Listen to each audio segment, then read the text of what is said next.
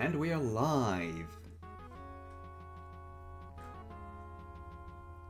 Okay, and where was the Discord overlay? There we go. Hello everyone! More Jump King! Hooray! Or so, I don't know. Yay. I mean, yeah, I know you don't want to be here. You don't like Jump King. This has got to be your favorite game of the year so far, right? You'd think it is. Except... where is it? Chapel So the Perilous. reason why I invited Chamber here today is because, No, your progress! what progress do you mean? I'm still progressing. Just backwards. See, even my Can't do cat that. knows what I'm doing. Hmm. God, this hurts! This hurts so much! The fact that I couldn't even do it in one fell jump, just keep having to make more jumps back down and down and... Oh, Back there up we go, straight that's what I power. wanted.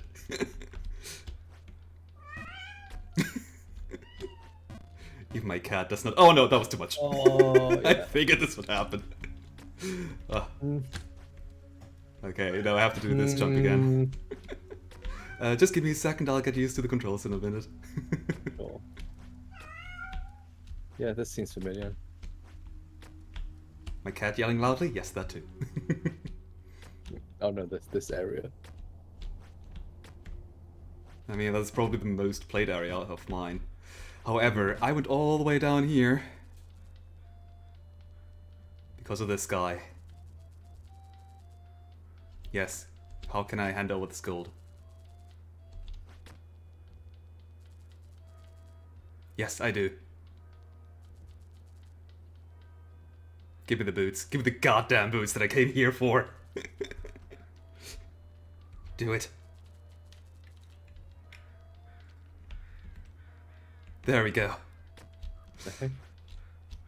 All of this! Just for these boots. What do they actually do?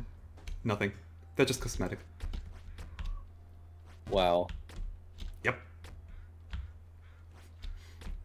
So, the reason why I did this right now is because in between streams I was doing a bit of looking up online to see... Was that too much? That was too much. Uh-oh. I had to see like if the ring that I got, the gold ring that the crow dropped, if that is actually what this guy here wanted.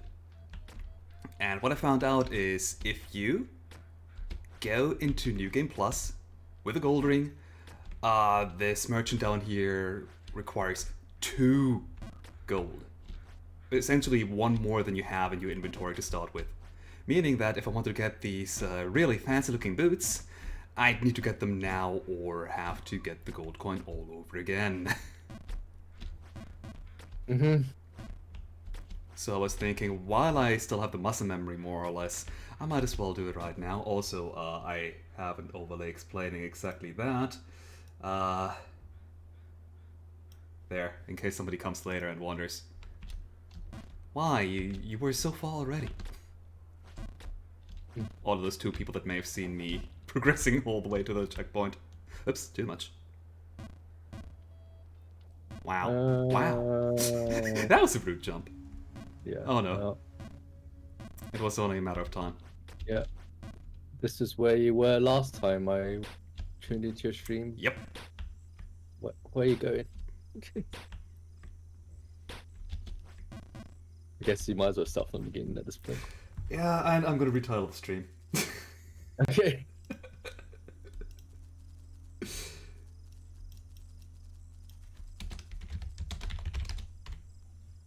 Ghosts. There we go. Much better. Much more appropriate. So, hello to my totally new playthrough of Jump King. Oops, wrong direction. uh,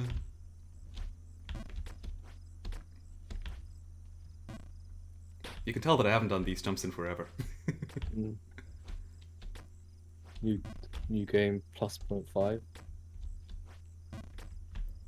Where's the plus coming from? It's somewhat positive. You got new boots. That's about it. Hence the 0.5. 0.1 if you want. I mean, the boots don't really do anything though. Okay, 0.00001. Okay, now we're just having a bug fix, that's all. Yeah.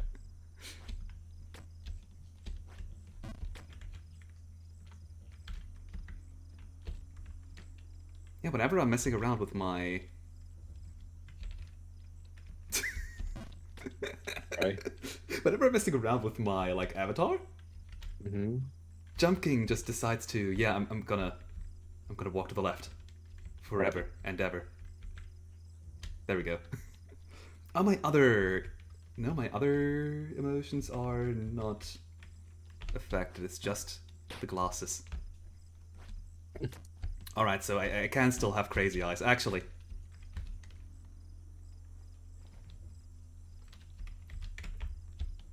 just want to do that real quick.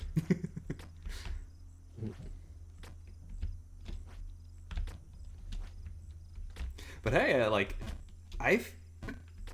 never mind.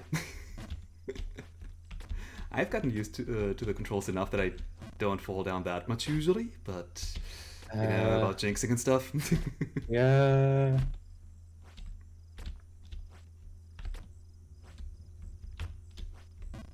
Okay, I don't know what I was thinking there. I knew that wasn't high enough.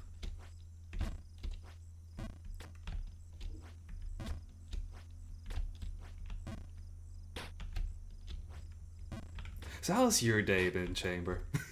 It just started really. Oh. So officially, I've just woken up eating breakfast at 4 o'clock in the afternoon. I mean, it's a weekend. Yeah. To be fair, I did wake up at 9 a.m. to pick up a delivery. Then I went to sleep, woke up at 12, went back to sleep. So yeah, that was my day. I've been playing some...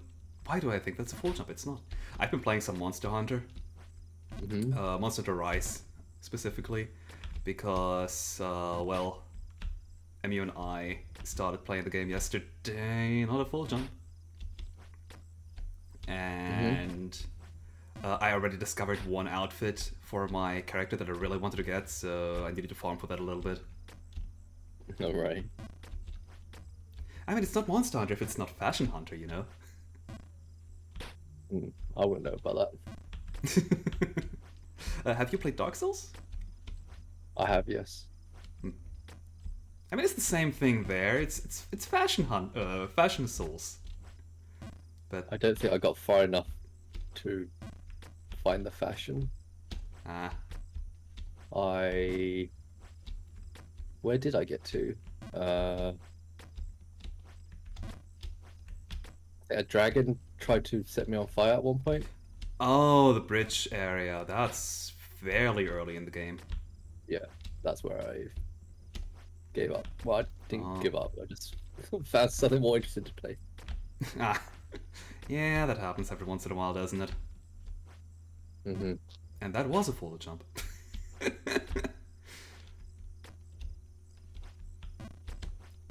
Yeah, to be fair, when I play Dark Souls, I'm not nearly good enough to go into Fashion Souls, honestly. So I just slapped together whatever was the most efficient stat-wise and tried not to die. Yeah, pretty much. But Monster Hunter, I'm a lot more comfortable in that game, but I can just go for stuff that looks fashionable. Might be a little bit less good in stats, but I like it.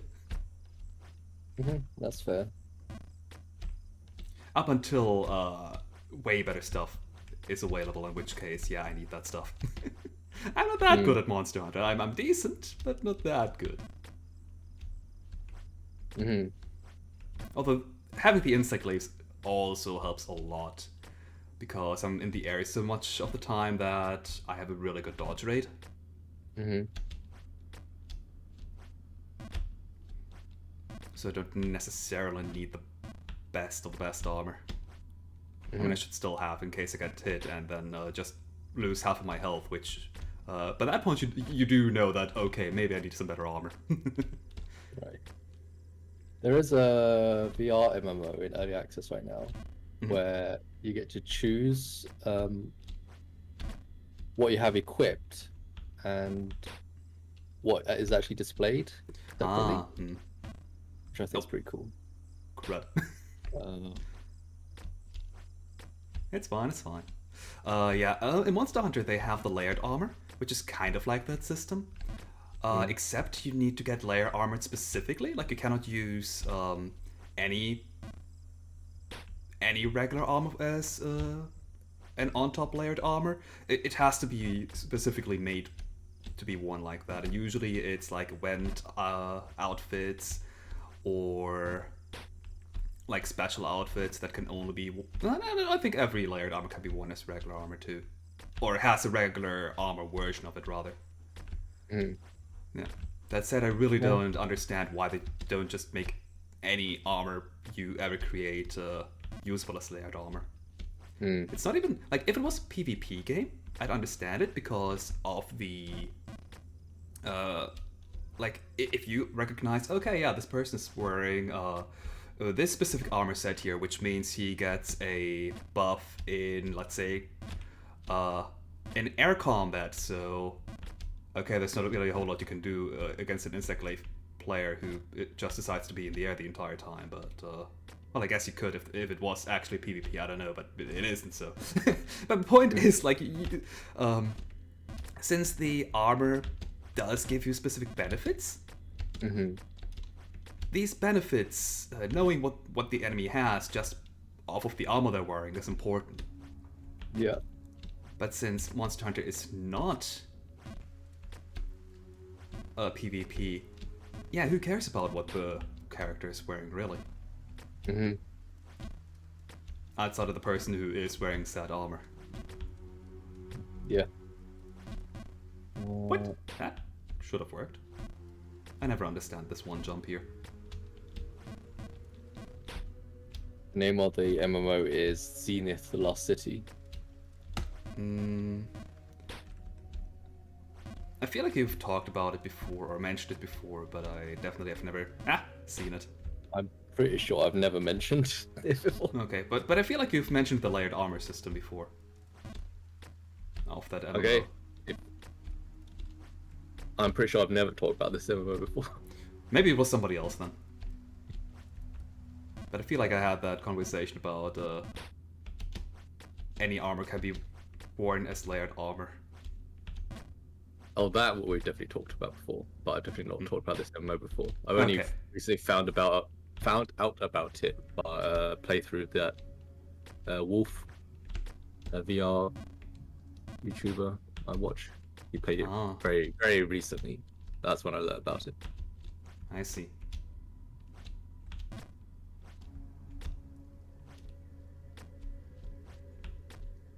It does look cool, but it is an MMO, so I probably won't touch it. Yeah. MMOs just take too much time. Yeah. I say play Monster Hunter, which is as time consuming as an MMO, really. But the thing is, I can play the game on my own pace unless I'm trying to play it with other people, in which case, yeah, I kind of have that obligation of, okay, I need to do the solo stuff right now so I can keep up with my other players, otherwise they'll play on their own and I'll be lagging behind, and I don't want to be... I mean, it depends on, like, how the other players show constraint with the weapons they bring for the missions, because you can always just unequip your good stuff if you want to, and then you're as powerful as any player who isn't as high level as you are. And that's the good thing in Monster Hunter. I feel that levels are only your max cap, so to say. But they don't actively influence how strong you are.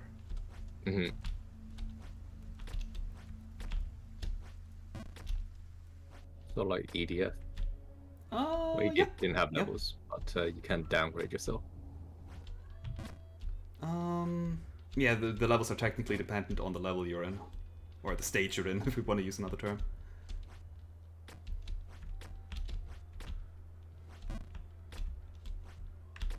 Oh, you're back. Yep. You're back again. And I'm back again. Again. I don't know why this jump is giving me trouble now. No, normally it's this one. Ah! Look at this! Yeah. Come on! No, I'm not sad, I'm angry. Mm. This damn jump. Oh. Oh, What's wrong, Bloom? Yes. You're a loud cat, I know. Which also reminds me, time for some music. This area doesn't have good music. Okay, random playlist, go.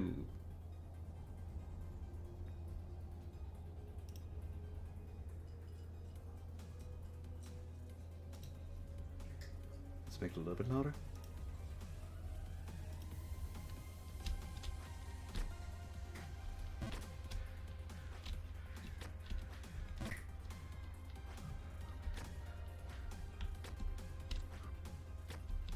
Yeah, for my taste, Jump King does go a little bit too much into the atmospheric kind of sound design.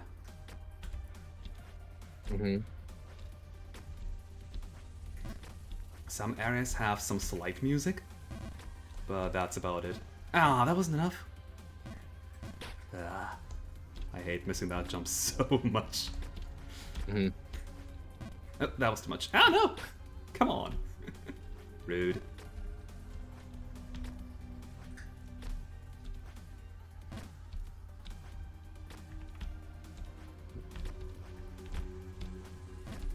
Ah, no, that was not good.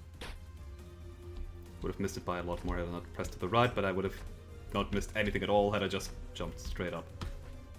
I really need to learn just to jump straight up. Mm. No. Because then this stuff wouldn't be happening. Oops.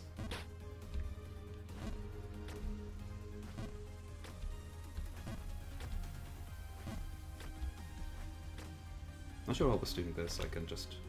There we go.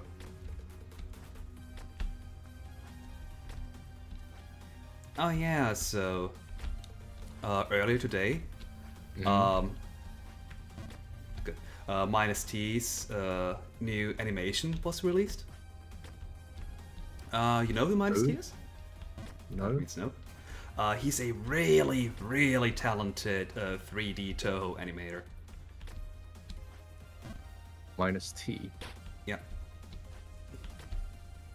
He has made various 3D animations. Like, he's essentially remaking various battles, usually final boss battles or extra stage battles, of various Toho games, but in 3D. Okay. Like he has made animations for Marisa, not well Marisa too, but Reimer versus Remelia, Marisa versus Flandre. What else has he made? One that isn't super recent.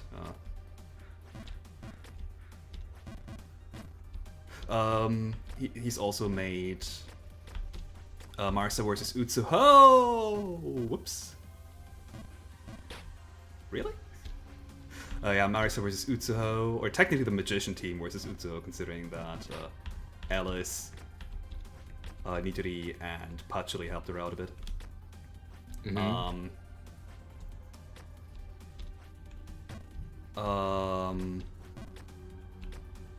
Reimer versus Koichi, right? I feel like I'm missing something. Oh yeah, the human team versus Yukari. So, Reimer, Marisa, and Sakia versus Yukari. Mhm. And I still feel like I'm missing something else though. Like that was everything, was it? But maybe it was already that. But to get back to my point, like now he's released a Wait. new animation of Reimo Oh, versus Marisa, like as it happened in stage 4 of Imperishable Night. I was about And to this- watch it, but I realized it's 7 minutes long. Yeah. I mean, you can go and watch it. I don't mind. It does mean Uh, I wouldn't be able to hear what you're saying. I am very bad at concentrating on more than one thing at a time. All right. Then I'll just finish this thought, then I'll let you go off. Like all of these animations are super pretty.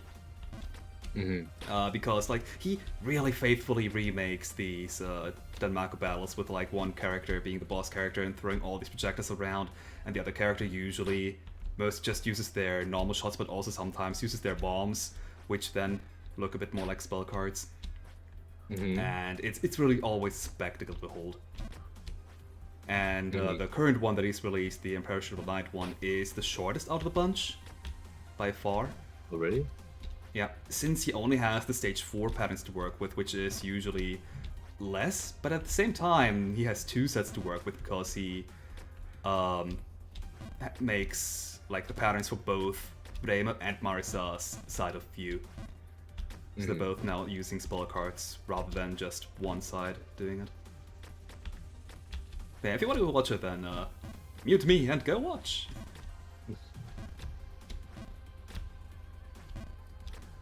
In the meantime, I'm still going to talk about the other animations because they're all so good. I do like 3D fights. It's what got me into Ruby Ah, I see. before they exclusively moved to Rooster Teeth. Ruby battles were pretty much the best part about Ruby. That, and I am really a sucker for these kind of like more or less magical academies, which Ruby started out with too. And I always hated when there's less focus on the academy and about war and all that stuff. I don't care about Harry Potter fighting Voldemort. I want to see Harry Potter going to magical school. God damn it! Yeah, fair. And it's always like this.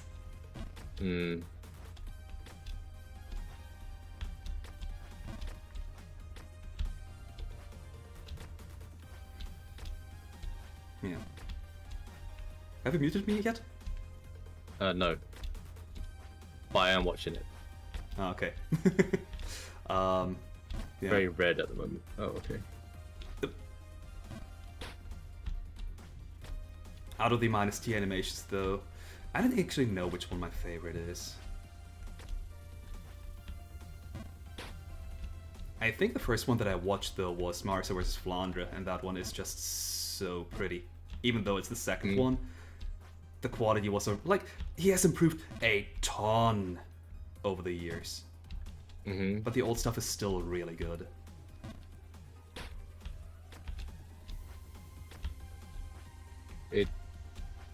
It does look very good. But as a person who's terrible at Danmaku games, it's a bit hard to follow what's going on. Yeah, that is a bit of a downside. And this animation specifically, I think that's my only gripe with this animation here. The Imperishable Night one is a bit fast compared to the other ones, I feel.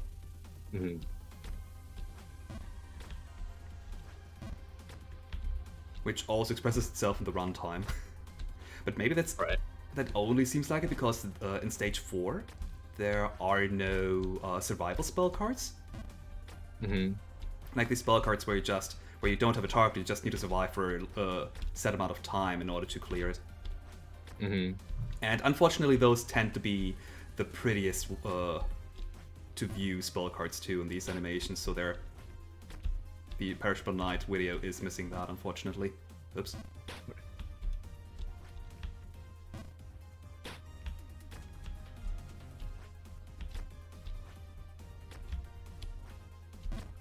But it's still always a treat to just watch this, the dogfights going on with one person chasing the other one. And just the really clever use of all the spell cards, and sometimes even in the Marisa versus Utsuho video, Minus T also included some of the fighting game moves for both characters, and it's Right. so fun. Hmm.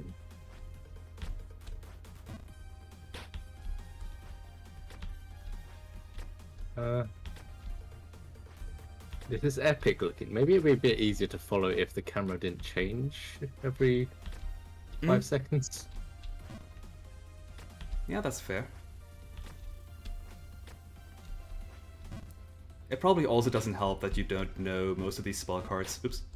Yeah, absolutely don't. Oh, that was a cool top down. It wasn't really top down. It was top down view of the game.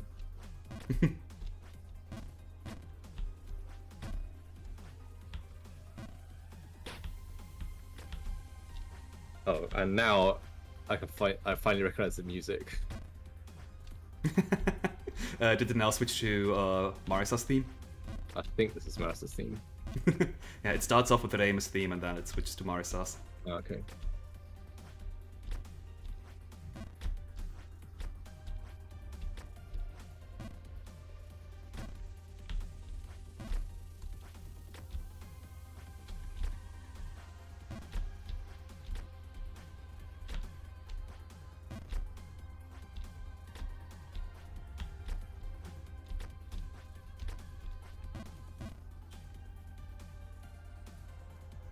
Oh, wow. Rude misstep. Generally, my complaint with 3D animations is that the facial expressions are weird, like uncanny valley weird. But they look fine here. Yeah. On a second rewatch, you can, like, if you just focus a bit more on the facial expressions, you can really tell like what's going through these characters' heads in certain Yeah. situations. Mm-hmm. Like early in the animation, just before Marisa gets hit by one of Remus' Yingangorps, I believe it was, like she looks down and thinks, "Oh shit, Yingangorp!" gets hit.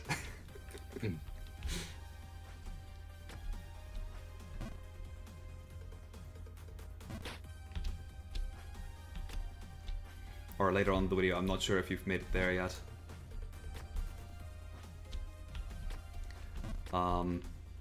Oops.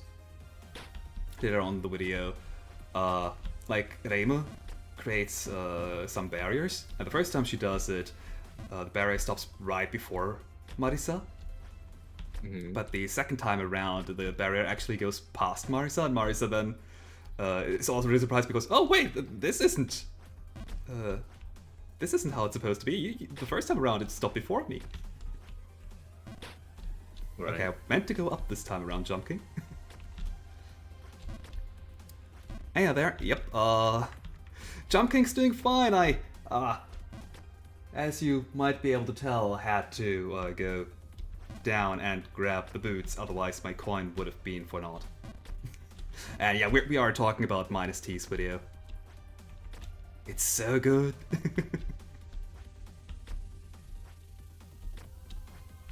Although a bit short. Finish. That's good. Yeah. Really good. And now we have to wait for another 3 years for Yomo vs. Sakia. Mm. But considering that this is made by a single person, Yeah. like that's insane. Mention that.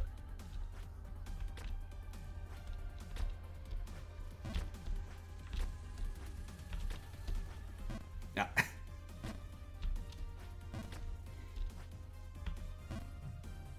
Oh, Rainbow versus Yuko's in stereoscopic 3D. Oh, So you could watch that in VR. cool. I wonder how that would look like. How, like, if the entire surroundings are modeled properly, or I mean, that must have been a lot of work, I figure. Mm. Oh wait, I'm still angry. I'm not angry anymore. No, now I'm angry and sad. No.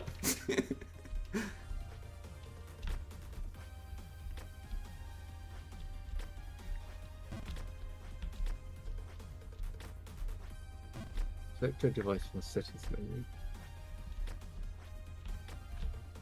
Oh, that settings menu, right? While you're apparently looking through the other animations, is there anyone that I missed earlier? Or has it only been like 6 animations? Well, there's a lot of videos, so almost Yeah. so much trailers. Yeah, a lot of them are trailers or teasers, yeah. Reimu versus Mara. Oh, jeez. Reimu versus Romelia, Maris versus Flandre, Reimu versus Yuko, I guess I did forget about that one. Humans versus Yukari, Subterranean Stars, That's the Utsuho one. Brambury Boundaries, Versus Koishi. and Eternal Night Part 1. Okay, I guess I did only forget about Yuko, but I should have known considering it always comes in pairs.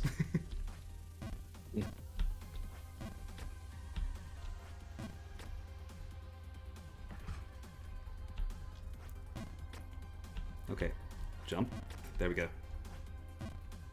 Yeah, for the next, like for the Yomo versus Sakia animation that has been teased, I'm going to assume that Minus T is just going to use the spell cards from their respective stage 5s.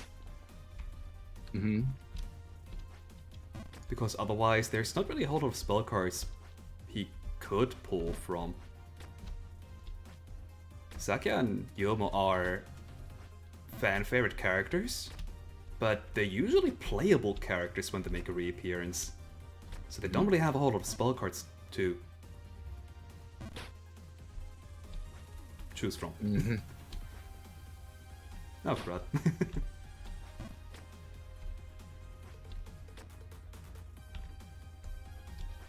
Oops. An animation that took about 4 years. Goodness. I don't know how a person has so much dedication to one project. Mm-hmm. Why do I need these boots? I didn't. Bragging rights. Yes, let's go with that. No, if I didn't get them right now, like, I got that coin from chasing down the crow for a long period of time. And if I didn't get the boots this playthrough, this coin would have been worthless. Since the merchant would then say, oh yeah, you need 2 coins for the boots, instead of just 1, because I already started the game with 1 coin. So I decided, I can't let my efforts of chasing down the crow go in vain and not have anything to show for it outside of a coin in my inventory. And I mean, I made it up to the mountaintop once. I can make it a second time, right? Yeah, game. You don't need to prove it to me. I'm not going to answer that question. I mean, the game did it for me, for you.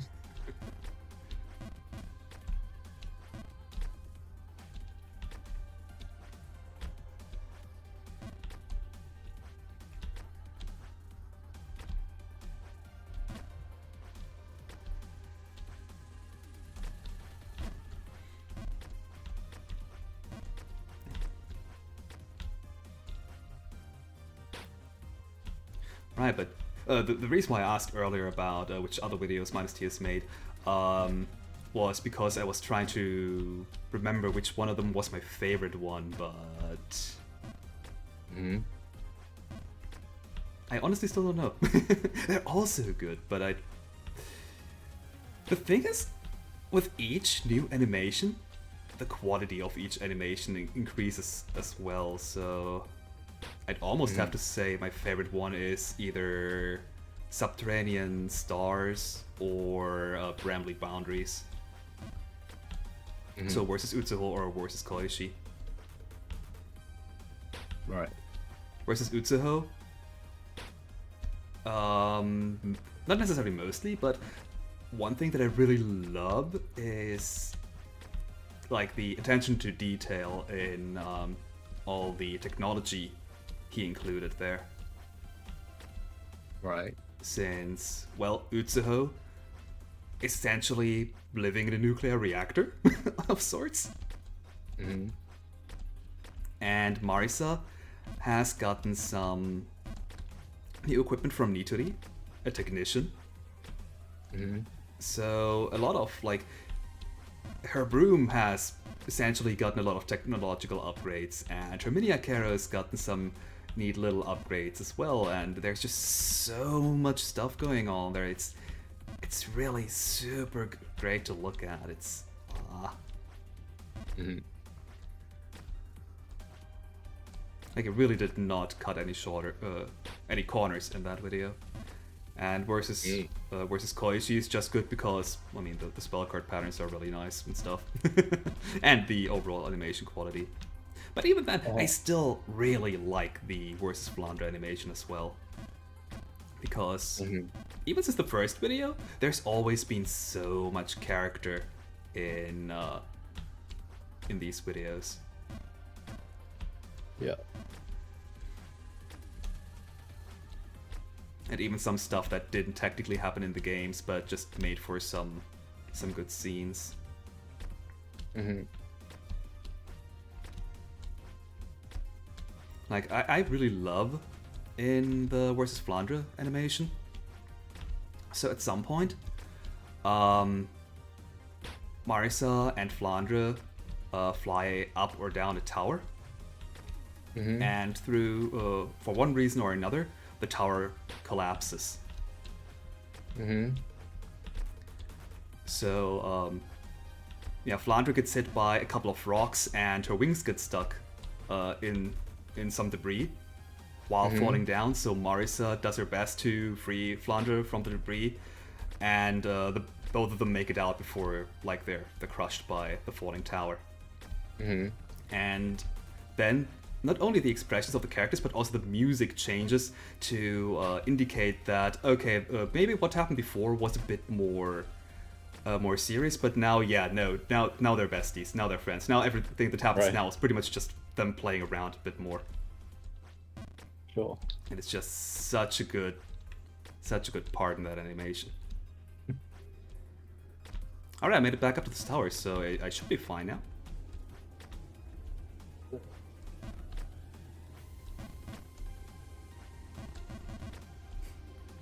Watching Jump King speedruns is very satisfying. Oh yes, I definitely agree with that.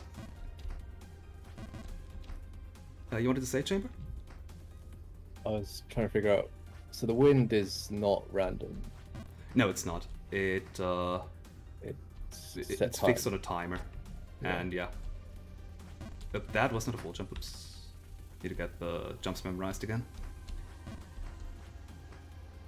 Yeah, so I just need to wait for a bit until the direction changes, and then whoop. Do a jump. And I think I can do a jump from here. Not quite. Yeah, a lot of waiting in this part, but at least it gives you a little bit of downtime to think and to prepare. Well,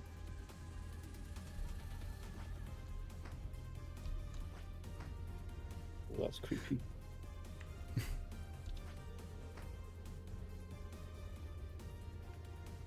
Until there's never been an antagonist whose goal or ability center around music. Yeah? There have been some musical characters, though, in the past at least. Like the Prism River Sisters. Oh, rather, it was jump to the right, not just straight up. Or the Tsukumo Sisters and the Daiko. And I find music stuff being limited to, like, random bosses rather than the final stage boss is probably better. Like,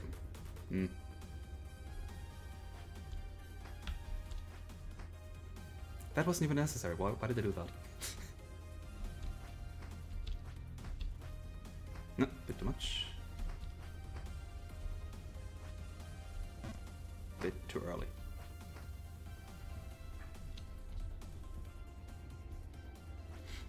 All the tech in Subterranean Sun or Star with that Nitori provided was so good.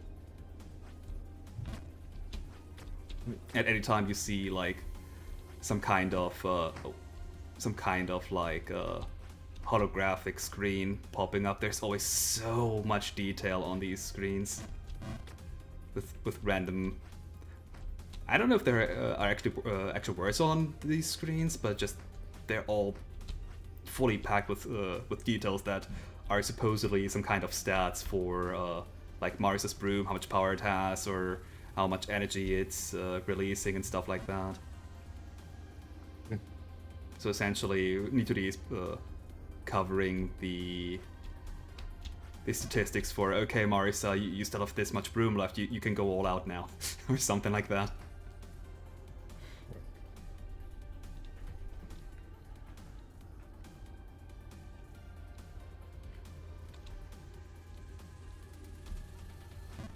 Yeah, missed that jump.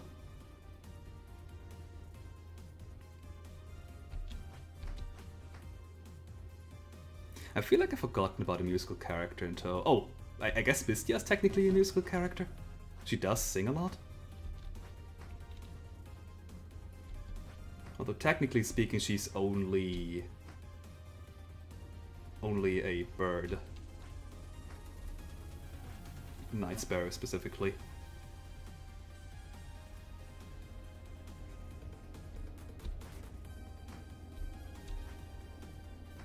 That's fine, I wanted to go to the left anyway. Can't say I've heard of a night sparrow before. A what? A Night Sparrow? Night sparrow. I mean, it is a type of yokai, I assume, or does the bird Yeah. actually exist? No, it's a yokai. Okay. Okay, how did this jump work again? I forgot, unfortunately. Was it just a full power jump up? I think it was.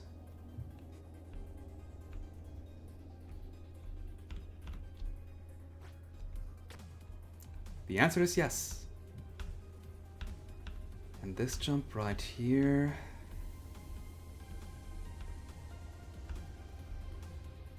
I want to say it's also just straight words. Yes! Made it again! And it only took us 40 minutes. Wow. Nice.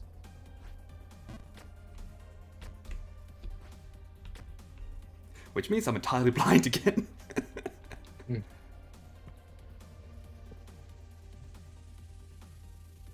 Misty is technically illiterate, no idea why they decided to do that. Is she? Like in canon? I did not know that if that's the case. Actually, as a Grilled Lamprey stat, I would assume, would she have a menu on that thing? Probably not. She has Grilled Lamprey and that's it. So she wouldn't necessarily need to write like a menu with what she has for sale. Oh, since I'm here now, I want to switch the music.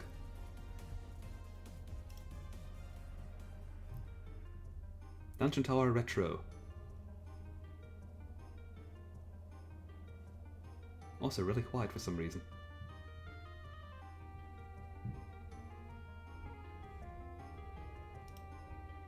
Oh right, I can get rid of the message here. Alright, you want to delete this message? Yes.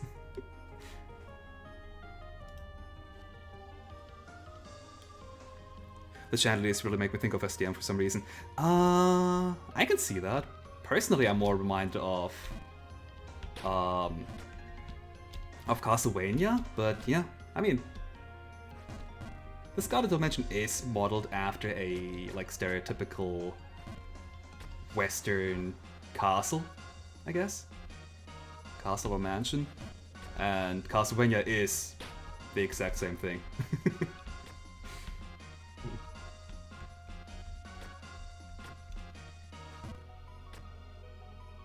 Have I ever used the Slay the Spire mod, the Forsaken? I have not. I'm going to be honest, outside of the Toho mods and some select miscellaneous mods, I haven't played a whole lot of character mods. And how the heck do I get up anywhere? That's a jump, yeah. But now what? Up there? Okay. That's a jump to the right if you ask me. It's not a jump to the right. Or maybe it is? I mean, I went up, not how much I wanted, but that works.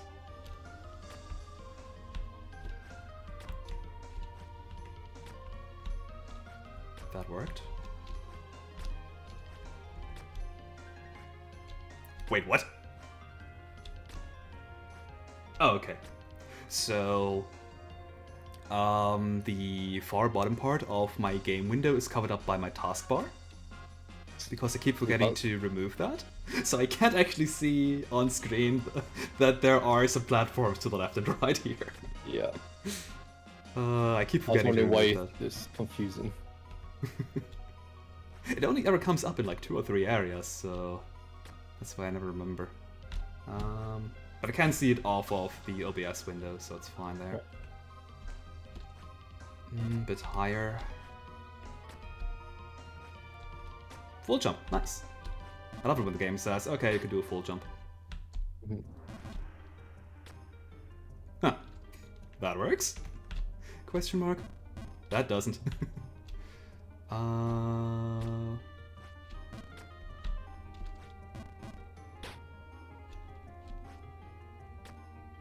Right, let us jump to the left. Full jump to the right.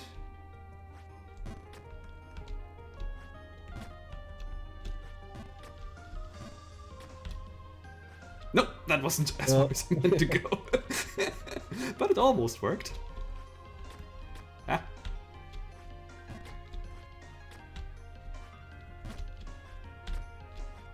This area is so much easier than Bargenberg, I feel.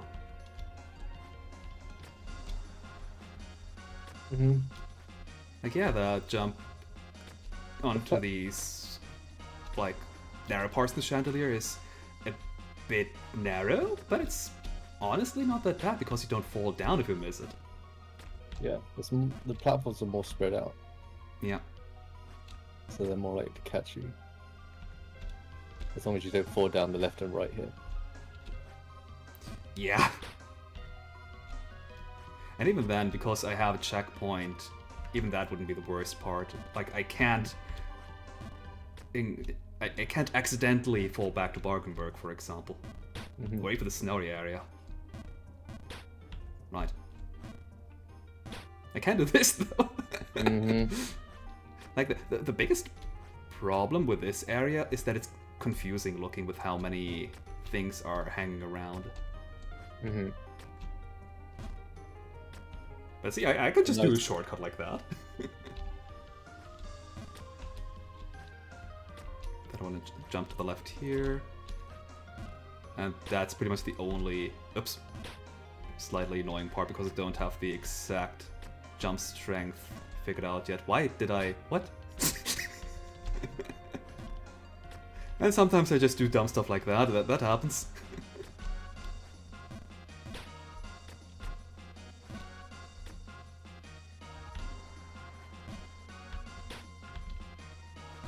Just wanted to try something out. Sure. Oops. Oh no, I almost fell down this hole or something. Except it's still a checkpoint. I feel if Jump King had a few more checkpoints, then a whole lot more people would appreciate and actually play this game. Yeah. But I also understand why they didn't do it.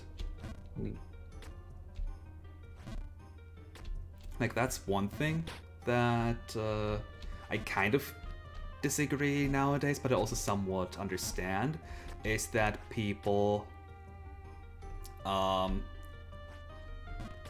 clamor too much for every game should be made for me and my interests.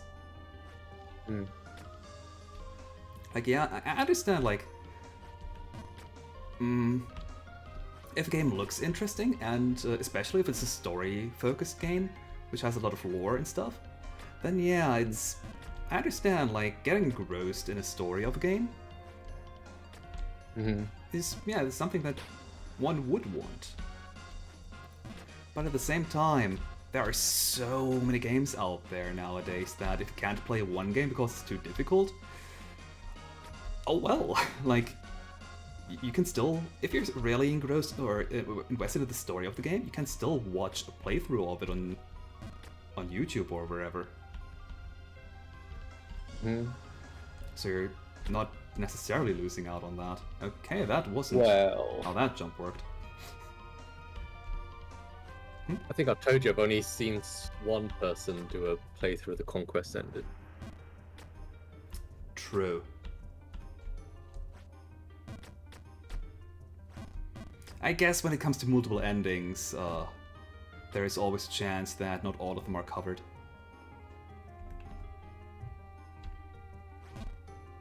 That said, I think I'm still one of the few people who actually likes the Conquest ending in Hybrid Adaption 2. I do think it's quite fun. Yeah. But If- whatever. If they like, had actual artwork for it, I'd be absolutely horrified. oh yeah. But back then, that's just a full jump. Why don't I just do a full jump? Back then, I went into the discussions of that game on Steam, and people were complaining about it and said, "Well, that ending is bad. It ruined the game," or something like that. And I was just sitting there and laughing my ass off at the ending. Yeah. Because of how ridiculous it is. I can't help thinking about how the voice actors felt.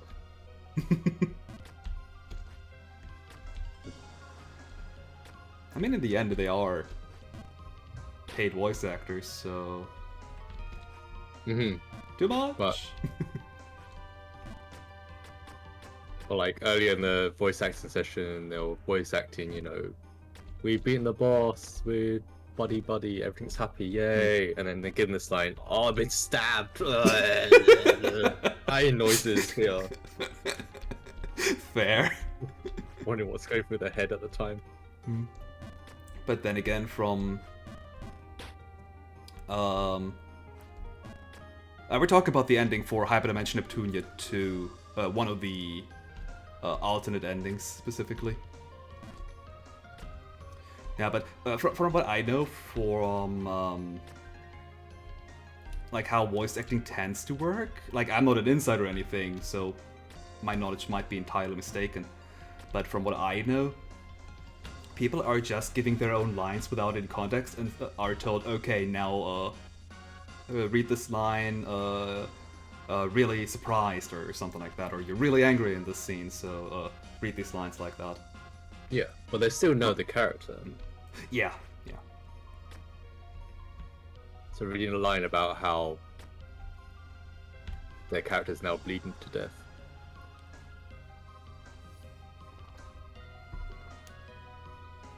True, admittedly, this might actually be worse without context. Yeah, without context, exactly.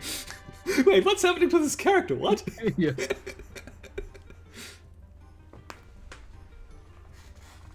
Am I in a dream sequence? Yeah. the ending of Castle Crashers. Oh. I don't remember that ending. After every boss battle, like you rescue a princess or something like that, and then the princess kisses your character. And in multiplayer, you have to fight the other characters to see who gets the kiss from the princess. Oh. Okay. And for the final one, the princess revealed to be just a clown, and then it, like, just becomes kind of silly. I don't know how don't to remember describe that. We played that together at one point, didn't we? We did, yes. Okay, I literally don't remember that. I don't even remember who got that. Who won that battle specifically. I remember that I did fairly well throughout the game, but I have the feeling that I lost that one specifically. Not intentionally, but maybe I didn't. It's been too long. I feel like if I won it, I would have remembered. The thing is, I've played, like, I fully completed the game before we had played it together.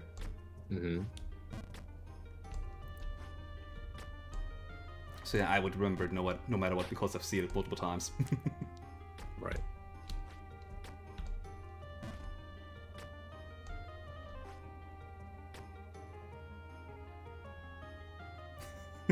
A friend of mine let me beat me to death for 5 minutes just to kiss a clown. Nice.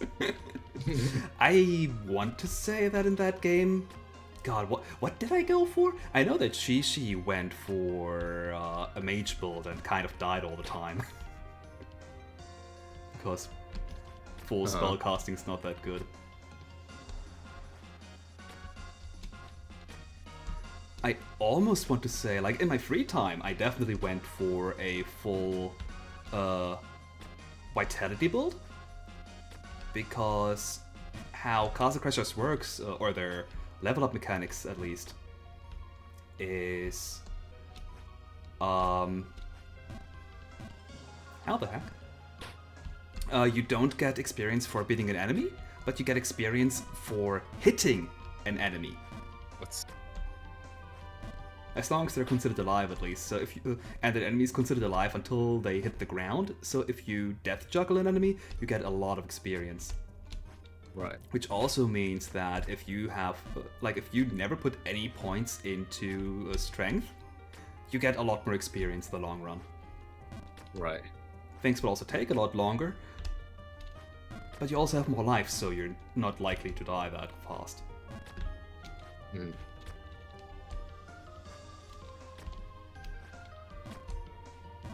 But I think during our Let's Play, I went kind of all-rounder-ish, is what I want to say. Just so I could actually, you know, beat you up. Right. I know, I feel like I'm missing something here on the screen. Oh, this jump is just really precise. This jump is just really precise, huh? Is that a full jump? It is.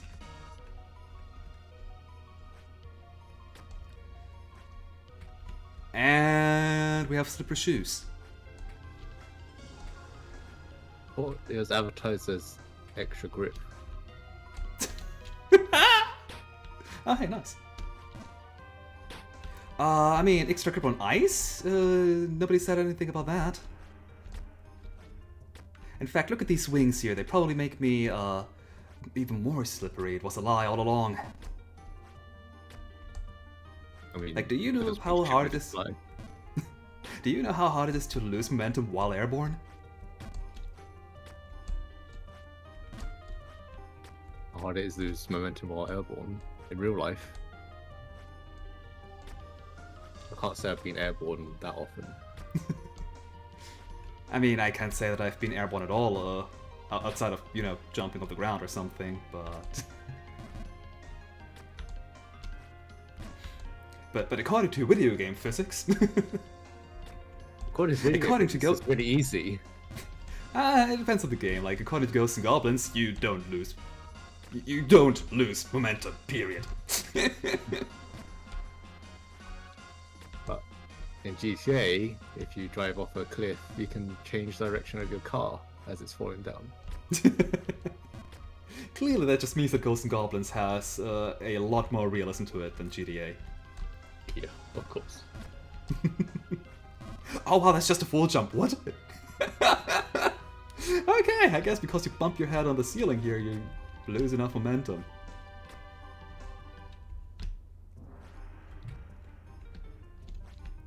Speaking... Oh god. Oh Yeah. god, don't tell me I have to do that more often from now on. Oh, I did actually lose enough momentum there. Oop.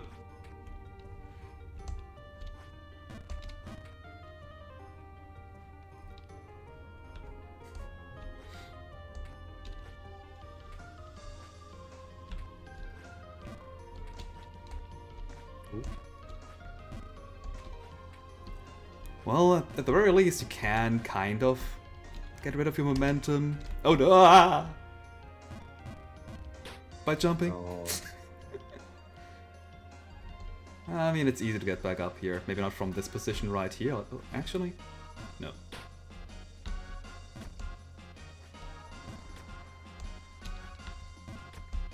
But I mean, I know now.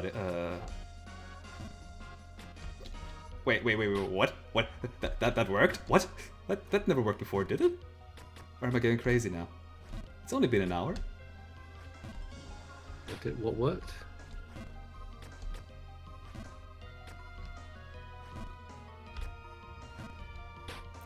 Okay, no, I don't know what I did just now.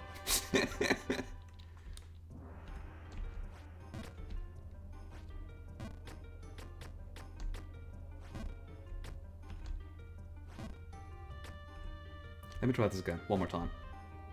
Huh. I guess that's a jump you can do. As in with a full jump, which is my preferred kind of jump. Mm. You know, why memorize the specific time you have to hold down your button for if you can just hold it for the entire time? Because you need to learn these mechanics if you want to do the DLC. Yeah, well, I mean, you know. Do I, though? Do I want to?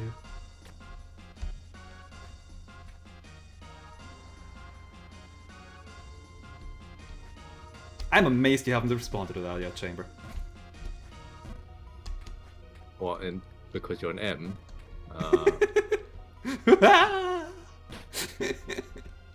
But the thing is, you have to finish this first. I'm super close to the ending. I'll do it this stream. Okay, if you say so. At 6 p.m., I'm doing it this day. I have 6 more hours. Never mind. Do you?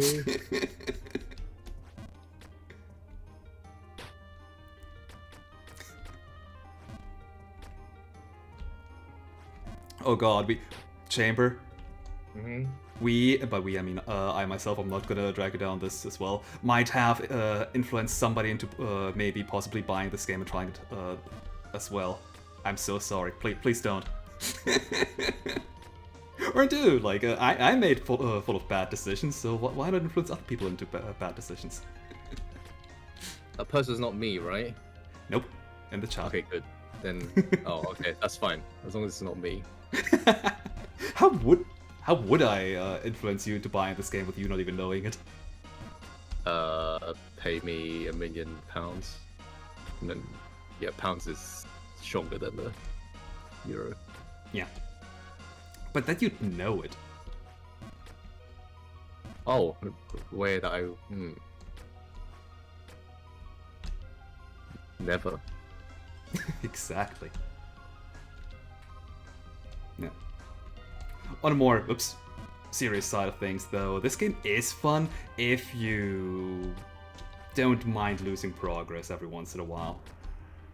Like, this game isn't necessarily about making progress in, making, what are the terms? Intrinsic versus extrinsic, I think? Mm-hmm. Like, this game isn't about extrinsic progress, but more about intrinsic progress, as in, your progress isn't measured by you getting higher up this tower, but the progress is measured in how much do you know about how to get up here, and your muscle memory. Like, your progression is measured by, well, by your actual skill. And that's why I like this game. Not sure I followed what you just said. TLDR, this game is all about getting skill rather than about progressing. Which, in a way, But if makes you're it not kind getting of... skill, if you're not getting the skill, but if you're getting the skill but you're still not progressing, is that really skill? Like, look at how I got up here earlier. Like, yes, I did continuously fall down again, which is technically a lack of progress because I, well, lost progress. But I've made it up to the chapel here in 45 minutes compared to, wait, let's subtract an hour from my playtime, compared to 11 hours. Yeah, But you actually are up here now, so that's Yes. actual progress in the game. Yes. I mean, yeah, I guess in the end, your proof of you getting more skill is you getting up here again and again, and faster and faster. But just getting up here once means that you can fall down immediately, like I just did. You're gonna fall into one of those holes one day. Like this? Yeah. Doesn't matter. No, it'd be funny. It's like Oh. a golf all in one. Oh, I see. Yeah.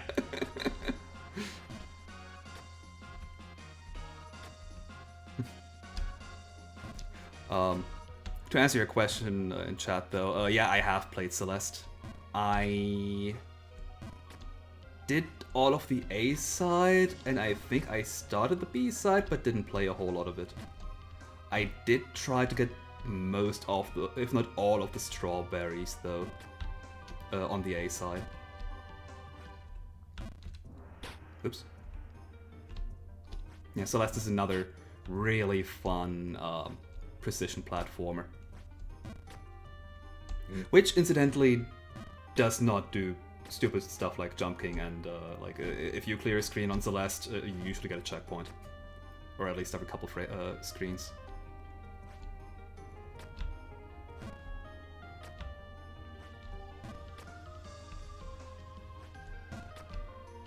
And Celeste also has a lot of, but this is, well, I guess technically they're difficulty options, or how they're nowadays described as accessibility options. Which, to be fair, some of them are accessibility options, but like something like, oh yeah, let's slow the game down so you can do these jumps easier. Is that really accessibility? Or just make the game easier? I don't know. Oh, I would say, yeah, that is accessibility. But Okay. I don't see the reason for the name change.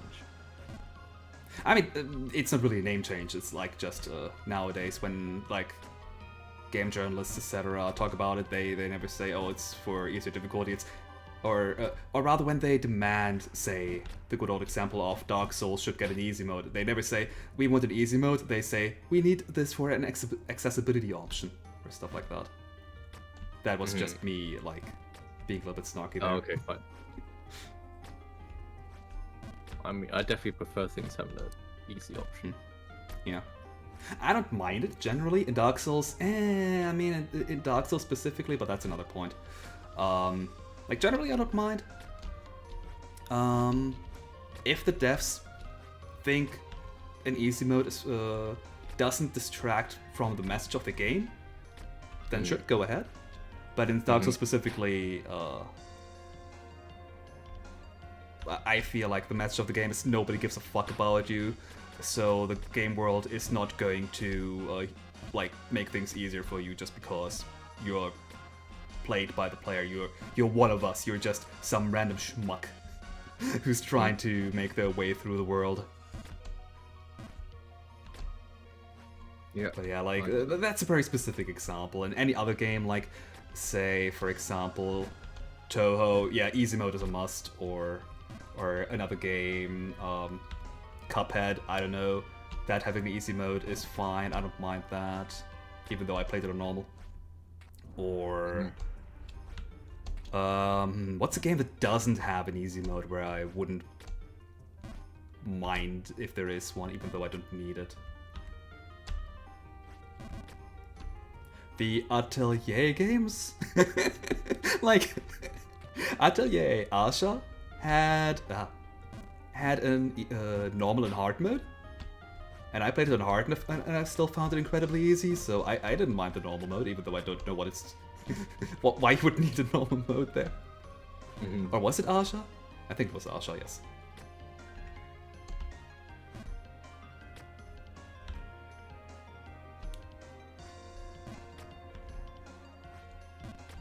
Yeah, I just when I struggle with a game, I do feel sorry for people who like don't have two hands.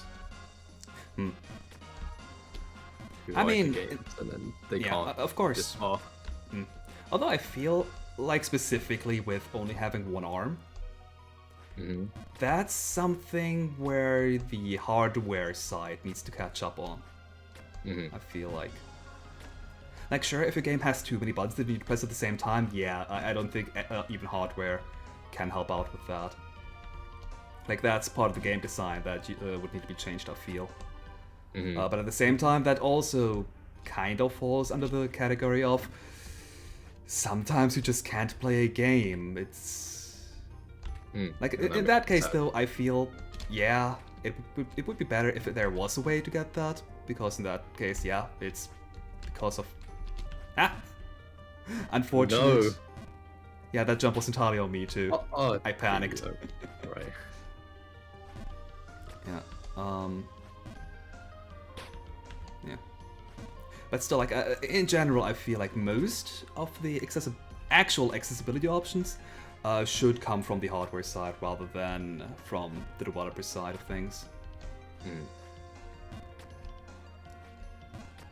For example, colorblind modes. It'd be so much easier if we just had a hardware toggle where it could say, okay, turn on colorblind mode, where it can toggle through like 3 or 4 different options that are tried and tested. And then the developers, all they need to do is accommodate their color palettes in a way that works with these modes. Which, most of the time too, if you have a color palette that works really well for color blindness, then most of the time it also just looks better for people who can't see color. Like, the color palettes are usually more interesting that way. Uh-huh.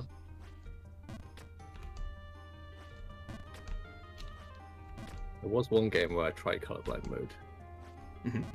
I don't remember what it was. Overwatch. Okay.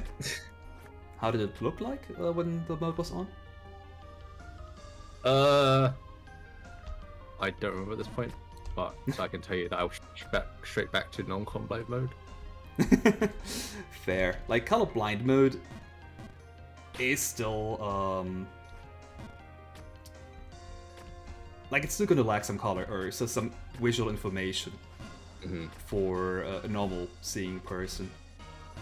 But it does just make things easier for a colorblind person, because they don't have all this extra information that we get normally anyway, so might as well try to give them as much info as possible.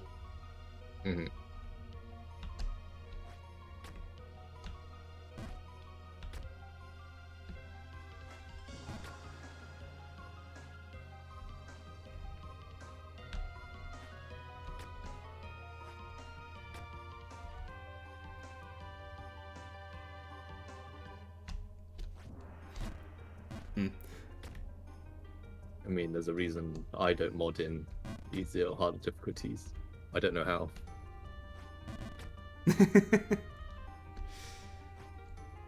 Yeah. To be fair, if you need mods for difficulty modes, I feel like something went wrong somewhere along the way.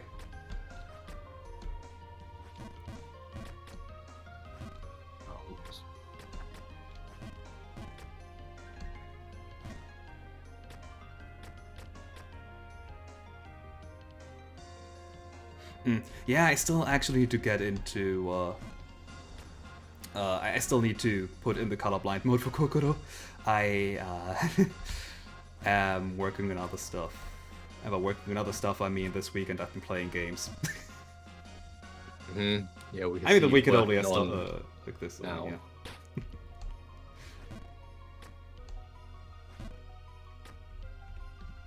And when I'm doing art, I am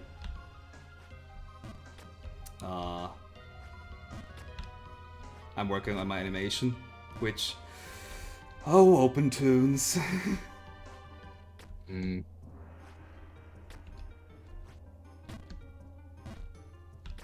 I never, like, before I switched to open tunes for the animation, I never realized just how much your actual workflow, god damn, it's jump, your actual workflow can influence your enjoyment of actually doing art.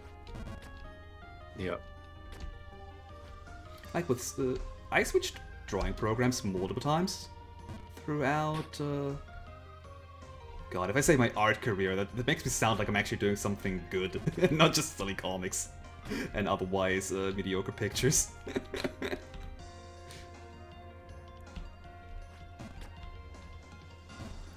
But yeah, like I've had several art programs throughout my time, starting with Flash 8. Back when I didn't have a graphics tablet. What did I think was that jump going to do? Then when I finally had a graphics tablet, I switched over to Easy Paint Tool Psi, then to Psi 2. And when I switched to Linux, I was forced to go away from Psi and use...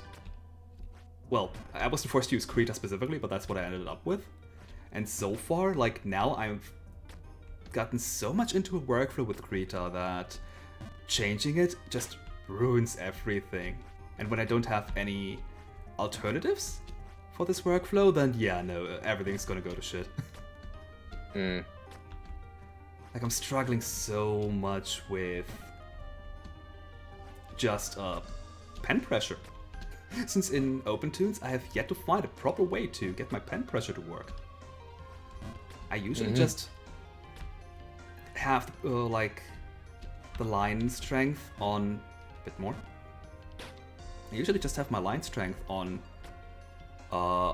either 2 or 3, depending on like if I need a strong line or a thin line. And there's so much difference between 2 and 3 already. It's like disgusting.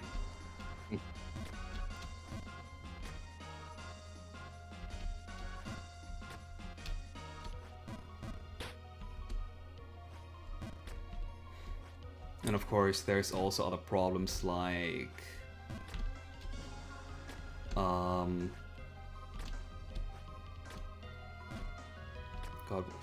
several bugs that happen in the Linux version, yes, but from what I've heard, it's only on the Linux version, so I can't really complain about it. I mean, I can, but it's not a... I would. Like, if most people use Windows, let's be real here. I'm one of these snobs who think Windows is trash, so I need to use another operating system, and Linux is the only good other alternative. But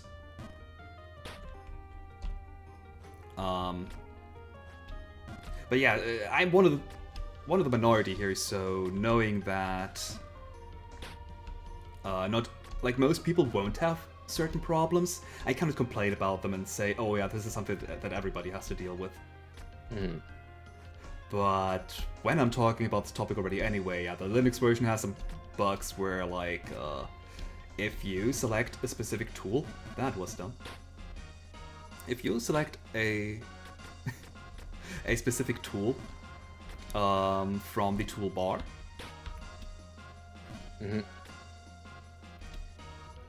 for example, if I want to use the jumping down the hole tool, no, if I'm trying to choose the regular brush tool. Alright, now I'm done with brush, now I'm switching to, via a shortcut, I'm switching to the fill tool. Okay, now I need the brush tool again, and I'm selecting it via the toolbar again. If I do Control Z, it forcefully switches me back to the last tool I used, which in this case is the fill tool. And that happens to me so many times, it's really annoying. Yeah, I imagine. Yeah, that's from what I've heard, that problem doesn't happen on Windows, so... It does not. Yeah. Since you told me, So, yes. yes. I still have Or it maybe you installed, just did something wrong when so- we're testing it. Yeah, no, You do nobody, the like... couple steps to replicate. Yeah. I've never... I was looking online for that problem too, and nobody was talking about it, so... Yeah, it seems like it's a really obscure issue, and by obscure I mean nobody encounters it because I'm one of the few people who actually uses OpenToonz on Linux.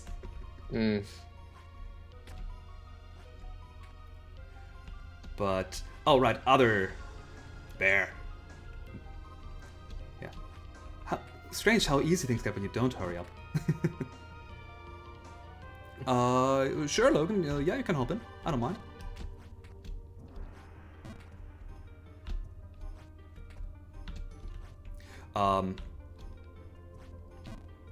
Yeah, other problems with OpenToonz include there is no scroll bar for horizontal and vertical movement when you're zoomed in.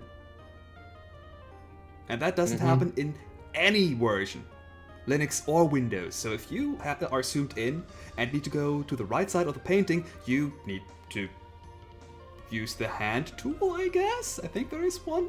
What I'm doing is just zoom back out and back in again to the position that I want to, because that's easier than switching the tool. Speaking of tools, why is there no rotate function? Why is there... Oh, I'm sorry.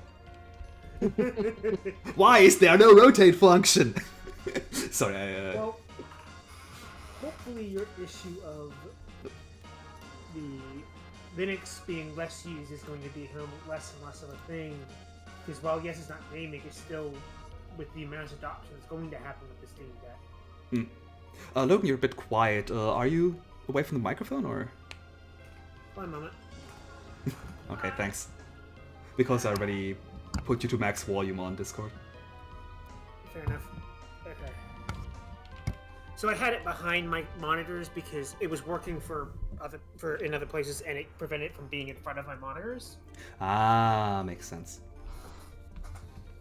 Unfortunately, I have to actually move a monitor to get it out from behind. Yeah. That wasn't enough. Ah! Did not expect to fall down here.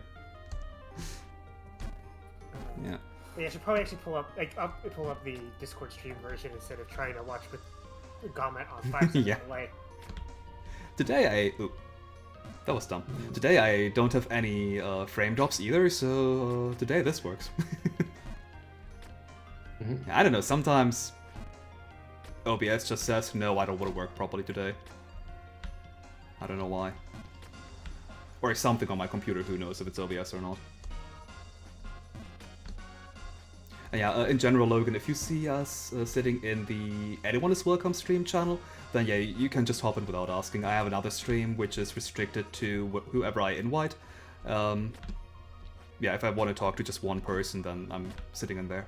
Or, you know, you're doing a multiplayer game and so don't want to have people who aren't part of the game commenting on the stream. For example, yeah.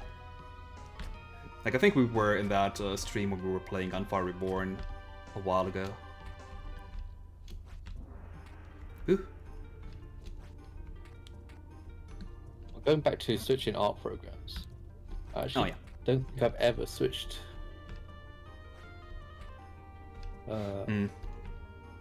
So Flash wasn't the first art, air quote, art program I found first. I first used Swishmax, which is basically a clone of Flash, but I didn't know it at the time. Then I found Flash. I switched to Flash. My first I think that's when I started drawing. One is other than Paint, of course, is show how little series I have. A bootleg Photoshop that was in browser only, and not even like actually like in browser only, but in like a browser like. You know how when you click on your extensions, you get a little menu? The actual program was that menu. Oh god.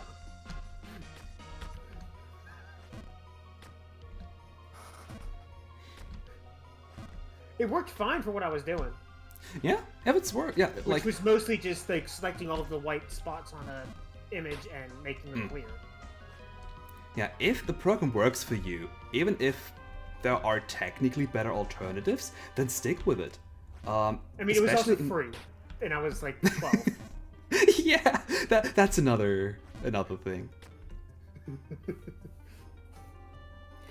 The biggest problem is if I ever stopped working and didn't save it, it's like a document on my computer. I lost all the work if I clicked off of it. To answer a question in chat real quick, I can see the chat. I think Chamber had it open too earlier, but anyone who like anyone who's on the stream can technically see the chat. I've obviously got it because I've been talking in it. True. So I've not been getting the white flickering, I'll say that.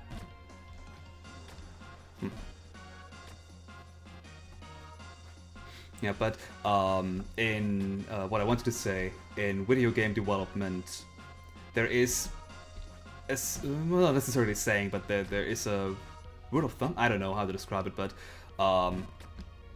you, like when people say, "Oh, you're still on the super old engine," like update or so you get some better functionality or something, or switch your engine for reason X, Y, Z, and then devs usually respond with, "No, we know our current tool. We're not going to switch it for any arbitrary reason because that's going to cost us a lot of time because we then need to learn this new tool." Yeah, you don't switch an engine mid-dev cycle. You maybe switch when you start a new game, but that's it. Yeah, and even only then, if your current development tool is lacking in something. For example, like everything Bethesda's been making lately, they've been needing to switch for how long now? Yeah, like if one of these reasons can in fact be a better rendering system, that is a valid option. But if it's just because, oh yeah, this new engine is technically a little bit better for this genre that I'm working in, but I've worked with this other system for decades now and I know the ins and outs of it, you are going to make a better game with a system that is slightly less optimized for the genre you're trying to go for. Just because you know everything and don't need to learn everything anew. And that learning curve is usually, like whenever a game is made in a new software for any development studio, that first game is usually going to be a bit less polished than any of the previous entries, or the following entries obviously.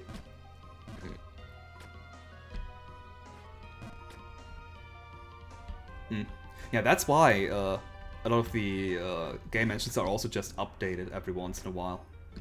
Yeah. Instead of switching to a new engine, because the devs can pull out so much more from an engine if they actually know what they're doing. And it's also why Unreal Engine, yes, people are now switching to 5 now, but Unreal Engine still is what, it still has the same rules to it that it's had since ever, you know? It's just gotten more complex. Yeah. Because new things have been added, but...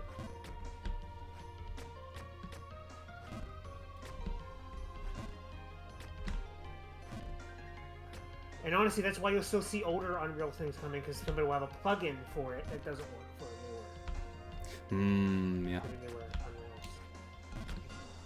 Have you gotten past that slope yet? Nope. But I've not been on that slope for too much, all things considered. Like, I've been stuck in Bargenberg and the False King's Keep for ages, so this is nothing yet. Like, I've been over here for like, what, 20 minutes? If even. And I've only now finally understood how these jumps here work. Not saying that I get them every time, but I know how to react to them if I get up there. Hey! Jump King!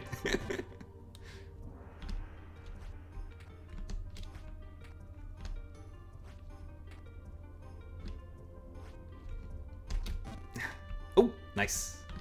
Only small setback. Yeah, I feel like what I need to do for the following jump here is do a full jump onto the slope and then immediately do a jump backwards. So I land on the other small ice platform with little momentum that I can just continue. And the problem is for this first jump, I feel like I need to do a full jump, otherwise I'm not clearing. Yeah, otherwise I'm not clearing the top part of it. Well, here's a thought. Use that lower platform beneath, there may be a trap, of course. Lower platform, I don't know which... Actually, I might know what you mean, but let me go back up there so I can confirm. Oops. Oh yeah, I probably should actually run commenting on this actually again after the actual stream up, so I can... Because on the live stream in Twitch, you're still over there. Oh, yeah. Livestream has a little bit of delay, unfortunately. The Watch me preview that I as I have, said that you've already fallen back down. like the preview that I have on in YouTube Studio is like 5 seconds delayed, I think, 5-ish. But you mean this platform up here that I'm jumping against right now? No, Or- it's on the next. Wait, next screen. Sorry, yeah. Oops, that was Oh. Lina. Eh, Okay, it at least you happens. didn't hit the hole there. That's a checkpoint. Even if I hit the hole, nothing happens. Thank goodness.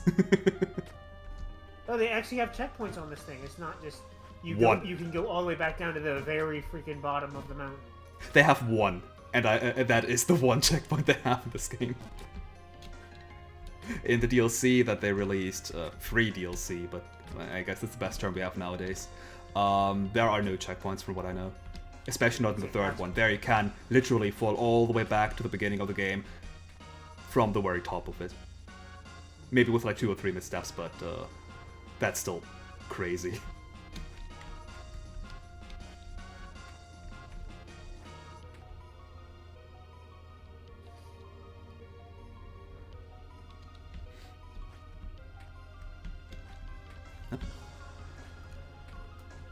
Okay, you meant this jump here. This Elias See platform. destruction. Yeah, that's just in case. Actually, I don't think. I think that's specifically here, so if you fall down from a higher platform, you're getting sent back down. So don't land on this platform right here.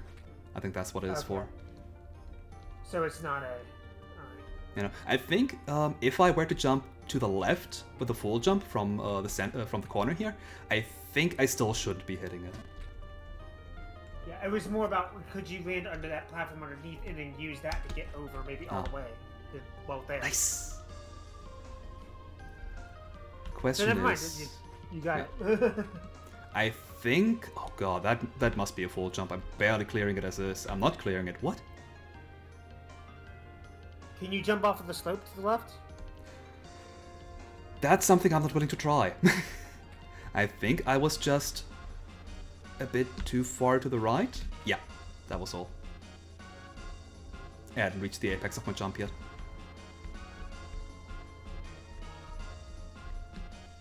And I'm pretty... No, I can actually see... Okay... Is that another... Can I do another full jump from here? And bump my head on the ceiling? Let's find out. I can! Nice! I like it when the game allows that. That's probably a jump to the left. Must be the ice physics actually. Fuck! Maybe that you do that, but then the ice physics fucked it up for you somehow. Pardon, I was yelling too loud. I didn't hear what you said. Watch it be that because there was ice on the roof that it actually made you slide farther than you wanted. Oh. To. That would have been rude.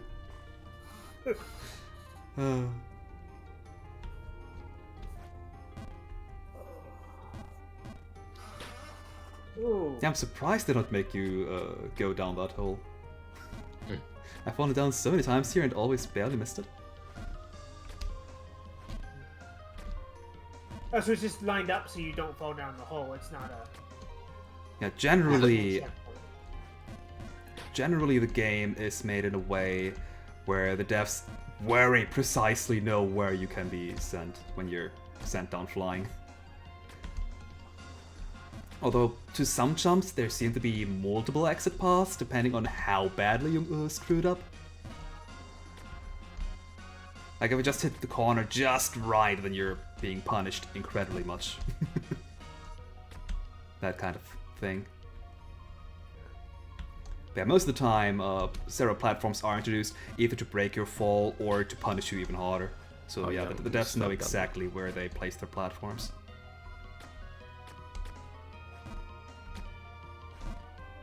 At least it does feel like there's more care to this put into this than things like what is it? The freaking hammer and cauldron one. The what? The big one that made these kind of games famous. Oh, Getting you over mean it. getting over it? Yeah. Possibly? I don't know, this game here has also been fairly old. When did getting over it come out?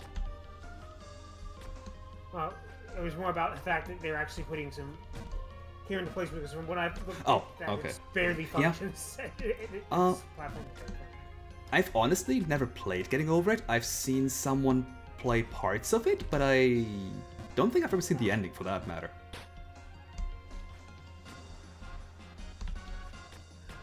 But yeah, there's definitely All a I've lot ever of seen is care.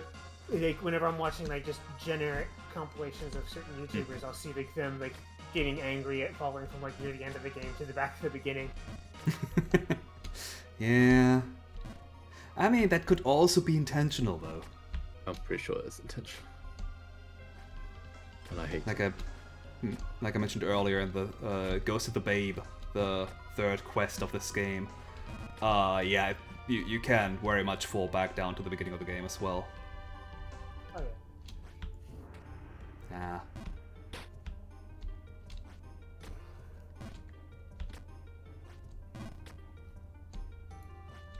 Well, I say beginning of the game, but more like beginning of the quest, considering how you need to travel from the actual beginning of the game to the other quests. And I don't actually know how to get to the Ghost of the Babe part of this game. I know how to get to New Babe Plus. I did that. Oops. Now, by accident, I just wanted to explore a bit, and then oh wait, that's the DLC. Oh no, never mind.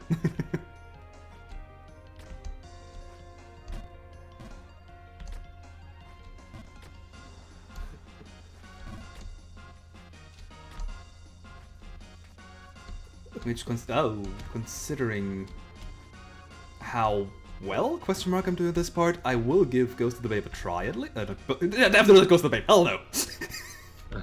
Never that one. But I will give New Babe Plus a try at least.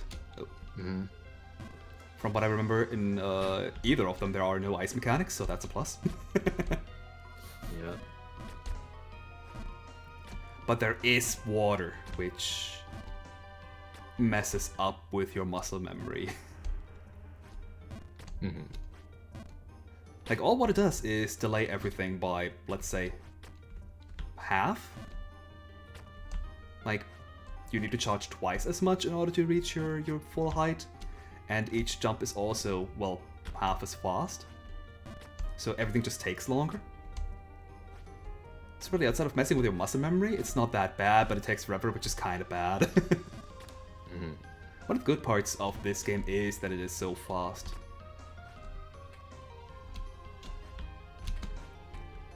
I was not supposed to make this jump. Like, I didn't deserve that. Okay, let's try this out again. I didn't charge for long enough.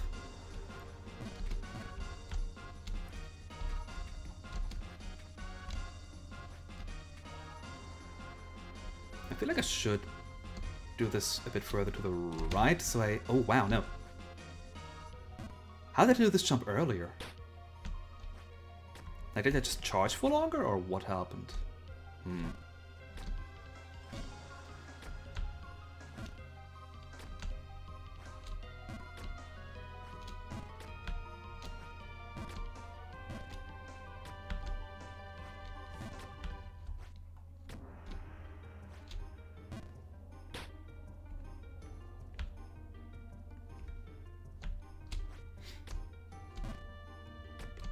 Also entirely off topic, but I only now realized that the buttons for my avatar are still showing in my program. Thank goodness I've cut all of that stuff out. Not that there's a whole lot to see.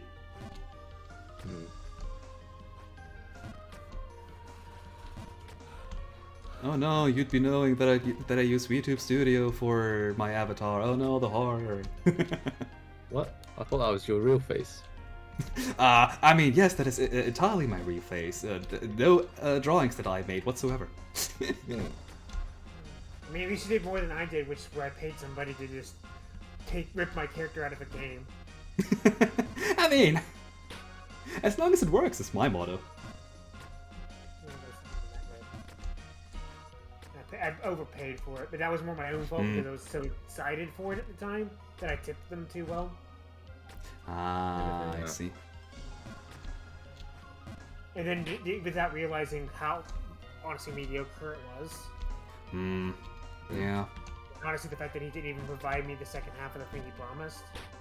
Wait, what? That. That's Hmm. He had offered me a variant version and never provided it.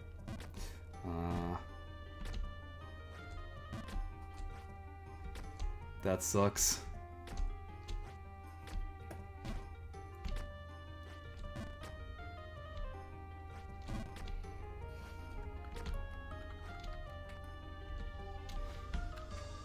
I feel like that's, or rather that is pretty much why usually like any freelance any freelance stuff or like anywhere where there's just two parties, why there's usually down payment so the actual creator gets started, and then the final payment is only provided when everything's fully finished. Yeah, well, this thing wasn't. They actually just had a program that ripped my character out of the game. It's a character from MMO, so they just met me in game and ripped my model and gave it to me. Applied the skeleton. Oh. That wasn't even nearly as bad as I thought it would be. But you're still back behind that one jump you're having issue with. I think I figured it out now. Yes. I wasn't supposed to be pressing back when making this jump. All I need to do is just a short hop without in any direction. Then I'm getting sent over.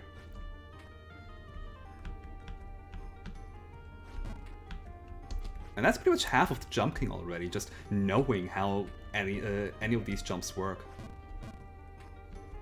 It's more just... yeah, this one's a lot better than the... because it's not about fighting horrible controls, it's about more learning and applying technique. Yeah. That's part of why I'm not actually disliking this one as much as I do other Rage games. Because at least ever since Benny fought it stuff, it's been all about just make the worst controls ever and then get a popular YouTuber to play it. Yeah. But it sells, so there is a reason why there are so many meme games that just live off of popular YouTubers playing them. I mean, like there is a market for it, so nice. And it does benefit those YouTubers. Not so nice. It is a successful thing. Like both sides benefit from it. Mm. Then there's the random people like me who think, "Oh, that game seems fun," and then go and buy it, and then it's like, "Oh God, this game is not fun without a group of friends to play." Yeah. I think I have to jump all the way to the right here. I think that's the only jump that I can make. Like, half of the survival games nowadays are like that. I've never been a fan of survival games to begin with. But yeah, that's a me thing. I just don't like the hunger mechanics, that kind of stuff. I don't like keeping track of that. I haven't quite figured out why I like some survival games but not others. I've found that the only one I've actually liked that I've played off of that kind of thing is Subnautica. I've seen good things about Subnautica. I haven't played it though. Oh, ooh. I had landed on there and then I jumped off. And that was too much. Oop.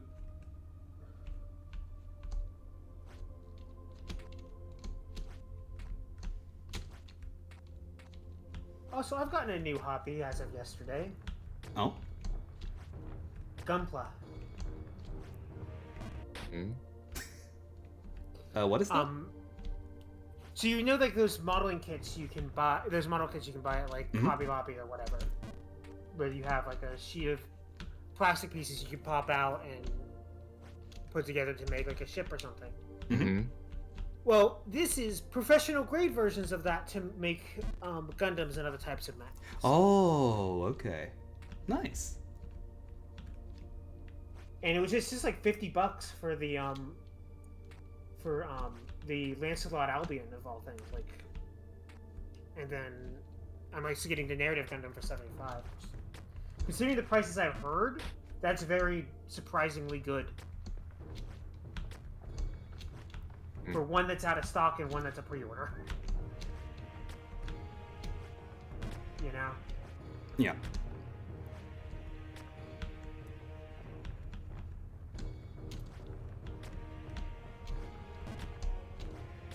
And of course, I'm not going with like premium grade or whatever. I'm just going what they call high grade, which is like their second actually lowest set. I just love how the music cuts out once you leave that screen. Just epic music, then you fall down. Nothing. Because the background music was There's not this even area, a so transition quiet. to it going on. Nope, just cuts out immediately. And technically there is some music here, but it's so quiet, you barely hear it. And even then it's mostly more like ambience rather than anything Actually, is else. there supposed to be sound coming through the Discord stream? No, the Linux version is borked like that. And that might be Linux- more Discord problem than the game. Yeah. Linux works, but it But doesn't Discord work streaming on- 100%. Yeah, Discord streaming on Linux, I've heard, is actually very hit or miss. Oh yeah, back when I just switched to Linux, I don't think streaming actually worked, period. And then the first version that actually worked, the first version that actually worked, only had the ability to capture your entire screen, which means if you have two screens, you had to capture both your screens. Oh, it wasn't even like just like screen 1 or screen 2. It was, oh my gosh. To be fair, since then I've also switched the desktop environment, so maybe that has something to do with it. That whatever I used back then, which should have been GNOME though, which is one of the most commonly used ones, so there's pretty much no excuse for Well, that not no working. was working fine for me, I'll say that. Okay, yeah. In that case, they probably fixed it at some point. Because that's what whenever I was on vacation, that's what I was that's what I was using when I was streaming Slay the Spire to you. Ah, okay. By the way, speaking of, I'm getting a new laptop. Oh, nice. I'm finally ditching my old Alienware for a framework, Okay. which you probably don't know what that is. Nope. No. Heavily modular designed. Oh, so you can put in any parts you want, essentially. You still have to get them from them currently, but that's more because but I believe that they don't have them as like copyrighted or anything. Like other companies can make parts for the framework laptop. It's just more there is not a laptop standard at all, so they had to just wing it. I see. You know what I mean? Yeah. Good luck. But if it's modular, that also should mean that you can, like, upgrade the laptop, right? Yeah, I got one of the cheapest versions. Yeah, that's one of the reasons why I generally don't like laptops, because once you've bought them, there's barely any means for you to ever upgrade anything without just buying a whole new one. You can even, whenever you want to upgrade, just buy the actual frame itself separately. Like if, say they actually have to come out with a new model, like your pieces will still work, but you can't put a graphics card in it now because it was already designed with what you had in mind. That kind of thing. But you can buy a new frame and the graphics card, and you can still use your old parts from the previous one. Yep. Woo!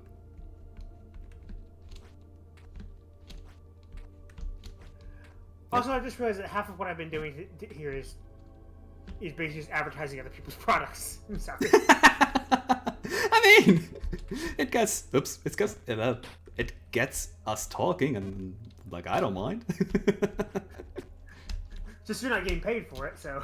If I wanted to get paid for this, I didn't mean to walk that far off. But hey, I finally got a hold in one. So that's why it's a Yeah. checkpoint, is because you can just literally climb right back up to the Yeah. hole you fall through. There's no way for you to get back to the center without doing so intentionally.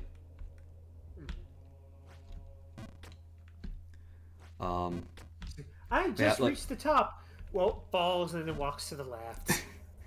I could do that. But yeah, in case it wasn't obvious, the Shaking Tower is the final area of the game. So I am really close. Assuming I don't do jumps like these. By the way, I probably will still ask to join if you're in here even then, because I don't want to just pop in unannounced and be like, "Hey." That's fair. Better than doing the opposite, honestly.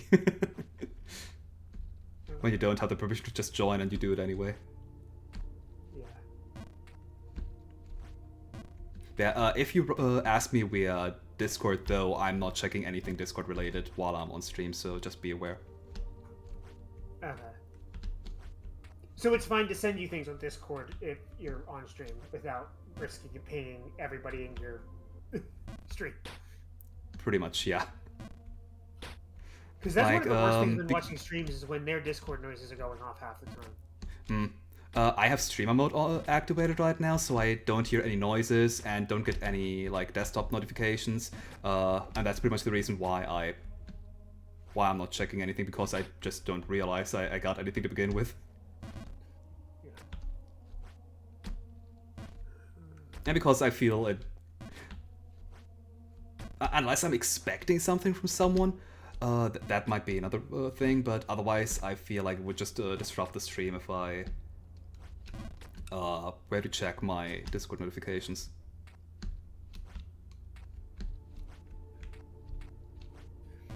I mean, I'm not And then part of a there's me streamer who group can't really who... go, like, you're just checking every moment of downtime.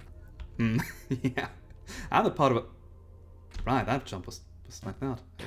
Yeah, I'm not part of a streamer group who like coordinates any collabs or anything. I'm just a random guy on the internet who does things for fun.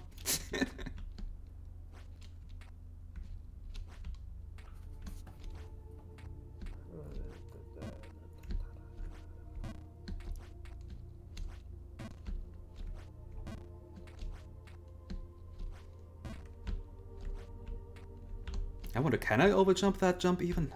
I'm always so afraid of overshooting jumps and then sailing all the way back to an earlier part, but I feel sometimes I'm just needlessly cautious. Then again, it is Jump King, who is technically currently only Jump Knight with some fancy boots.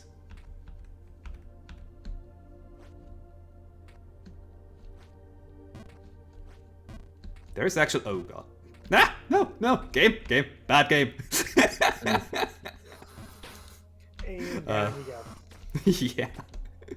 But at least I'll never get sent back down further than this. Like, this is... Not even the False King's Keep, because even there you could fall back down to the sewers. And then from the sewers you could fall back down to the forest. And from the forest you could fall back down into the further parts of the forest. Which... I think has happened once or twice, actually. Without Also, me doing it intentionally. I'm sure you guys don't care, but I'm posting both of the models I'm getting in general. Yeah, sure. I'll check it after the stream's over.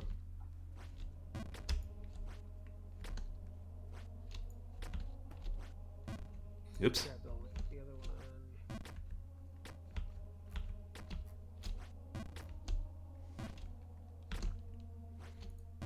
I kind of feel like I should turn the music back on.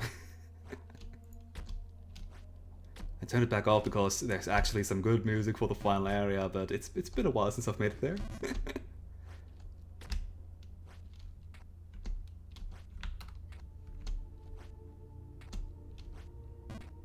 Yeah, that's... Like, I know, or I can guess why they decided to go with fairly non-intrusive music. Mm-hmm. But man, do I wish they had more music in general. No. Ooh, wow, okay, that was close. Almost just fell back down again. Because it was too close to the edge. Or not the edge, but the corner.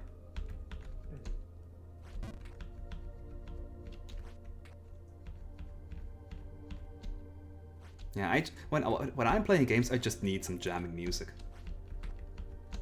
Which is why in the Atelier games, my Atelier usually has boss music or something like that playing. I actually like a lot of the Atelier themes. Although I think it was, I'm not sure if it was Ryza or Ryza 2 where I actually switched it to the other ones. Probably Ryza 2 then, because Ryza 1 wouldn't have had Ryza 2, would it? So when you're fallen like that, you can't jump anymore? Mhm. So none of the jumps I tried to save myself worked. Ugh. A little unfortunate. It's also weird how the game sometimes determines that you've fallen, whereas you've just jumped down, I guess. Yeah.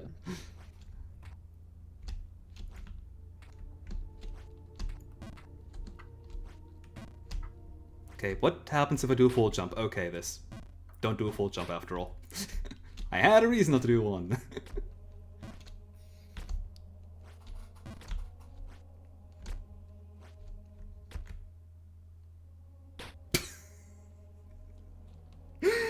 Ah. Yeah, about music, I always Speaking leave of. default music on, apart from for Civ 5. Mm. I don't know, I just don't find it boring, bad music bad enough to go play my own.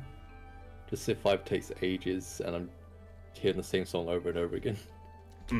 Yeah. For games, it really depends on the game. Like in Atelier, I sometimes have the music off, sometimes and play my own music, and sometimes I just listen to the music in the game itself. I guess it depends on my mood.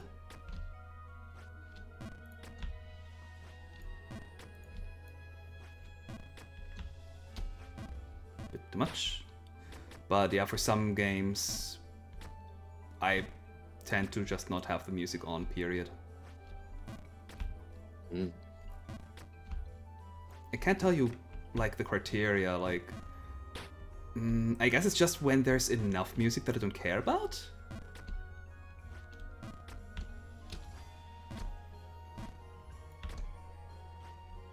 Like... Or games where I tend to listen to the music a lot, say, Slay the Spire. Mm-hmm. Like that game, yeah, sure, the music's not bad per se, but its music is also nothing spectacular. And I have finally reached the 700 hours recorded by Steam mark for Slay the Spire. So yeah, I kind of want to listen to my own music. Yeah.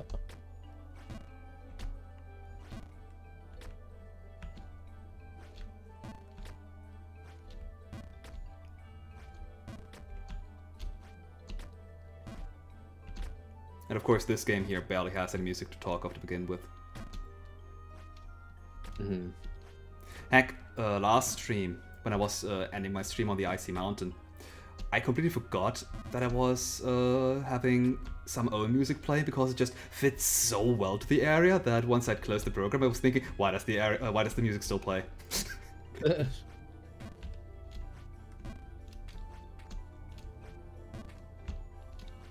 I've got 730 hours in Satisfactory. I played YouTube videos while playing it, but I still haven't turned off the music. Oh yeah, Background. yeah. If I have YouTube stuff playing in the background, like for example the Atelier games, I still tend to watch some live streams or some other videos in the background, and as long as they don't have music blasting through my ears, then I also just leave the music of Atelier on. It does make things easier since I don't have to turn the music back on when cutscenes happen, because I do generally want to hear the voices. Right. I mean, Marion is voiced by IF-chan. I mean, I have to listen to her voice.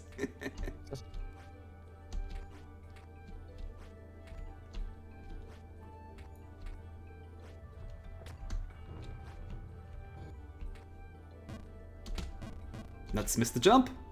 And I guess here I should have just pressed left.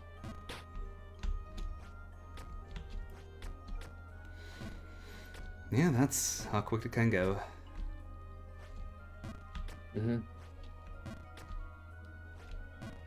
But that's the thing. With like, there's 2 or 3 jumps where I struggle a little bit with right now. And everything else is just, okay, I'm climbing my way back up in like a minute. No problem. Mhm. So I don't mind this little bit of a stretch climbing back up. Admittedly, yeah, it'd be... Like, if you can do all of this stuff here without any problems to begin with, why do you need to do it?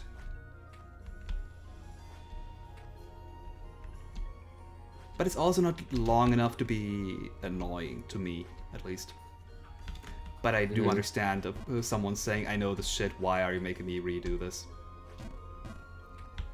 But as someone who's grown up with 16-bit games, which definitely still had an arcade mentality. Mhm. Or in other words, you lose, you have to redo shit. Or throw in another quarter. Yeah, like, I've grown up with that stuff, with that game mentality, so yeah, I don't mind it. Mm. Yeah, I absolutely do.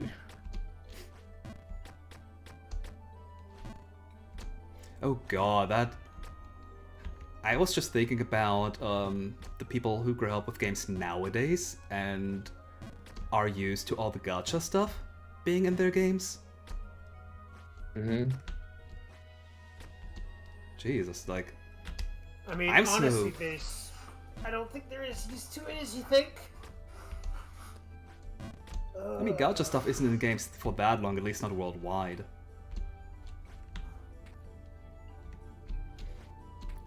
But like, what I meant to say is like, my mentality is all centered around, oh yeah, I'm used to replaying stuff, so I don't mind it, but I do mind gacha stuff because back when I was young, everything in the game, either it was in the game or it wasn't. And if there was something that not everybody had, then it was usually an unlockable. For example, I still remember unlocking, was it just supposed to be Kazuya? In Tekken 1, when you beat the game without losing a single round, or just a single battle, I don't remember. You unlock Heihachi, and if you then beat the game without losing as Heihachi, you have to fight what I think is Devil Kazuya or something like that, as the final boss, and if you beat him, also without losing, you unlock this character for Tekken 1. And that's such an incredibly tough achievement to obtain, and if you can then say, oh yeah, I've unlocked this guy, that's like so cool. And nowadays, it would be, oh yeah, here, DLC unlock Devil Kazuya. For like $10. Mm. And that's something that I'm kind of missing in today's gaming landscape. Just some indie cool games still have that kind of unlockables. stuff. And I understand that game developers or publishers want to continuously release new content to keep their game alive. Especially if it's a heavily multiplayer-focused game, like fighting games or that kind of stuff. So I understand why they're doing it, but it doesn't mean that I like it. Mm. I would be very unhappy if they locked a character behind Mr. Blah blah blah blah Yuki in Strive. Nagori Yuki. Yeah. Yeah, like, to be fair, Heihachi, yeah, I can agree with that, but I think Devil Kazuya just had Heihachi's moveset, so it's technically just a skin. Right.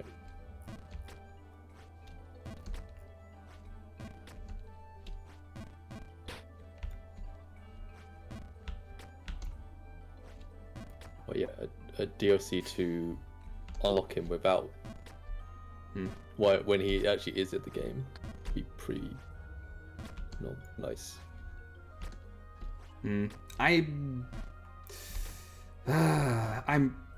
It would be nice, but I'm still really against these so-called time savers, which this technically would also be one.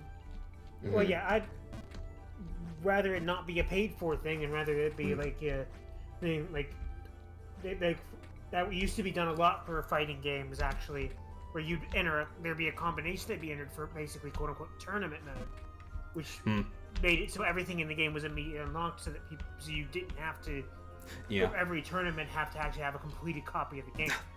That was a full jump, you idiot. Yeah. Like, my big gripe with time wasters is that 90% of the time. That it feels like that the time that the game was built around actually having been using those all the time. Rather than Exactly.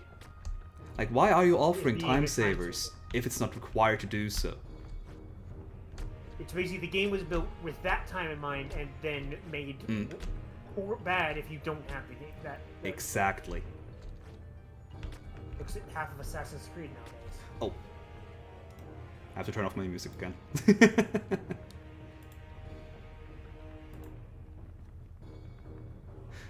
Speaking of fighting games, if you could have any Toho character in Smash, who and why? Honestly, none. I don't... Add music back on. To answer the question though, I feel like Toho just. Toho would also be better as an assist trophy, I think.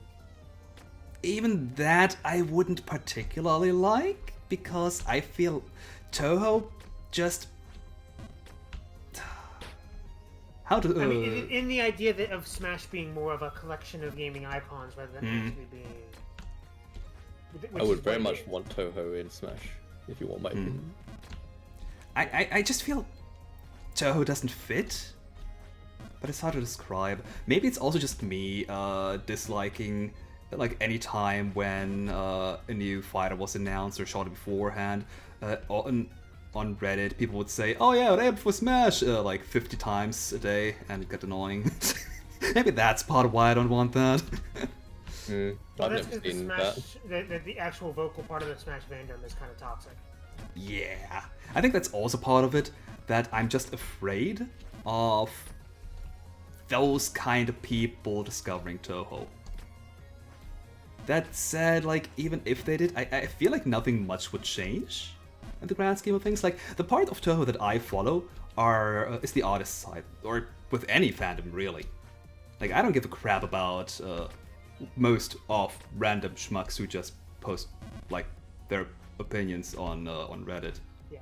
The only things that I follow are like actual like art and news. Yeah, pretty much. Like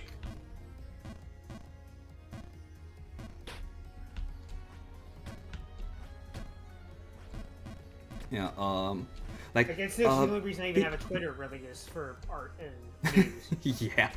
All I do on Twitter is post my own comics and or artwork, and Oh, you actually post on Twitter? I don't. yeah. And I don't post any more on that than I do on DeviantArt or Pixiv. It's literally, for me, it's only its function is the same as any art site but worse. I hate Twitter as an art site. It isn't made for it, and you notice it. If you try Well, and there's also to just look the through a general Twitter person's community being. if you try to look through a person's art gallery on Twitter, good luck with that. Like, unless they're only posting art and aren't even, like, retweeting memes. Yeah. Oh yeah, that's also a good point. Why did I... What? Never mind what I just did. But that's also a good point. I also didn't like, in Smash, characters like Ryu, Ken, and even Kazuya. I don't like Kazuya being in Smash because what I like about being Smash, what I like about Smash is seeing how they turn fighting game or non-fighting game characters' abilities into fighting game moves. That's Well, my. and for me, I don't actually play Smash much. I play this story. For me, it's more about. It's almost more like a Hall of Fame of gaming to me now. Yeah, Than actually. that's fair. In that aspect, Which is yeah, why a having lot it of in people would there, want things like or Toho any- and all that other yeah. stuff. Under that aspect, having a Toho in there is actually like it would be really nice. That said, I do enjoy Sonic being in Smash, despite Sonic having at least 2 fighting games. Oops. However, they did not make use of any of them, which Sonic plays like crap in Smash. And then Sora gets in, like every new DLC character gets lots of patches going on about them, and then Sora gets in and like, we're done patching everything. How unbalanced is Sora? He's not doesn't sound as good. bad as Bayonetta from Smash 4. That's probably about as good as I can say it is. Okay. I never He's had pretty any. bad, though. Oh. I Like, mean, he just doesn't have a bad as in unbalanced, not bad as in actually. Yeah. He's too Yeah. powerful, basically. Yeah.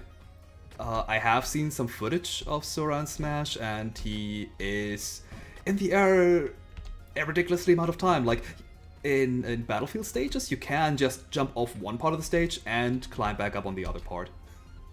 He's actually very vulnerable in the air if you're in the air. That Oh, He interesting. can't. He is most of his defensive stuff is on the ground. Ah, I see. I guess that's how they wanted to balance it then.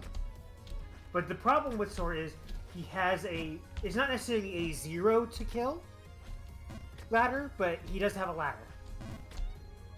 What does that mean?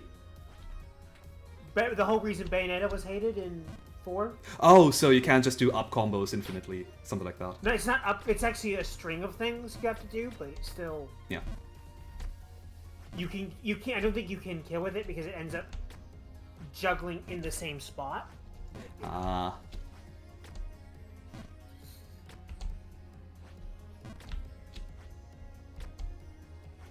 This is also against from somebody who plays it casually and. Yeah. And to be fair with Never Smash, like, was I it- guess my opinion shouldn't be taken too seriously anyway, because my only Smash game that I've played was Smash 4. I don't have Smash for the Switch despite having a Switch. Yeah. I bought So- the Switch for Ultimate. Yeah. Like, I never had a Wii. My first non-handheld Nintendo console was the Wii U, so that's why I got that Smash game, and How yeah, of all like... things did you avoid the Wii craze? I didn't get a console that generation at all. I was 100% PC gamer during that generation. And admittedly, the reason why I got the Wii U was because I wanted to play a couple of Wii games. You got the Wii U because it was a better Wii. Essentially, yeah. But yeah, like, with Smash Ultimate, like, by the point where I had some interest in it, it was already so late in the game's life cycle. Like, the entire first season pass was already unlocked. So it kind of felt like, yeah, it's a little late for that game at this point, isn't it? I mean, until the next Smash game's out, it's still going to be active. True. But I also didn't even play Smash on the Wii U that much to begin with. Oh, ooh, nuts. So, Oh, nice job. 100% luck, nothing else. Yeah, I feel like I wouldn't have played, or like I'm not playing. Smash is fun in short bursts, but not enough for me to actively wanting to. Good enough to buy the game. I bought it for World of Light. Story modes have always been my thing in that. Oh, yeah, World of Light. Yeah, that's probably what I would do. Just play the single player content like that. Like in pretty much how my Smash for Wii U playthrough went is I played the game like arcade mode with every single character, and once I was done with it, I pretty much stopped. Yeah, my intention was to just play through World of Light, but it was too hard, so I gave up. Oh, I found it fun. I It very very much does prefer actually require Brawl's you to actually story. be good at somewhat good at the game, though. Like, Yeah, for which some I'm not. levels. Or, you know, just to grind your ass off with the spirits. Yeah, which I want to do something else with my time. yeah. I was at the right level of skill where, as long as I was actually working on some spirits, I didn't actually have to go and properly grind. Hmm. Probably a bit of luck as well there. I miss Subspace. Raw story. I really enjoyed that. I'll play through that again. I've heard rumors that Subspace Emissary or its equivalent got cut from Wii U because of leaks. I'm not sure if that's actually true, though. You can't trust anything like that for Smash, ever. You cannot trust Yeah. rumors at all. Yeah, that's why I heavily emphasize just now that it was a rumor. Yeah. 90% of like a lot of people will make up like people were making up like there was never attention for stories. What we got for single player Okay. on there was actually an addendum late in the thing because people Oh. were expecting a story and they were like, you can have this little board game. So what I really don't understand about myself playing this game right now is I know something's a full jump, the easiest jump to do because all you have to do is hold the jump button until Jump King jumps automatically, and yet I'm still screwing it up by not doing a full jump. Like, how do you do that?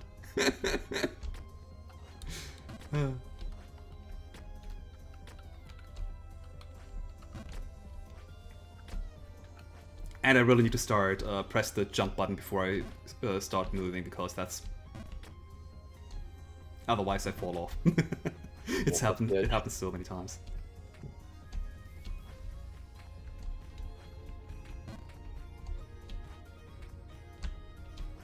There we go.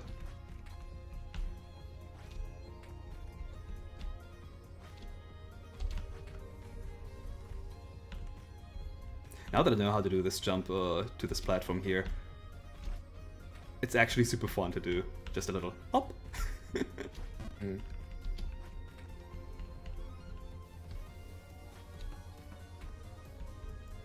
What's up after Jump King? I'm not entirely sure, honestly. I'll probably do a short Slay the Spire stream or two. I was thinking of maybe just doing Dead Slay the- Space. We could do that too, yeah. in general, I was didn't thinking realize of- a positive response from that. More positive than we can do that? We could do some of our tabletop shenanigans on your stream at some point. Sure, if you are all up for that, I don't mind. Or rather, Probably not Root, but probably a few games of like Eternal or something. yeah, sure. I'm down for that. I love Eternal. Mm-hmm. Oh, so speaking about, I know how to do this jump. I think Eternal was the Part of- first tabletop simulator game you showed me. That's quite And it's possible. still my because- favorite. So, I've learned. I think like either you guys forgot, or I only played it with with Jay so he could introduce me to the game or something with Eternal before. That Maybe. I don't think I don't ever recall played it ever playing before with you before last time. Yeah. yeah. From what Jay said, is if I had played it before, it would have been with NCS and Mew. If I had played it with him and other people. Hmm.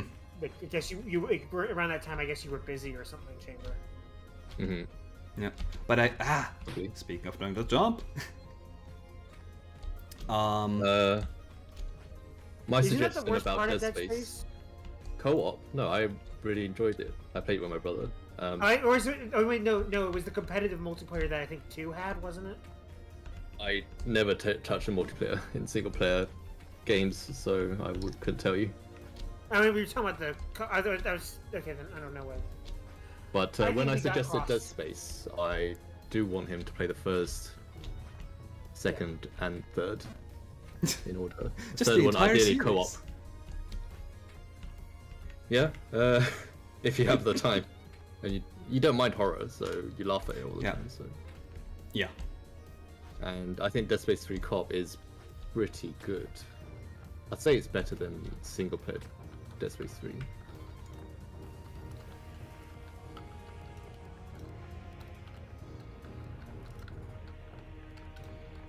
Yeah.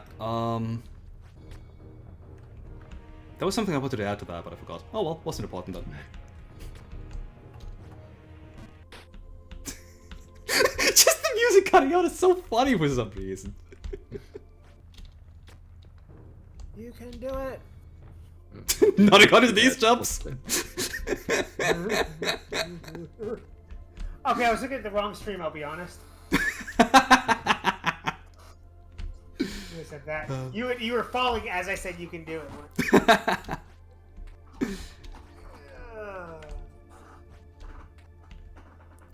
He doesn't find horror horrifying. He finds it hilarious. Yeah. My problem with horror is specifically horror games. In that they are usually boring to me because what most horror games end up being is me missing a full jump. Is puzzle games that rely on jump scares. Yeah. And I just find that boring. I hate jump scares because they're not prefer frightening. atmosphere kind And- of things rather than... And even other horror games are usually like, I'm not afraid easily when something's fictional. Like if something's based on reality, oh my god, that terrifies me. Because I know That's this has why actually it's happened. like horror. Yeah. But if something, say, yeah, like Dead Space, I haven't played that yet, but I'm pretty sure what my record's gonna be is, like, I might get startled a little bit. I'm not denying that, but nothing's gonna be like, oh my god, this is so scary, I can't sleep at night. Yeah, I didn't have that problem, so you won't. And that's why I tend to avoid horror games, because, yeah, their biggest gimmick of, well, horror isn't that appealing to me. And their gameplay, like, if it has good gameplay, sure. But that isn't the point of horror. Like, the category of horror is specifically, it gets you scared. And that fails. So if I play a horror game, it's usually because the gameplay is good, not because it's horror. Yeah. That said, one of my favorite anime of all time is actually horror. Which I mostly watch because it's also a mystery series. So again, not the horror part not being the reason why I like it. Although I guess it works because it's both at the same time. Right, it traumatized me. Have I? I watched a clip of that anime, and it traumatized me. Oh, but not because of my recommendation. Not because of you. I know this was long before I knew you existed. Yeah. I just don't like horror in general. I don't get the point, I guess, is part of it. I don't see why getting scared is a good thing. I agree. I agree with that for movies mostly. And the most horror games I've liked have been because they've been good games outside of the horror. Yeah. Yeah. Oh, which anime? Higurashi no Nakakura ni. Or in English, When They Cry. Or Higurashi When They Cry, technically. When the cicadas cry? I don't know what the official English translation is. I watched it with English Like I subs. said, I didn't parse. I was about to say I didn't parse any of that whenever you said it in Japanese.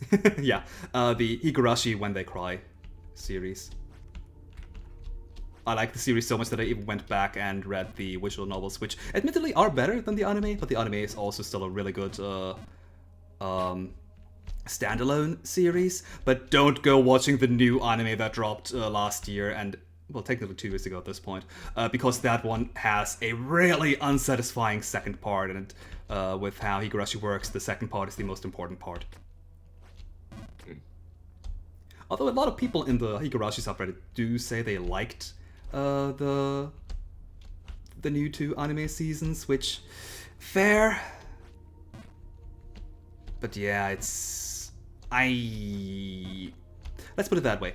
There are a lot of new Higurashi things coming out now, like a Higurashi mobile game, which is a gacha. God fucking damn it. I think 2 new manga have been announced, one of which being out already, and I'm being incredibly skeptical to all of it, just because of how bad the anime was. Without the anime, I probably would have eaten up the manga already. And maybe even tried out. Actually, the gacha game isn't even in English. It's only in Japanese right now, so I couldn't play it even if I wanted to. I mean, if play it's it, I guess. Android, you could. I could gacha if I wanted to, but I still wouldn't be able to read the story, which is the most important part about Higurashi.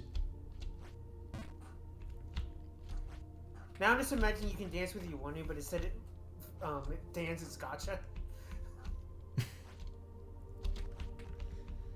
Uh, I know, dumb.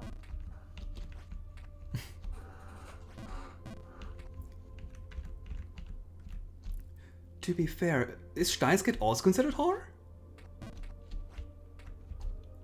What's the name? Sorry? Steins Gate? Because I also like that, enjoyed that story enough that I went and bought the WN, but I haven't actually mean- read it yet. I know someone dies briefly in it. I mean, if it's considered, I mean, that's probably, if that's horror, then I'd say Getter's also horror. Which, it's the same vein of like, yeah, there's a big monster and there's been a lot of questionable morality, but it's not really that it's, you know, it's not. I think you get what I'm trying to get at. Yeah. At least it's not as bad as Berserk's adaptation by the God Hand. Berserk 2017 was awful. Let me introduce to you the anime adaptation of Umineko no Nakokoro the successor of Higurashi. God, that anime adaptation is so horrible, it never even got finished. So Umineko is... like, both Higurashi and Umineko are horror mystery series. But with Umineko, it is even more so leaning into the mystery portion. Like, in both of these stories, you can solve the mystery by yourself, but Umineko is even like structured like a mystery, I guess. Like, it really wants you to do detective work, so much so that the ending, it doesn't even have a definitive end, unless you like you have to figure out the meaning of the ending yourself, in a way. And like, it's never technically revealed who the true culprit is either. Like, there is a culprit that they reveal, but not the true culprit, for a lack of a better word. So yeah, like, that part is really important about Umineko. And the anime adaptation for Umineko that they did was about the question arcs. So Umineko and Higurashi both work in the way that there's 4 books which are question arcs, which deliver some mysteries that are then going to be answered in the answer arcs. And Umineko got the question arcs as an anime adaptation, but because the reception was so bad, they never bothered making an adaptation of the answer arcs, meaning that it's completely unsolved in the anime adaptation. And things get even worse because people who watched the anime adaptation said that when they adapted it, they messed up some crucial points to the mystery so badly that the mystery is unsolvable. Wow. So yeah, don't go watching the Umineko anime. Can't say that was on my to-do list. I figured as much. So in that regard, at least, the 2 new Higurashi seasons, Go and Sotsu, at least they solved the mystery, but in a really bad way. So just a fair warning, if I got started talking about these 2 seasons, it will probably take for the rest of the stream. So if you have anything you want to say, or don't want me to talk that much about Higurashi, please stop me now.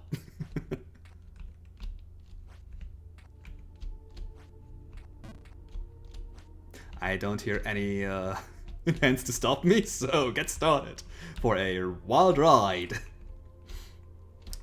I'll try to keep it spoiler free though, for whatever reason. I really don't know why. Okay, never mind. I probably won't. Okay, I will answer that question before I go into Higurashi, because otherwise this might end up.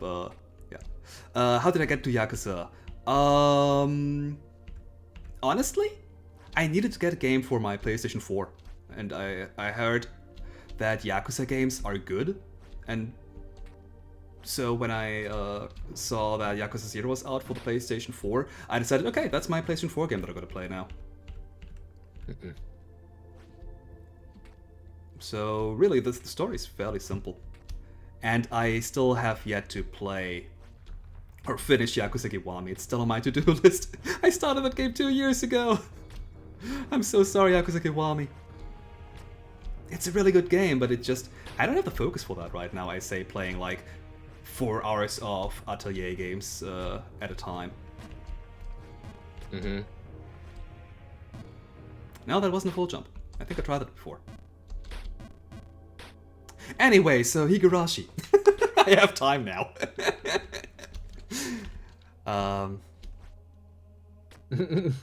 Never mind, I think I'm being interrogated. Good. As long as you keep the questions coming, I won't talk about Higurashi. I'm not sure if that's a promise or a threat, but you can take it either way. Out of all the characters, why did I make a mod for Kokoro in Slay the Spire?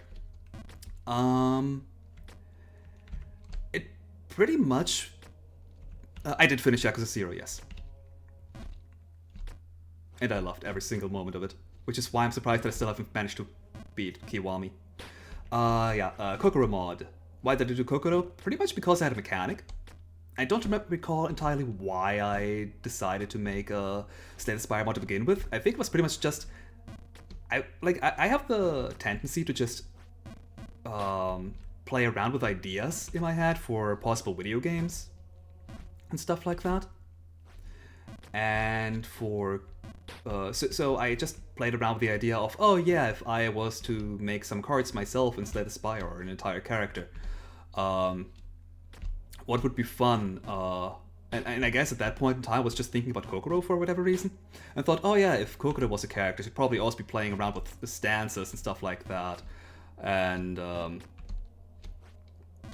I just played around with ideas, and before I realized it, I had like 20 cards written down in my head. And from that point onward, I'd realized that Slay the Spire was written in Java, which is one of the programming languages I'm able to code in without any problems. So I decided, fuck it, I'm just gonna do a mod now. So pretty much just... Well, me liking Kokoro also helped, but me also figuring out a mechanic that would be fun and doable in Slay the Spire was the other reason. I seem like a very creative person just in general. Thanks for the compliment, but I'm not sure if I agree there. Like, I guess, technically, but I feel like whenever I come up with anything, it's usually just taking something that already exists and putting a spin on it. I feel like I'm not creative enough to come up with something entirely original. I don't know, Chamber, how does it work for you? Can you do something like that you say, oh, that was really creative? Because that's something that I have trouble with. Oh, you specifically or me? 'Cause I was for thinking yourself. For me, and I couldn't think of anything. For yourself. No. I've not done anything original. I mean, you've written your story way back when. That was a fan fiction. Sure, but I guess it was crossovers aren't that uncommon either. Well, but still, like, you're okay. No, it was about Doomsday, which technically, I guess, people were making like stories about Doomsday as well. Never mind. Well, I would say it's a unique take on Doomsday. Yes. But yeah, no, I wouldn't say that was original. Maybe that's just a creative thing in general, that creative people just think, oh man, I'm not that creative. Like, other people do way more creative stuff just because we don't see the references they're working with. Mm-hmm.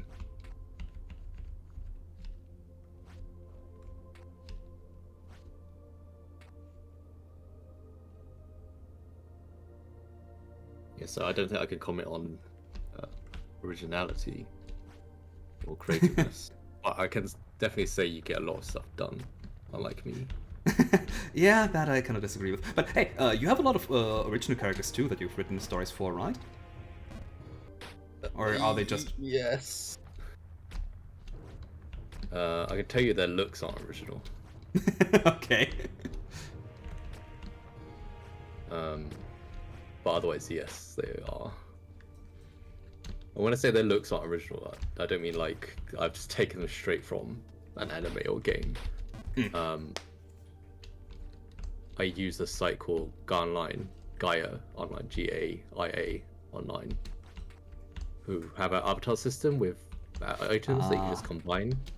So I just use that for visualization. Just putting stuff together, see if it looks good, and then doing that.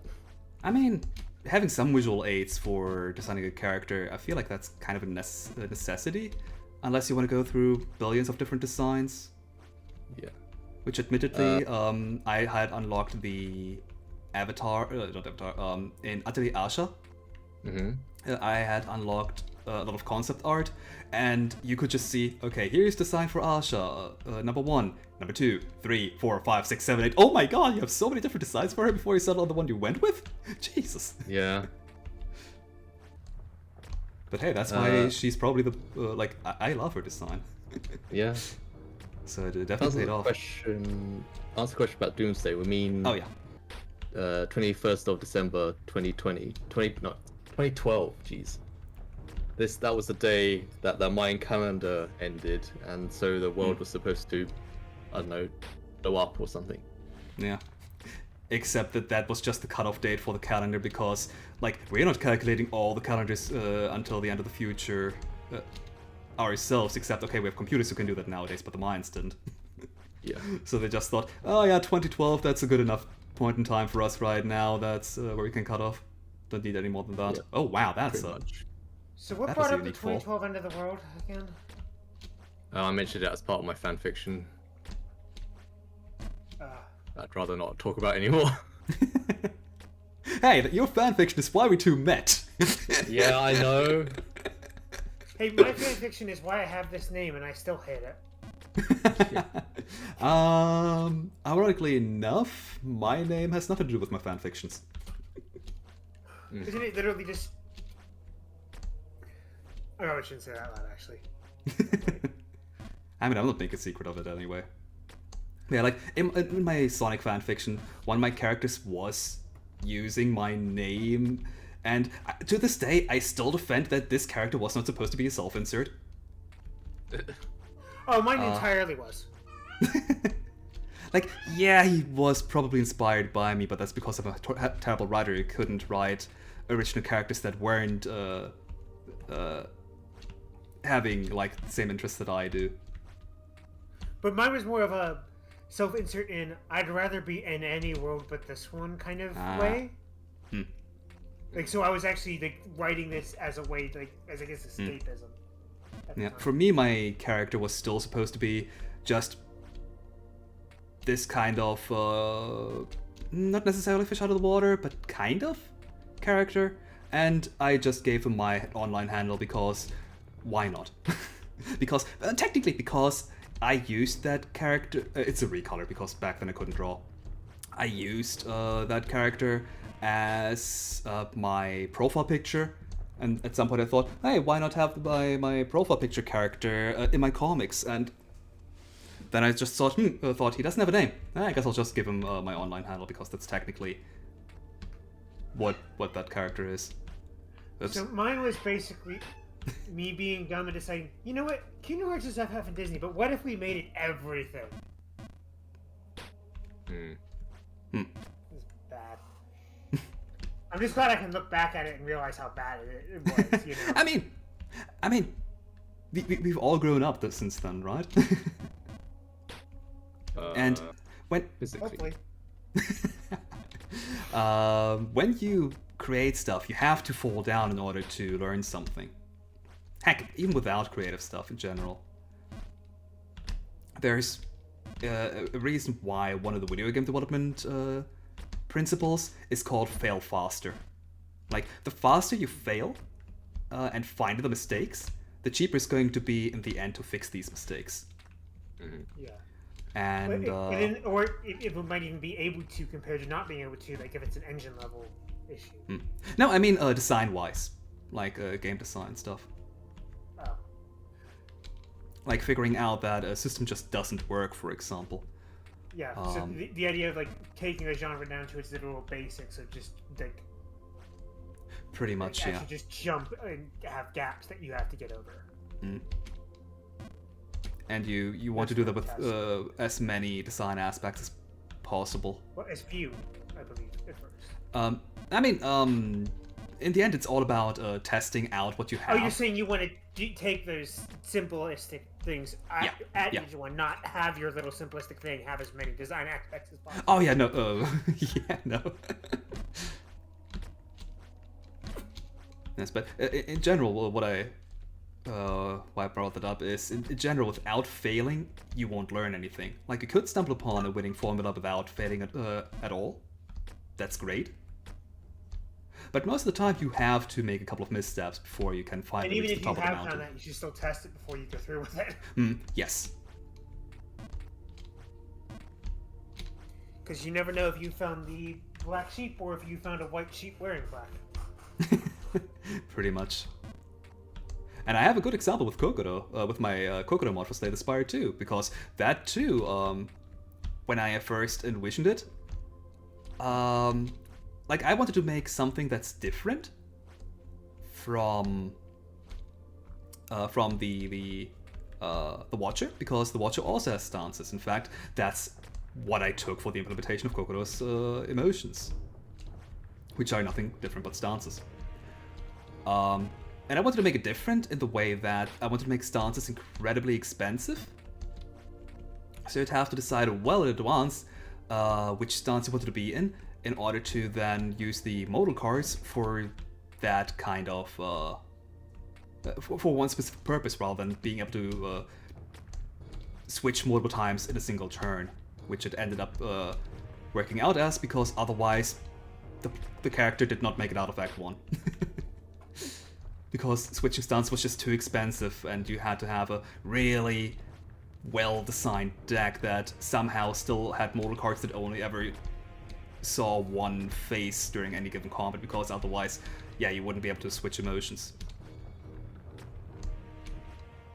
And yeah, that's something that I figured out really early, thankfully, and was able to fix because of that too. But back when I started, I thought that was a good idea. That was not a full jump, you idiot! Just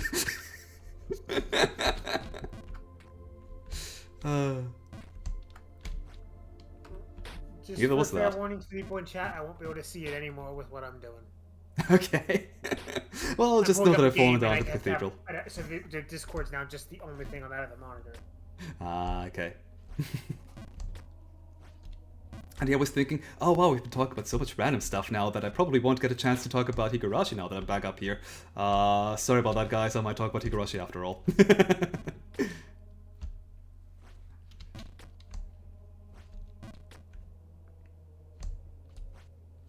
Because I don't remember what we were talking about before I switched to Kokoro again, and ended up with that topic. I'll say I do either. Oh yeah, being creative. I don't think I have anything left for that either. Mm-hmm.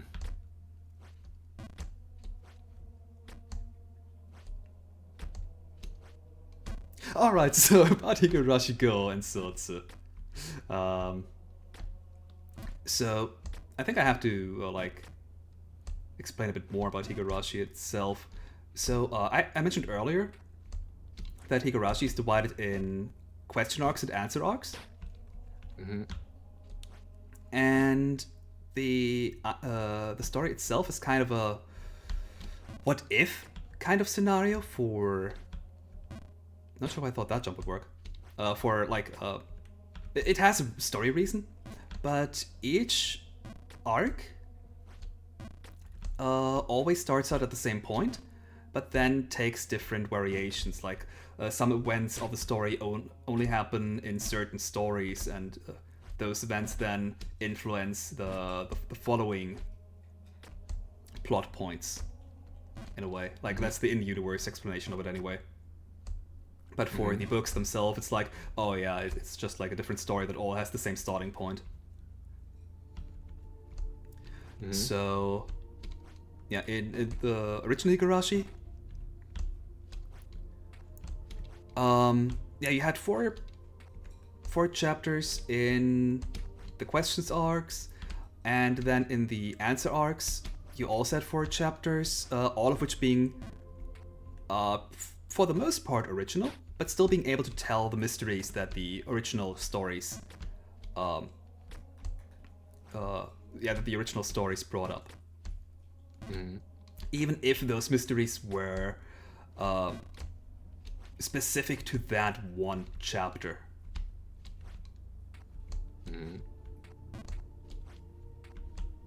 Do you want me to give any examples, or like? Go ahead. Yeah, I know you're not watching it anyway. So spoiler warning for the people listening. In chapter 1 of the original Igarashi, in Orikakushi, that's chapter's all about. So Keiichi, the main character, has just moved to this new village called Hinamisawa.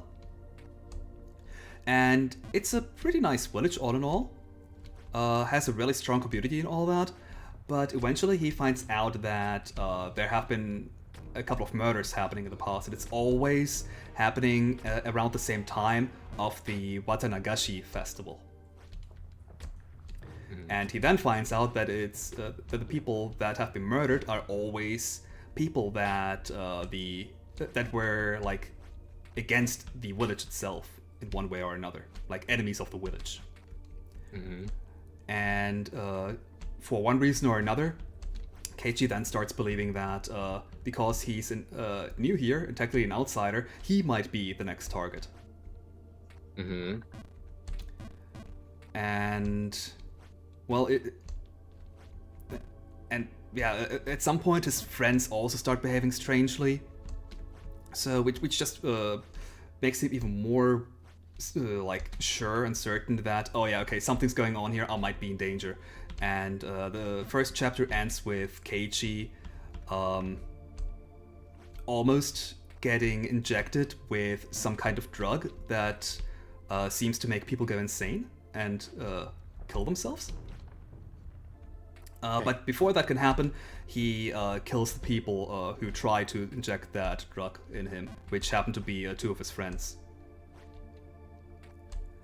And but then the story ends with Keiichi still killing himself. Wow, that sounds like an eventful day. I mean, it's happening over multiple days. Okay, eventful week. Yeah. I think it is always a week long, for what it's worth. Or around a week. Yeah, but what we then infer in future arcs, in the answer arcs, is, so what's actually going on is that there is a brain parasite in this village, which can, well, affect the brain of the host. Yes, that's why it's a brain parasite. And this parasite is like getting activated by either leaving the village, because this parasite requires the climate of the village, otherwise it dies. So the parasite is trying to make the host go back to the village, and if that doesn't happen, well, yeah, it goes berserk. Or if the host is induced to a lot of stress, which, hey, Keiichi was really stressed out by believing he's being targeted and getting murdered.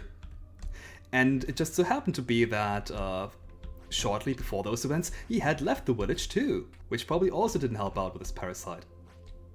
And we then learned that, he was never being targeted.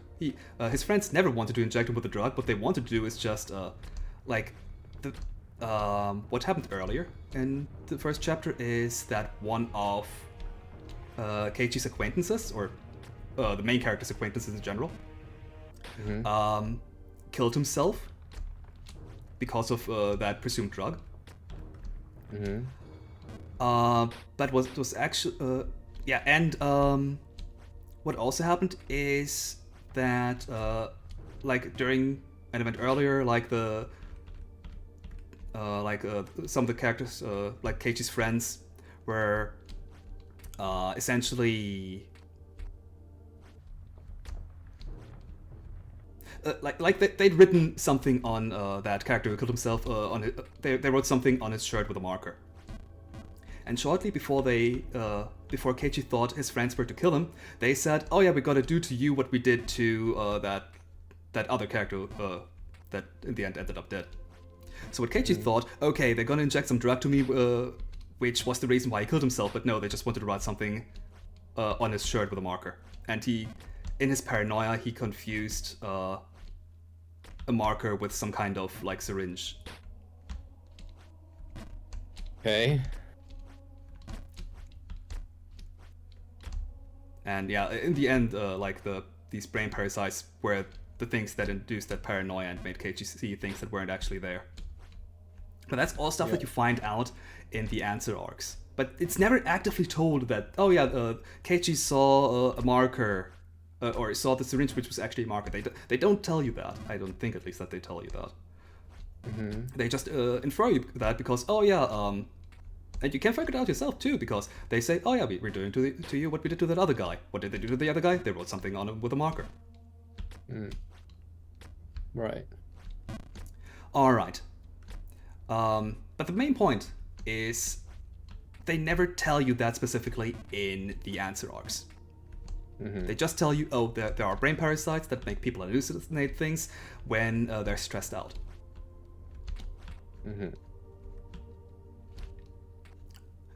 And otherwise, except for one chapter, which is still feels very original because it covers entirely different topics, none of the chapters are retreads of already explored chapters.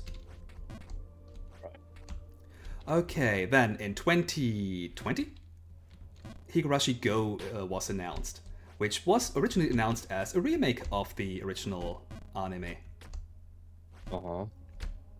Alright, sounds good. I like Higurashi. I'm gonna watch it again, even if it's a remake. But it turns out that was just a marketing ploy, and instead it was a full-on remake of the original story. A sequel to the original story is what I meant to say. Right.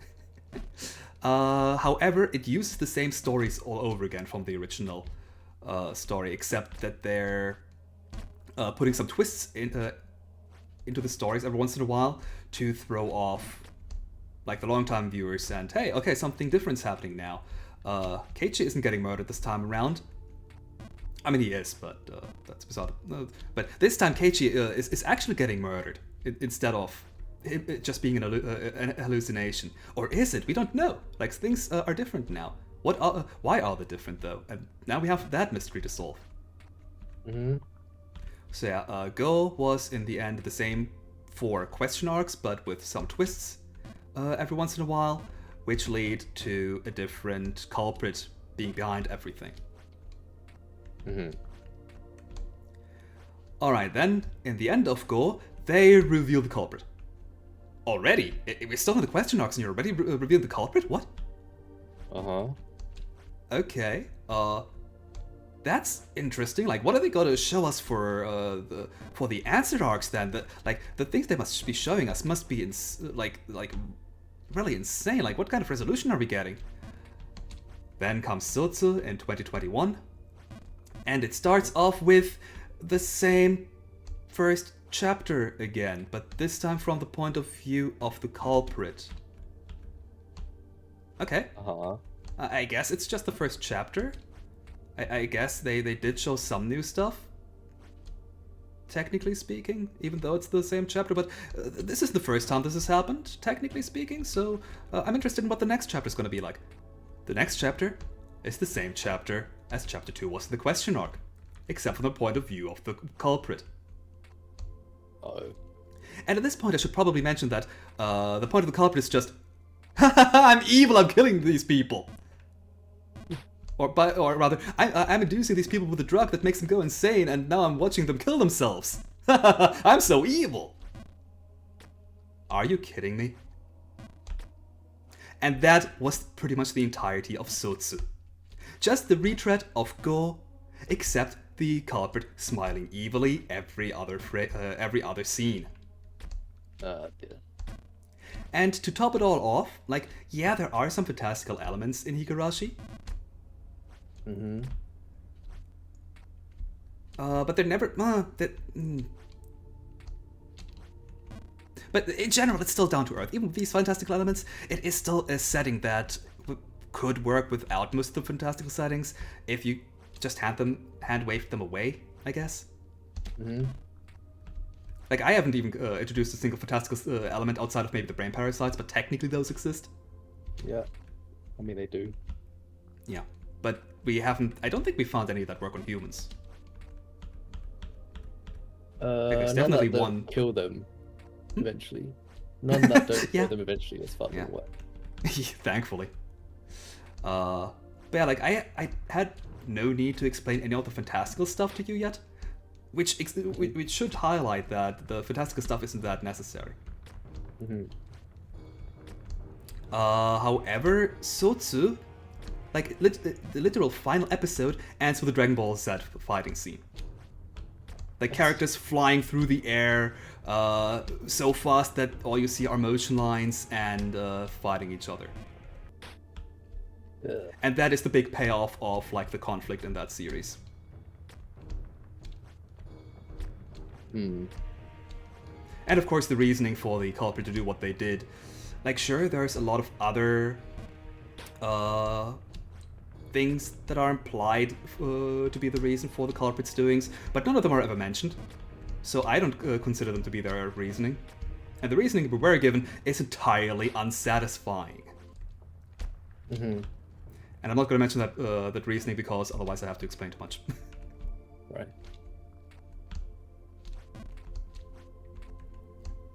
And Yeah, that's great. like to me, like sure, one other thing, Higurashi's big oh no, okay. One of Higurashi's big messages is that you should trust and rely on your friends, or on other people in general. I mean, the first chapter ended in bloodshed because Keiichi, the main character, did not trust his friends and thought that they wanted to murder him. Mm-hmm. And the big finale only worked because everybody worked together. Like, sure, that's pretty much an anime cliche, but it really works for Higurashi because it's pretty much their main moral of the story, pretty much. Mm-hmm. And sure, you can have different messages in your sequels, but boy, do I have no idea what the big message was supposed to be. Forgiveness, maybe? I guess? Because the culprit was forgiven after that Dragon Ball Z cutscene without any reason whatsoever. Just, okay, we fought, I guess we're friends again. Except not. Like, everything was so unsatisfying. Mm. And even without the,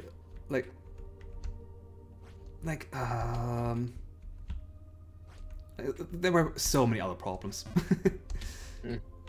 that could have maybe fixed some of the problems I had with the anime. Like, there were a lot of Chekhov's guns, except they were never fired.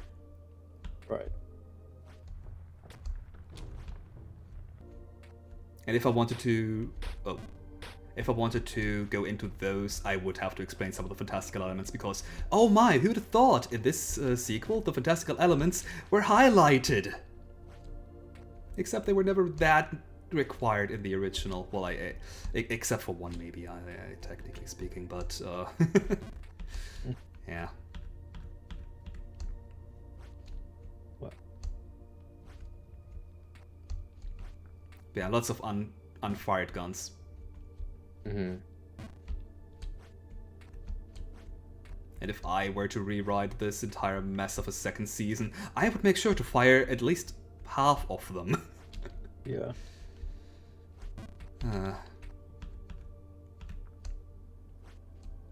Okay, since there's enough time, let's explore one of them. So one of these elements is like these what-if scenarios in universe are explained by one of the characters being able to visit what they call other shards, essentially other worlds. Mm-hmm. which are the other what if scenarios. But in the end, they're nothing else but looping back in time. Like that's what they're Right. doing essentially. Uh-huh. And in Go and Sotsu, one other character obtained the ability to travel back in time, and that's what's causing everything, because that character then decides, okay, I have this power now, I'm gonna mess with one of the 5 main characters. Mhm. And eventually, they introduce a weapon, a sword, that is able to kill anyone who travels back in time. Like, forever. Like, normally if you kill a person who travels... if you kill a person who... or rather... Normally, if you kill a person in these time loops, all you can do is just go to another... like, loop back in time and everything's back to regular. Mm-hmm. Unless you're one of the time travelers. Like, you still remain all of your knowledge from the previous loops. Mm-hmm. But this sword was supposed to be able to just completely erase a person from these loops. Mm-hmm. I'm not sure if it's actually like killing them, period, like they don't exist anymore, or if it just was supposed to like erase all of their knowledge from before the loops. Mm-hmm. They never- use it. They 'Cause didn't they use don't use no. it. Yeah. It was the MacGuffin of the final Dragon Ball Z fighting scene, like the Uh-huh. 2 characters fighting for the sword, so the other person couldn't use it. Right. But that sword was never used. Right. Another, like, if I were to rewrite this, I would have the sword being used for something. Yes. Like, maybe I probably would make it just so that the person isn't erased entirely but just doesn't remember anything anymore, and that's probably what I would have used it for. Mm-hmm. Either being used intentionally or entirely by accident. But I haven't given it that much thought. Another Chekhov's gun was that the character who obtained the ability to time travel in the sequel, that character was like that character essentially met a godlike entity, which, to be fair, that godlike entities already existed in Higurashi, so okay, that's fair. I can live with that. Mm-hmm. Yeah. And the godlike entity said, okay, I'm giving you the power to loop back in time, but you have to entertain me. If you don't entertain me, then bad things are gonna happen. Mm-hmm. Essentially, I don't know the entire, the exact wording or anything like that. How to make that jump?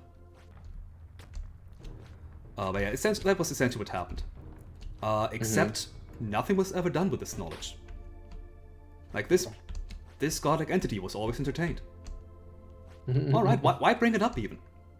People were thinking, okay, maybe it's gonna end up like that the person wants to back out of this looping shenanigan because they realize the moral implications or whatnot, or just get bored, or I don't know what. And then the godlike entity says, oh no, we have a contract. Okay, if you don't want to mess around anymore, then I'm gonna mess with you. There. Mm-hmm. But nothing of any of that ever happens. And another part, like another Chekhov's gun, which would have worked in tandem with this one, is so the new looping person, their goal was essentially to convince one of the main characters to do something they didn't want to. Mm-hmm. Like essentially to, and their big plan was to essentially guilt trip that character into, Right. into not doing what they want. I at this point it probably would be easy to explain instead of dancing around the subject, but I kind of don't want to spoil anything. But I've already kind of explained too much. I don't know.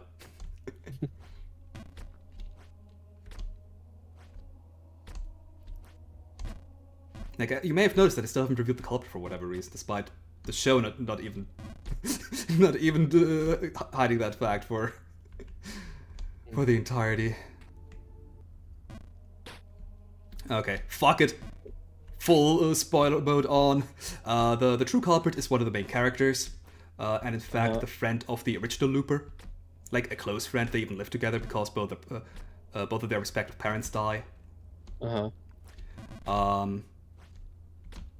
Yeah, and I might as well give them names now. So the new Looper is Satoko, the old Looper is Rika. And so yeah, Satoko, or rather, at the end of the Go, so the first season, we see how Rika now, this is happening after the original story, but before the events of Go happen, like the first events. Rika now finally being able to live past the loops, because she finally didn't die in one, or all of her friends, but Rika always dies too, but that's beside the point. And now that she can finally live on, she wanted to leave the village of Hinamizawa because, well, she wanted to see something new. She's been stuck in Hinamizawa for over 100 years. And always ending up being killed. Like, you would want to finally escape that place. Yeah. Even if just for a little while to see something new. So she decided she wanted to go study in some kind of prestigious school that's outside of Hinamizawa, and kind of convince Satoko to move with her. However, Satoko had a hell of, that school was a living hell for Satoko.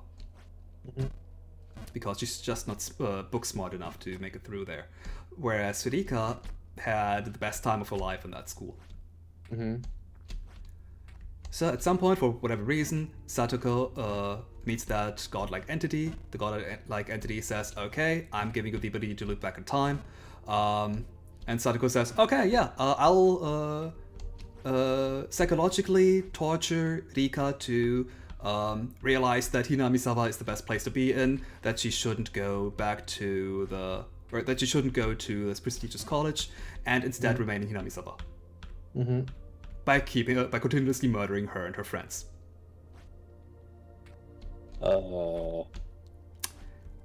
What? Yeah. Well, I guess Satoko never killed anybody well, she did kill a couple people, but never, nobody knew it. She just made people go insane with this drug. Right. That basically inserts the brain parasite into people.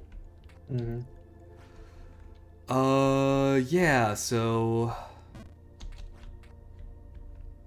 And in the final fighting scene, what I mentioned earlier, they revealed the motive of Satoko. I don't want to study in this school. I'm not made out for that. I want to be with you in Hinamizawa.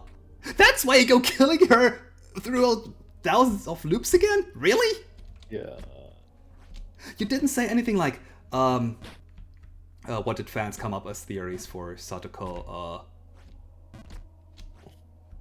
There were actual, some good plot points for why she could do that, despite it still being morally wrong, but at least something better than, I don't want to study!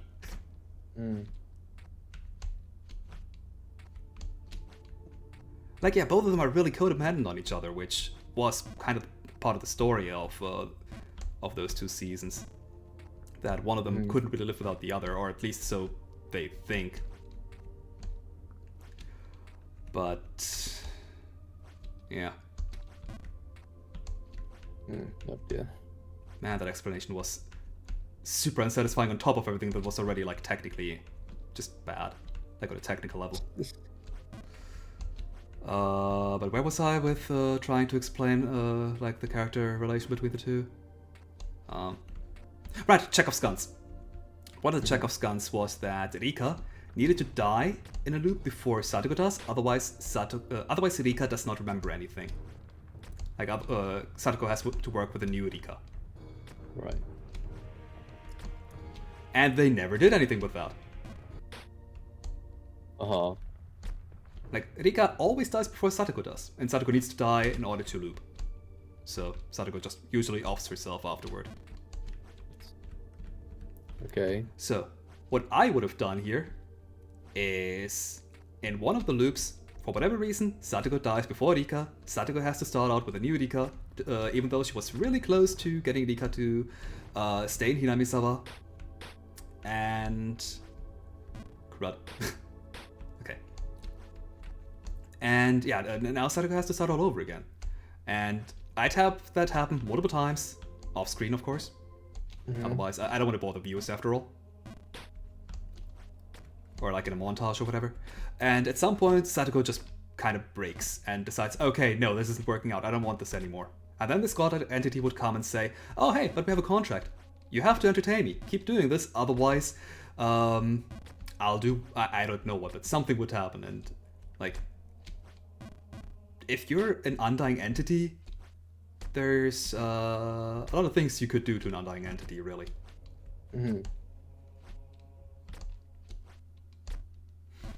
But yeah, nothing ever happened. Like, Sadako never grew bored of torturing her friends, because that's what she did. She never bored the godlike entity. The sword never came into play outside of being a MacGuffin for the final fight scene. And technically being the reason why the godlike entity pissed off, but Right. that also came just out of nowhere. Like, the main characters never dealt with the godlike entity. Uh-huh.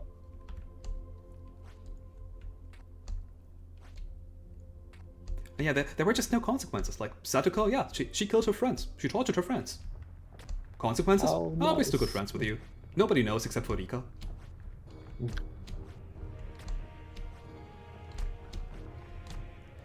And yeah, that wasn't long enough. Another big crime to the series, if you ask me, is that Higurashi, Go, and Sotsu are pretty much just Higurashi, Rika, and Sadako. The main character of the story had, like, or quote-unquote main character, because they're technically all main characters, but who we thought the main character of the series is Keiichi. He was there for the question arcs to make us think it's a remake. He didn't have any importance in the conclusion. In fact, in every time we saw new and original content, it was always just about Rika and Sadako. Right.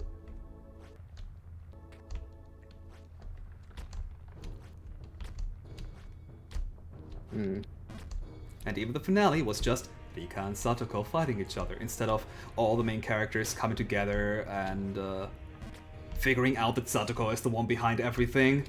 Like, that would have been nice. If they actually solved the mystery and weren't just handed it through sheer coincidence. Too much. Yeah, they don't appear in the climax, like, at all. They appear after it and to say, oh yeah, everything's fine, isn't it? Essentially. They had no importance to the story. And okay, if you want to make a sequel like that focuses on the character dynamic between two characters, you can do that. I don't mind it. But you can't make it. You can't try to make to frame it in a mystery setting. That's just not a good idea. Just, if you want to make a character drama, make a character drama.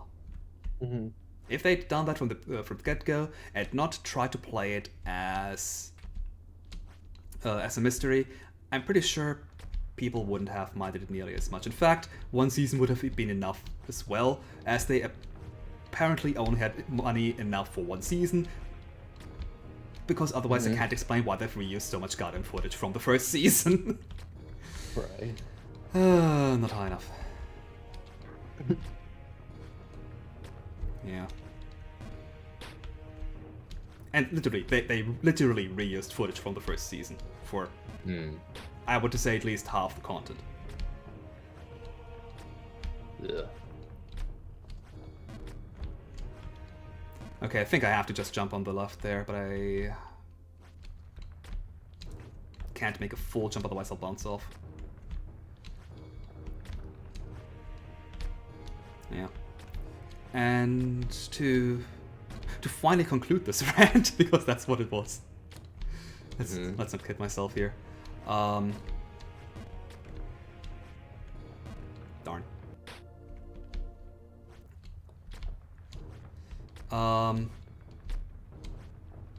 Because of Go and Sotsu, I'm incredibly mistrusting toward any new Higurashi content.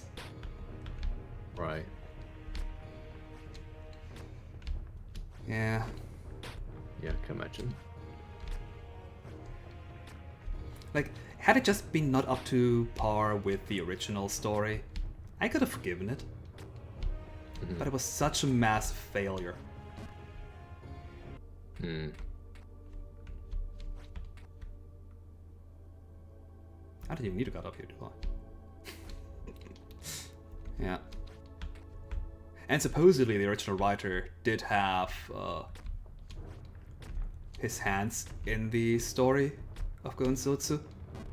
We don't know how much. I really hope it was only like the rough draft of, oh yeah, Satoko is now the villain because of reason X, etc. Mm-hmm.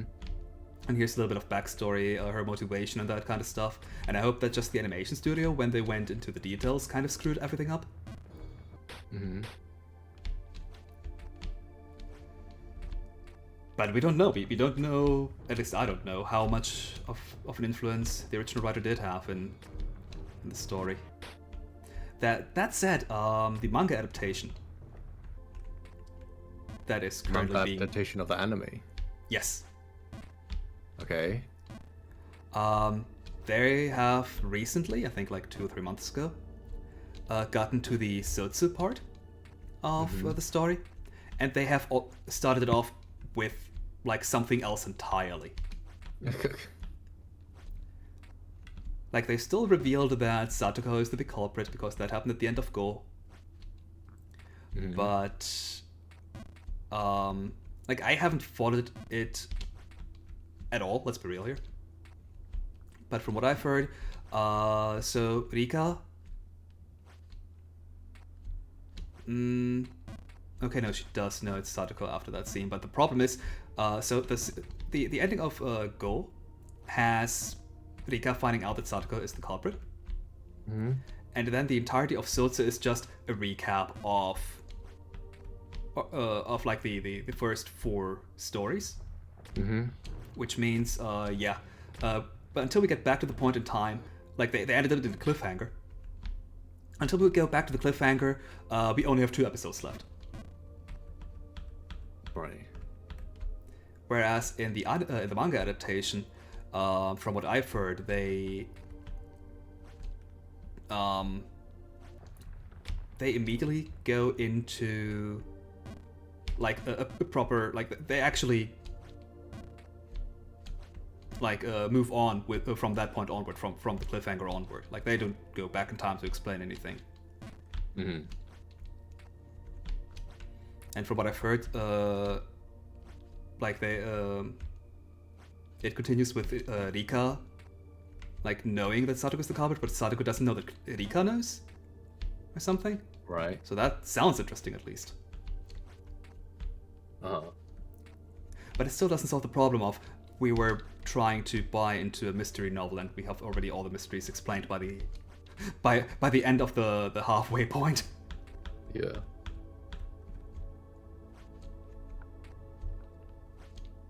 Yeah.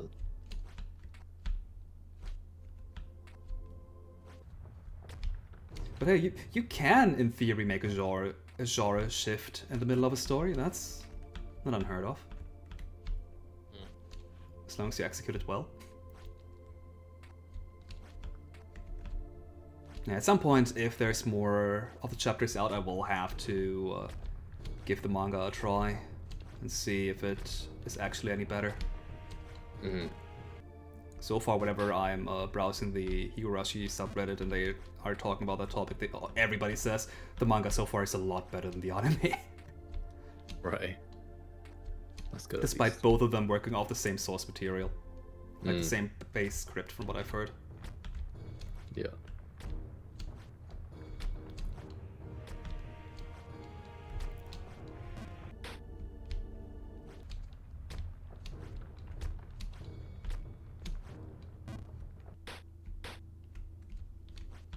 Ah, no, that was too much. Okay, fine. Not fine. It's still not the False King's Keep. Everything's better than the False King's Keep into Bargenberg. Right. Even though this is starting to be like it. Well, you started the stream here.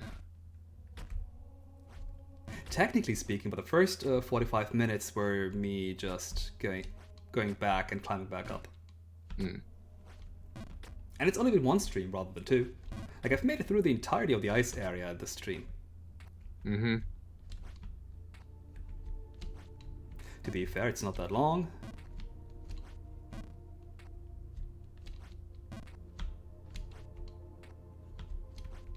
But technically none of them are long, if I'm honest about it.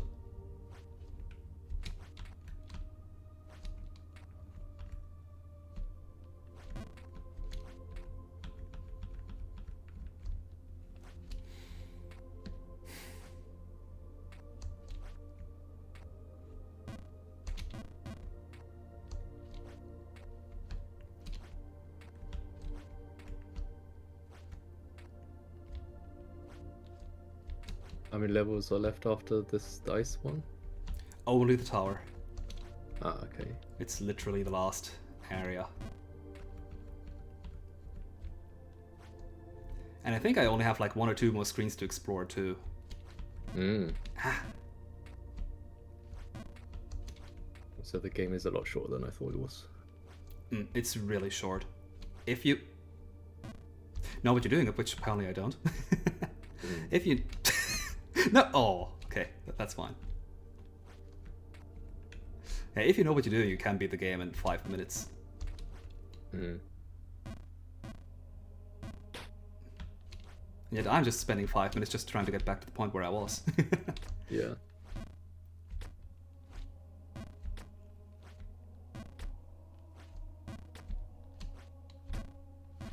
And with how close I am, I'm really glad that I started early today. Because with how close I am, I do not want to end the stream without beating it. Mhm. The next stream is like 2 minutes.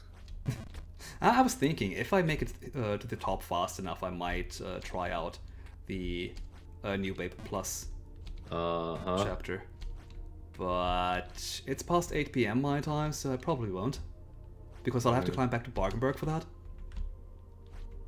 To be fair, that is actually only 5 minutes for me. Yeah. If I don't screw up. Can I just bounce to the right here? I don't want to try. Seems too risky to me. Like this? Ah. Yeah, that jump is somewhat precise. I think it's also because I probably should actually take a break.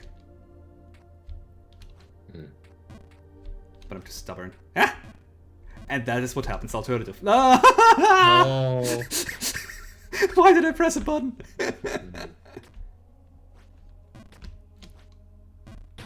Oops.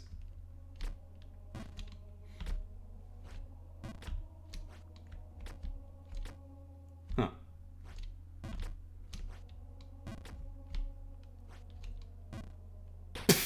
I was too close to the border, really. Didn't know that was a thing that could happen here. To be fair, I shouldn't be surprised. And now it's too close to the corner, huh? Weird.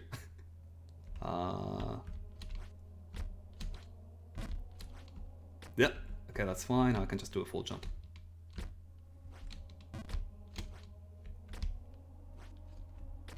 There we go. Never knew I had to position myself here. Mm.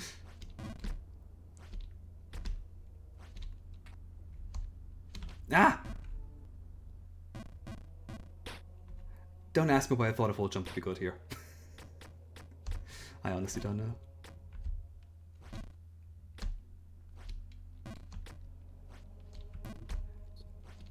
So anyway, do you have any stories that you have a gripe with? Any stories I have a gripe with? I've just started playing Mass Effect Legendary Edition. Okay.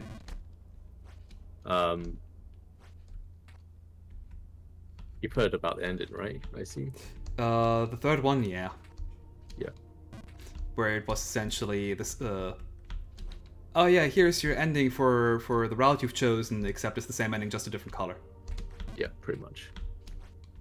So I don't need to go into any detail about that. Any others?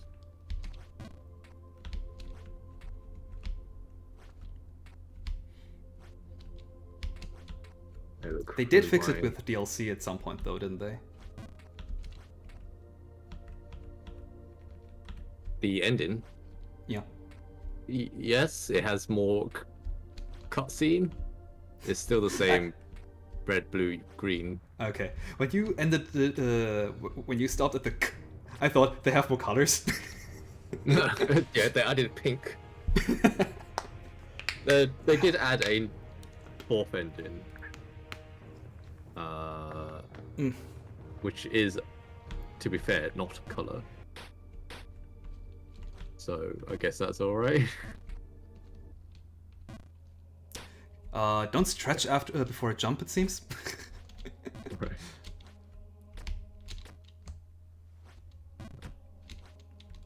Yeah, I like the rest of the games too much. The rest of the parts of the games too much too. Yeah. If it's just judge the on the ending. end. Yeah. Yeah. Like the ending, to me, a good ending can somewhat rescue a bad game. Oops. Like, of course, it can't completely make up for all the bad parts, but if it at least, if I can at least end something with something good in mind, then yeah, I'm usually a lot less harsh. Yeah.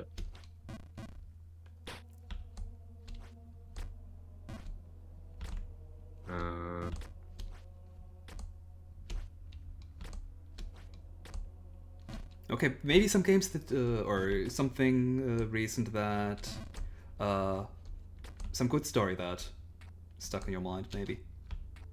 I'm going through my all games lists right now, Ah. but many of them don't have an ending. Team Fortress 2, Satisfactory, Civ 5, Football Manager, Life of Fear Program, Gunfire Okay. Reborn. I was thinking, what kind of game doesn't have an ending? Oh, yeah, that's a fair point. Skyrim, I didn't play long enough to see an ending. Left Dead 2's ending ends on a cliffhanger. I would like a Left Dead 3 very much, please. Valve, well, yeah, Valve still own Left 4 Dead IP, I think. They should.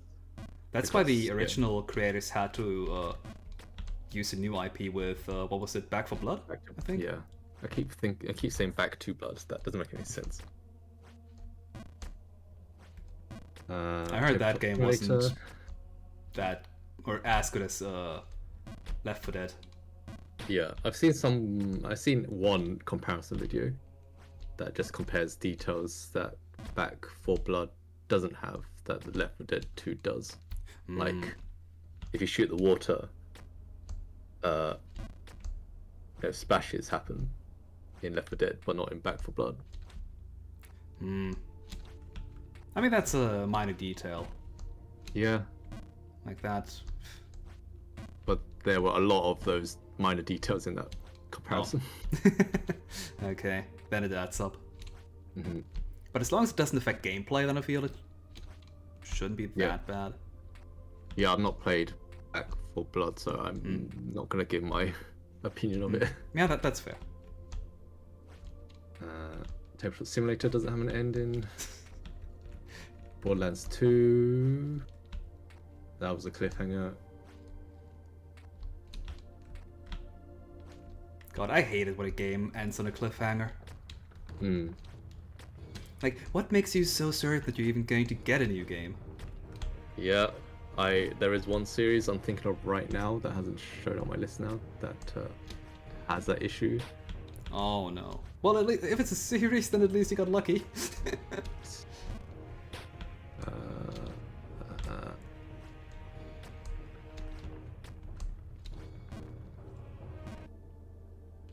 I don't even remember how. Nice. Oh, wait. How did Saints Row 4 end? Oh, with a party, basically. Batman, Code Vein. Code Vein technically ended on a cliffhanger. When they're Honestly, leaving I the barely area, remember anything of that game's story. They just went through the red cloud. A gap in the red cloud. Ah. Well, I'd say that's more of an open end rather than a cliffhanger. Fair enough.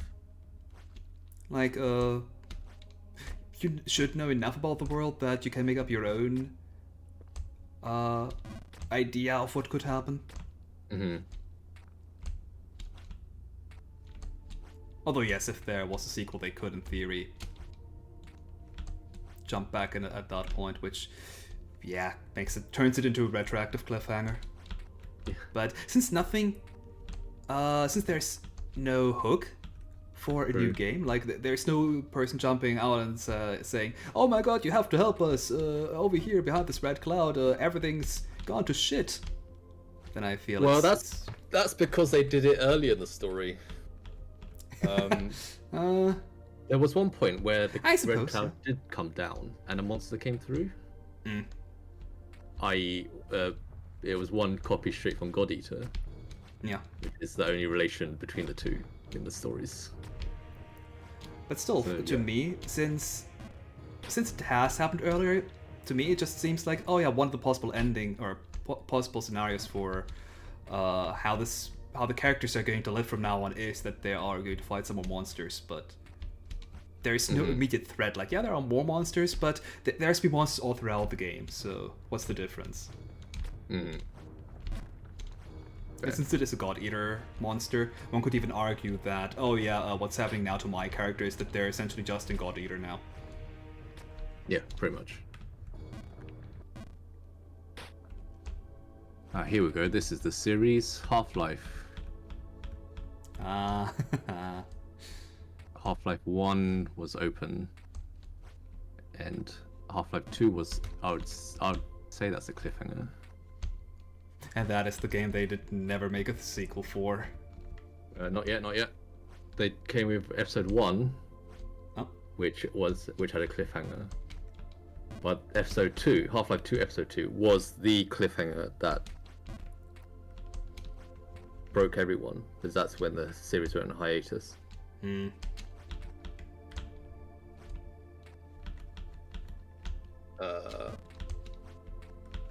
Have you played episode 2? I have not played a single Half-Life. Do you mind if I hint towards what the ending was?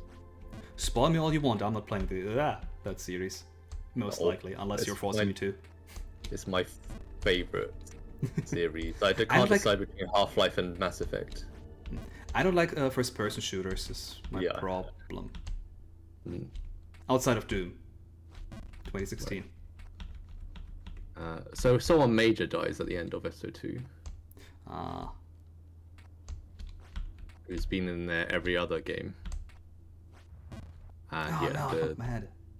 the series disappeared for what? 15 years? Episode 2. Wow. Half-Life 2 episode 2 came. So Half-Life 2 episode 2 was the game that introduced me to Steam Oh. back when I was at university. Funny enough, the game that introduced me to Steam was Sonic Generations. Yeah, my parents gifted me that game for either birthday or Christmas. I don't know. It was one of the two though. Mhm. And in order to play that game, you needed to download Steam. Oh, interesting.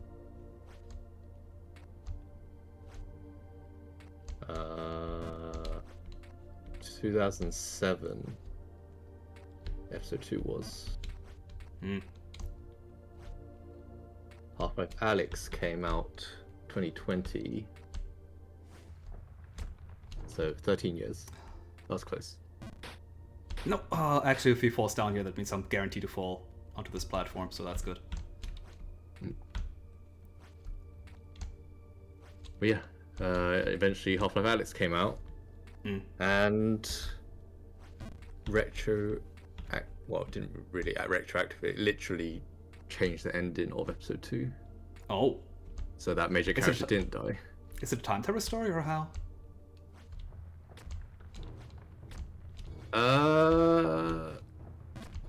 I guess it could. It does count as time travel. It's time travel forward. Because How do Alex is they- a prequel. Oh. But then that death should have never happened to begin with. No. Hmm. Okay, if I just give a bit more detail.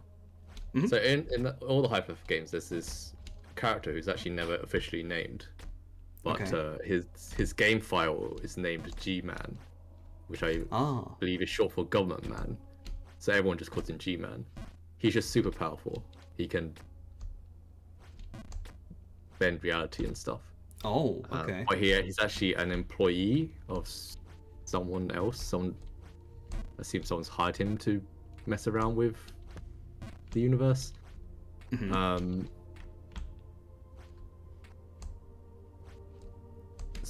So at the end of Half-Life Alyx, you rescue him, and he, as a reward, he gives you a choice to,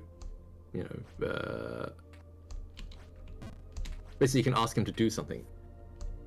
And Alex, who is the name of the main character in that game, wants the invading force of aliens off the planet. And G-Man says, I can't do that. My employers want the alien force to stay on the planet. So he suggests... So instead, he suggests something that Alex might want that she doesn't know she wants, i.e. it's her dad that dies in the future. Oh. So no. he basically sends her forward in time, and she kills the thing that originally killed her dad. Ah. So that dad actually survives that attack. If I miss this jump here, it's gonna be a long fall. Hmm. To be fair, that can be said Cool. about a lot of jumps now. I think I just want to skip that small platform and immediately jump to that one, yes. What even is that thing? I don't know. I think it's the center part of a chandelier again or something? Like there's a wireframe around Yes. it? Yeah, okay, yeah. But that's a weird looking chandelier. Yeah. I mean, that part I'm not denying.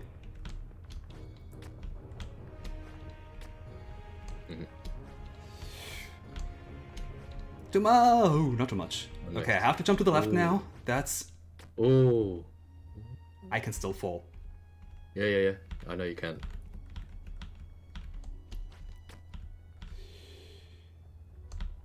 Bump to the right. Well done, nice. Made it! And we didn't even Yeah. sleep for 4 hours yet! Oh wow, the music. What is this music? Couldn't tell you, can't hear it.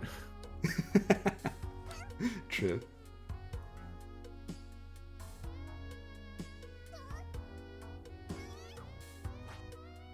Yeah, I have a bit of issue with this ending.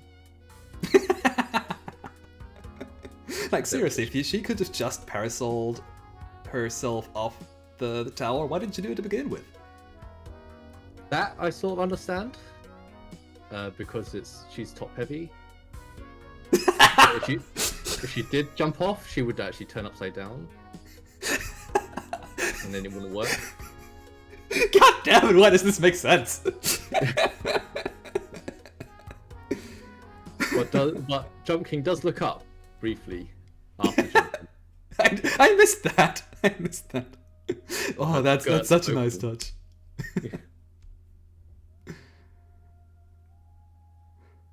But yeah, congrats. Now you never have to play this game ever again. You're not the boss of me. I'm immediately. I just wanted to go to the menu and like quit out of this and go to New Play Plus immediately. I thought of it. Wait, this is different. Is there a different end screen? Oh, because you got the shoes this time, right? Oh yeah, the shoes are on here. Yeah. Nice. I kind of prefer the other one.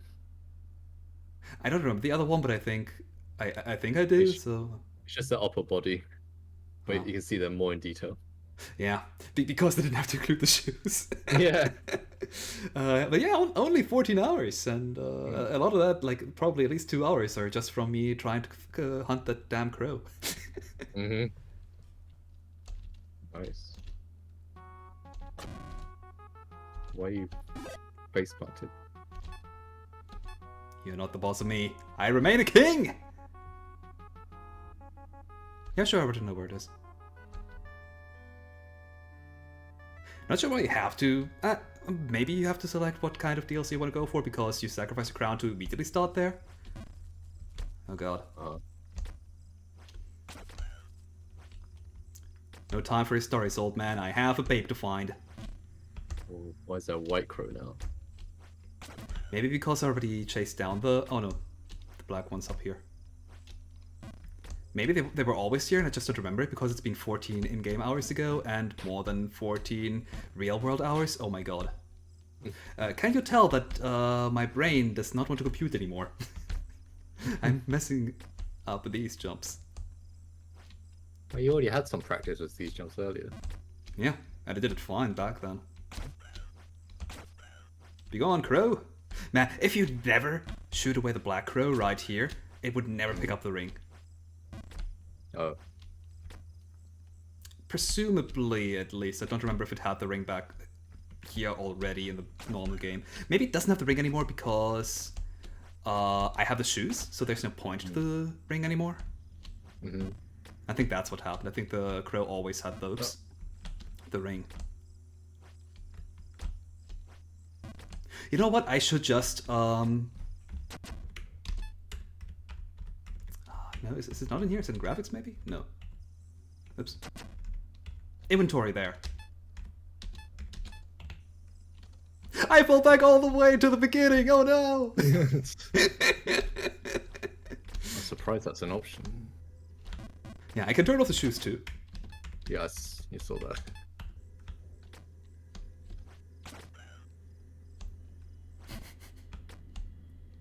Although I guess it technically doesn't work because of all these white birds here. Mm. That joke.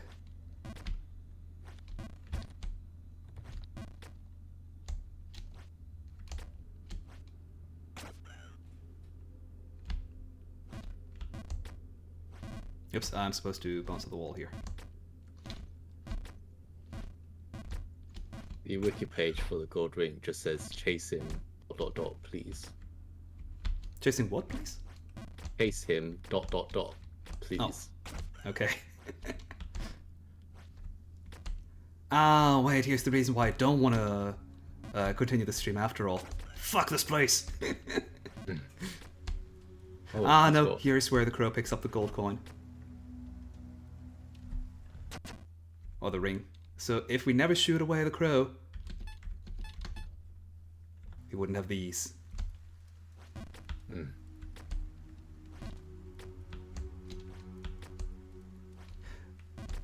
Though that begs the question, is there an ending screen for New Babe Plus that references your shoes?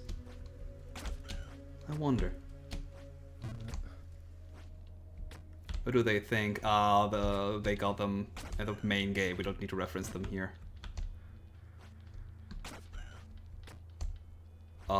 It's been 3 minutes, and I made it back to Bargenberg. Congrats. This is the power of knowing the jumps. Screw you too, game! Yeah.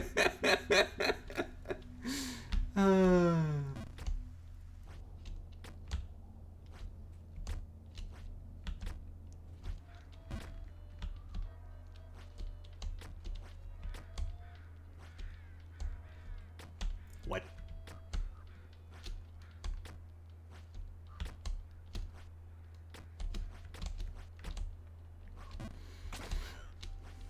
Maybe Yeah, that's the we've almost made default it. screen.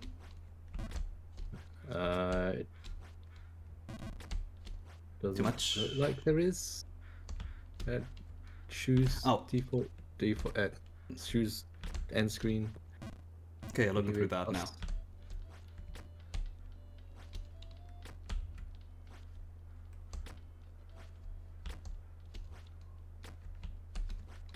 Yeah, it makes sense though that might be too many variations.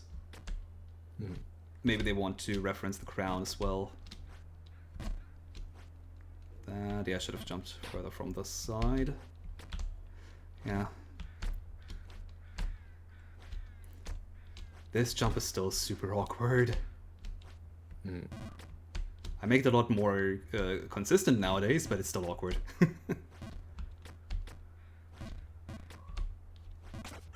Oh, wow, they're really highlighting this place now. Well, no, I don't need to pretend. Whee! Yeah. And I'm assuming to get to New Bay Plus, you have to get to a new area within this one. I doubt that they hit it out and, like, say, oh, you're alive. The tower of the first game. Up there, you're talking about my crown?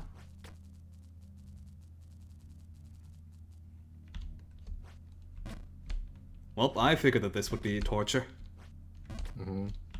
Especially if I can't stay on a platform that I technically have no right falling down off.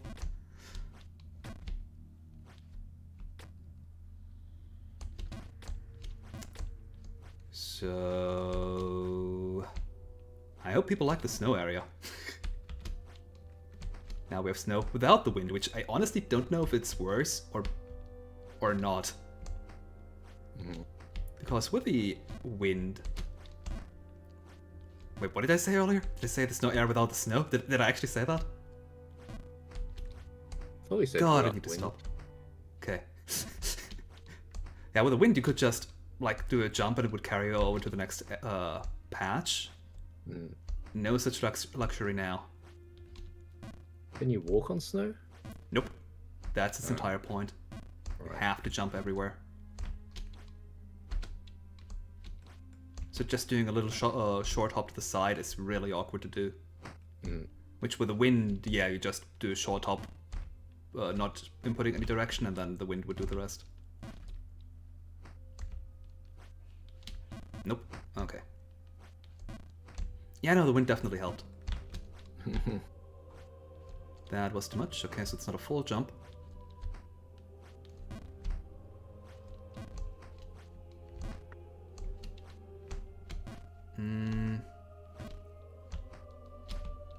I said it's not a full jump, so why did I do a full jump? But man, can you believe that all of this just happened because somebody made a fan game of Jump King featuring Callie? Otherwise, I Oh, would have that never. you're- Yeah, my own journey. I mean, otherwise I Right, would have that's never thinking- done this here. Because otherwise, like, otherwise I always thought, oh no, Jump King is not my cup of tea. I would never want to play this, and then I played that fan game, and I couldn't stop playing it. Like every time I had a bit of free time, I didn't know what to do. I guess I'll try to get a little bit further in Grim Leaper.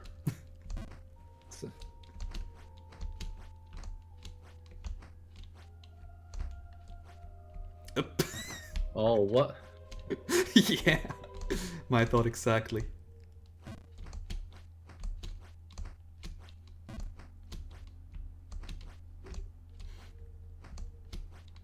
Yeah, a little bit higher. Oop.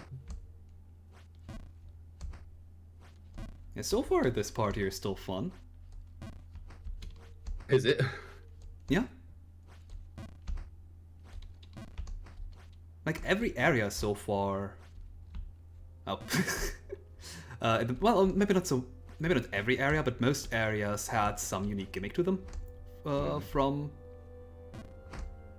Okay, maybe not that many, but at least the later ones had a lot of new gimmicks to them. Whereas in the start it was mostly just, okay, here are you have long platforms, so you can get used to the mechanics. Now the platforms are a little bit less long, so you have to be a bit more precise. But by the end of it, they added a lot of new gimmicks, one for each area.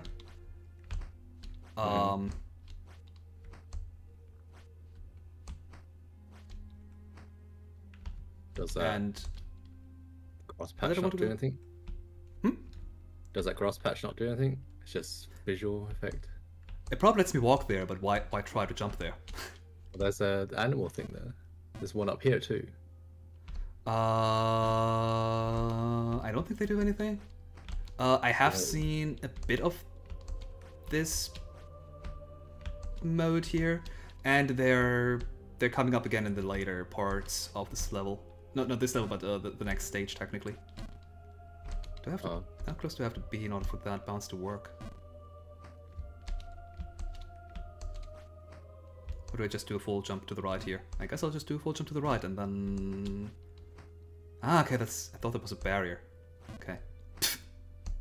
Well. Okay, I have to do a jump to the right here. But yeah, I think what I wanted to say is, like, as long as they keep introducing new gimmicks for this here, Mm-hmm. it's gotta be fun, but as soon as I fall back, like, back down here, which is definitely possible to happen, that might be the point where I say, okay, I've had enough. Mm-hmm. Maybe, who knows.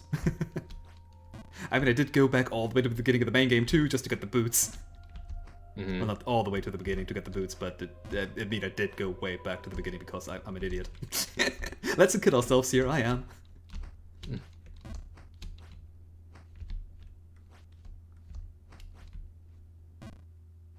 To answer Well, your you question, did yeah, go I think that's nothing. Well, you did. You went straight through it. You didn't land on it.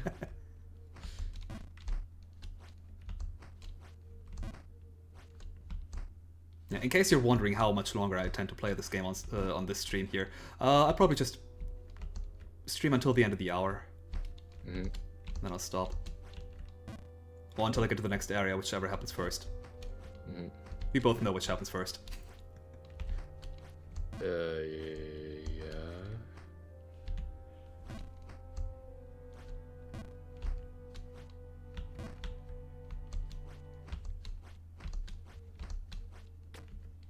That's nothing. Okay.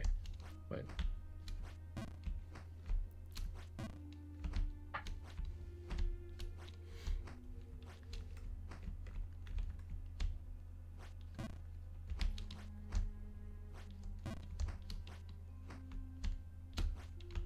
Nice. Let's see. Oh, wow! There's a wall up there. Rude. Okay, full jump to the left. I'm not going chasing down white crows this time. I don't even know if they do anything. Mhm.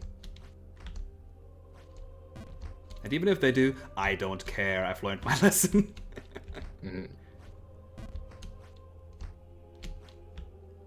Oh. Yeah, the crow really is a gimmick of, oh, you've beaten the game, now go and chase down that crow. Not something to do on the first playthrough.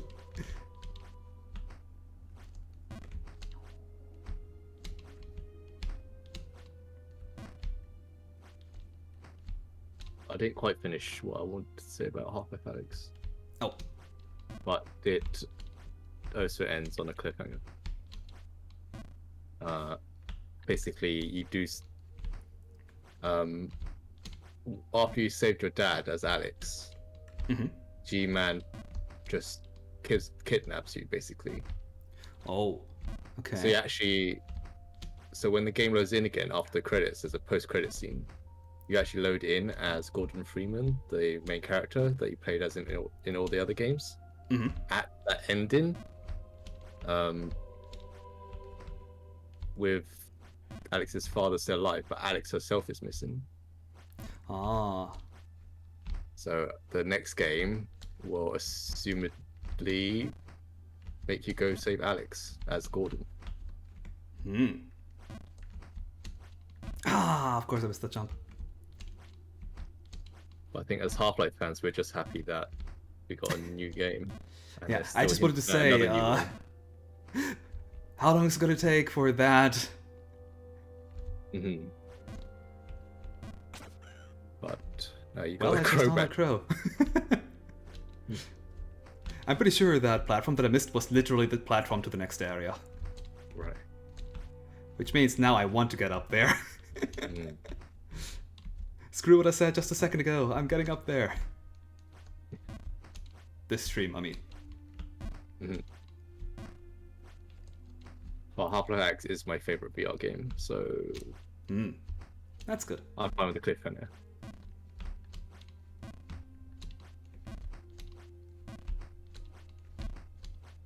There we go. Yeah, cliffhangers are fine if the game actually delivers and gives you a new game, but there's just always the chance that that exact thing will not happen. Mega Man And in Legends. What Legends? Mega Man Legends Oh no. 2 ended on a cliffhanger, and we didn't get 3. Wasn't Legends 3 in development when Inafune left, and that's why the game got cancelled? Yeah, I think. No, Ah. I think he tried to do a Kickstarter, and based around Legends, and didn't reach the target. No, Inafune? That was his other series that he wanted to kickstart, while Mighty Number 9 was still in development. It was based on Mega Man Legends. Yeah, as it far as I remember. yeah, just like Mighty Number 9 was based off of the original Mega Man, I think it was Red Ash was based off of Mega Man Legends. Yeah.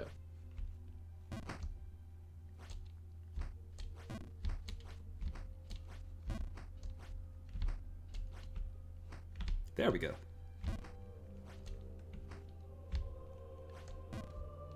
Wouldn't it be funny if the winged boots let you walk on snow? That's too OP. Oh yeah. The entire area's gimmick is now moot. Yeah. Okay, that's nice. If I bump my head while I'm at the far edge of... Okay, maybe not. But I was thinking for a second, if I bump my head on that platform, I'd just bounce back to another platform, but then I realized I was at the far edge and hit the far edge, so probably not. I have one more minute to try and make it up to the top. Or I just completely ignore what I said earlier, but I am getting hungry, so I should stop soon.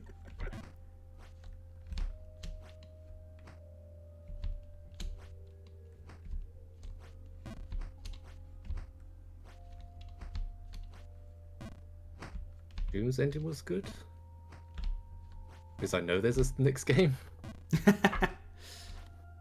Oh, not as far as I meant to jump. No, I'm not going for the crow. Fuck that.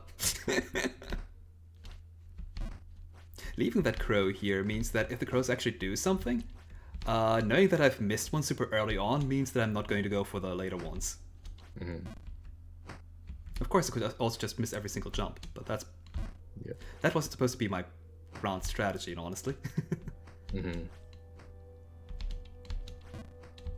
Ooh, can I?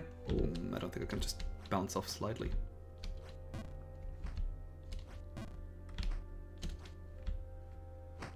The Walking Dead's ending was really good. The Telltale Walking Dead. I never finished the first one, actually. I finished the first one, really liked it. Started the 400 Days mini-series, and I got scared and stopped. Oh dear.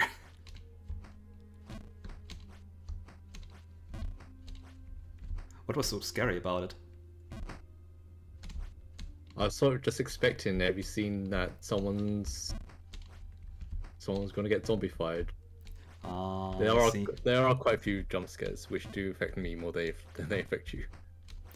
Okay.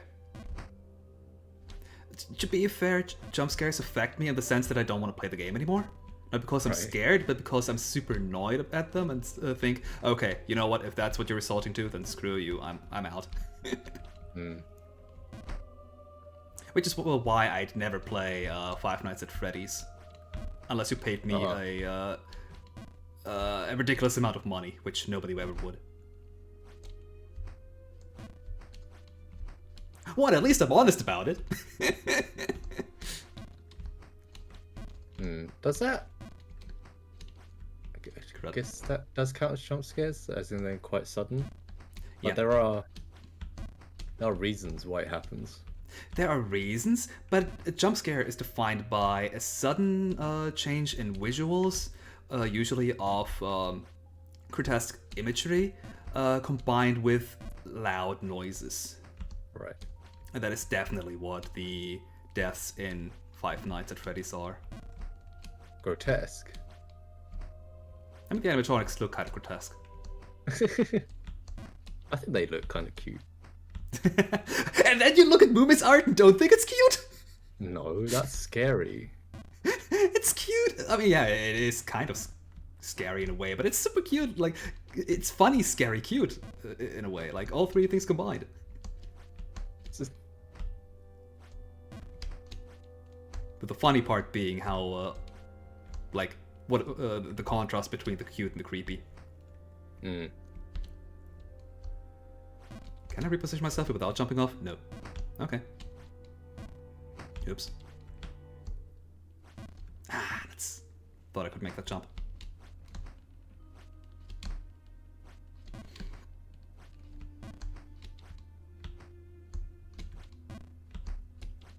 Ooh, Amnesia: The Dark Descent.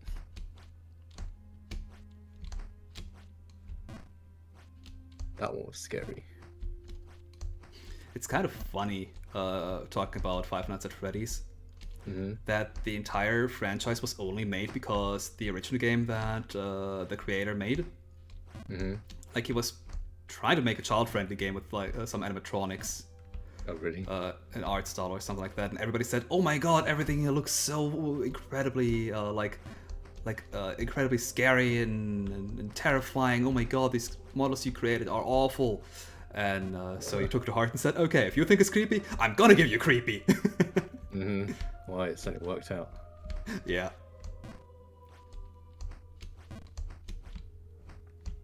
But that's how most video game success, or in general success stories work. Mm. People just keep on trying until they find something that sticks. Yeah. I do enjoy only watching people play Five Nights at Freddy's if they know the rules. I do get quite annoyed when they just hang up on the phone guy who explains the rules ish, and they're like, "I don't know what to do." Yeah, that annoys me too if someone intentionally skips the tutorial and then says, "Oh my god, this game didn't explain anything." Yeah. Like, no shit. Mm. Some games actually have good tutorials and don't keep spamming pop-ups in your face to explain every single detail. Mm. It's a very That's the good biggest gripe I have. in-universe way. Yeah. In-universe is always the best kind of way to explain tutorials. Mm-hmm. Unless it's too in-universe and you don't understand anything that's going on, but Yeah. like, you should still somehow explain the buttons and stuff. Mm. But yeah, that's one of my biggest gripes with the JRPG genre, that they seem to think, oh, we're a reading heavy game anyway, so let's just have all of our tutorials be huge windows of text. Yeah. And usually front-loaded too, so stuff that's explained in these tutorials won't come up for a long time, Oh no. or isn't actually important for a long time. Like, they explain super intricate battle mechanics that right now all you need to do is spam the attack button and you win. That kind of stuff. Mm-hmm. Yeah.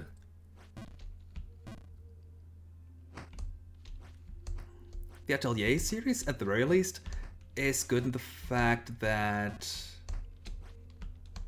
they don't front-load things, Mm-hmm. but they still explain things by just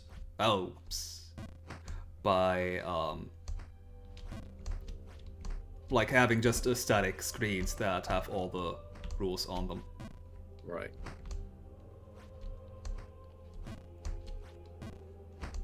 At least they provide screenshots, I guess.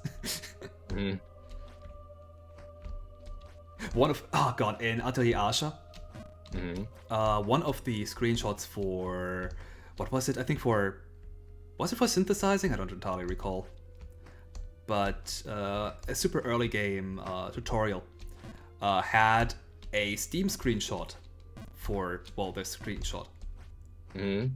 Presumably, it was like a new screenshot for the Steam re-release, Right. I assume, because how can I tell that it was a Steam screenshot? You could literally see the little black box that pops up whenever a Steam notification is there. Uh-huh. Yeah, that little pop-up was there, and you could clearly see that what was in there was a screenshot of that very screenshot. I don't know how they managed to make a like normally Steam doesn't even let you screenshot that little thing, so I don't know how they captured it. Maybe with another tool, but why did they do both then? Oops, not a full jump. Maybe they accidentally pressed F12 and screenshot buttons at the same time. They're right Maybe? next to each other. I guess. But yeah, the fact that it even that it lived through QA though. Yeah. That nobody said, okay, let's be real here. QA testers usually do find that kind of shit. But the problem is it actually high enough priority to be fixed before it ships out? Maybe they had one guy going through the entire game to get all the screenshots. And by the time QA noticed, he's already like 2 years later in the game. So I don't want to restart my game to go back to that bit just for that screenshot. I mean, usually if you work on video game debugging, you have some debugging tools so that exact thing won't happen. Like you could just insert yourself with any kind of equipment and characters and levels. Yeah.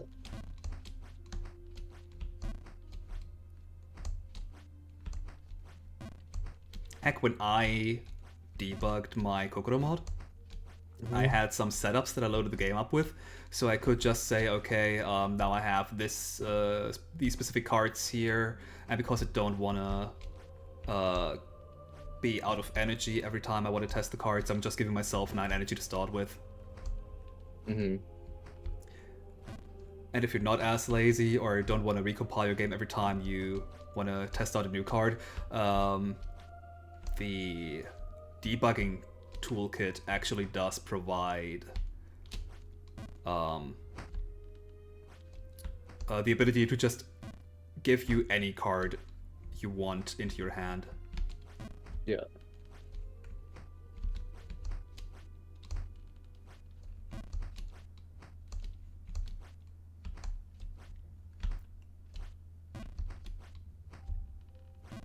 The problem is when you don't have any debugging kits, in which case, please code some debugging kits.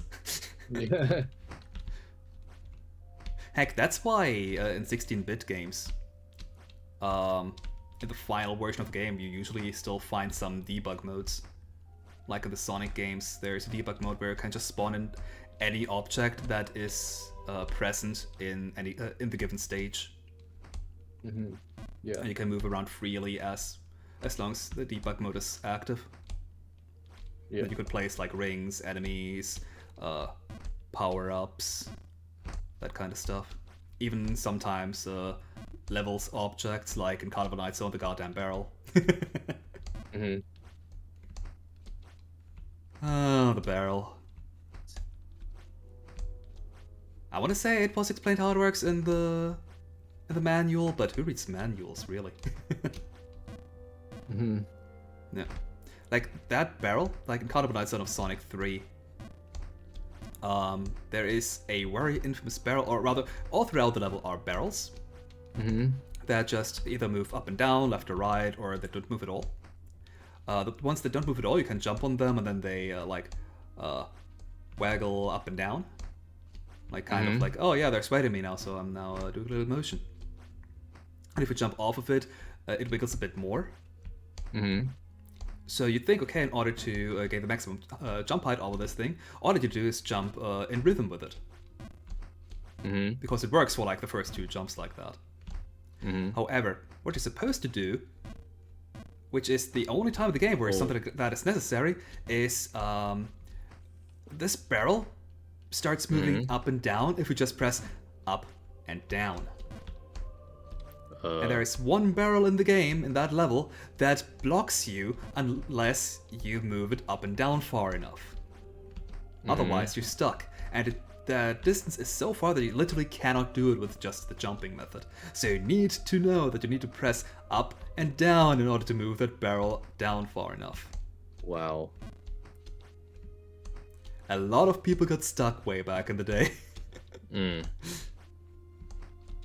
I want to say me included, but man, it's been too long and I've played that game too many times to remember. Mm. Heck, I was so young playing Sonic 3 that back when I played that game, I'm pretty sure I wasn't even able to read. Just to give a Wow. Okay. frame. Like, Sonic's slightly older than I am. Mm-hmm.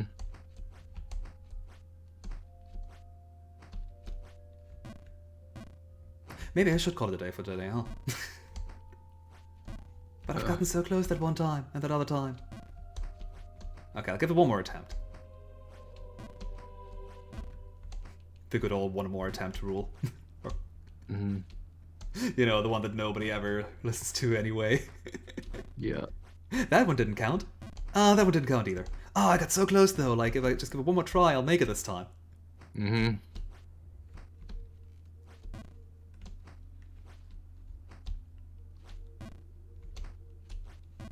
I think I mentioned before the one more turn for Civ. I used to have it all every now and again. So Civ 5 was the only video game for a long time where I actually fell asleep playing it. Yes, I chased down that crow because that was the only way I could make that jump. I'm sorry. But eventually I did fall asleep playing Satisfactory, and I ran straight off a suspended platform and fell to my death. Ah, it's a slippery! What? Speaking of which. Oh no! Why is it slippery? I made it, but it was slippery.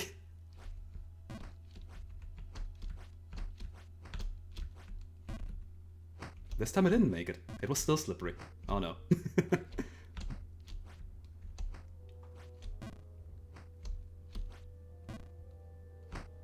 So about that one more try, huh? This is one big, massive try. Yeah, I still haven't fallen down yet. It's still the same try. We've only done many tries so far.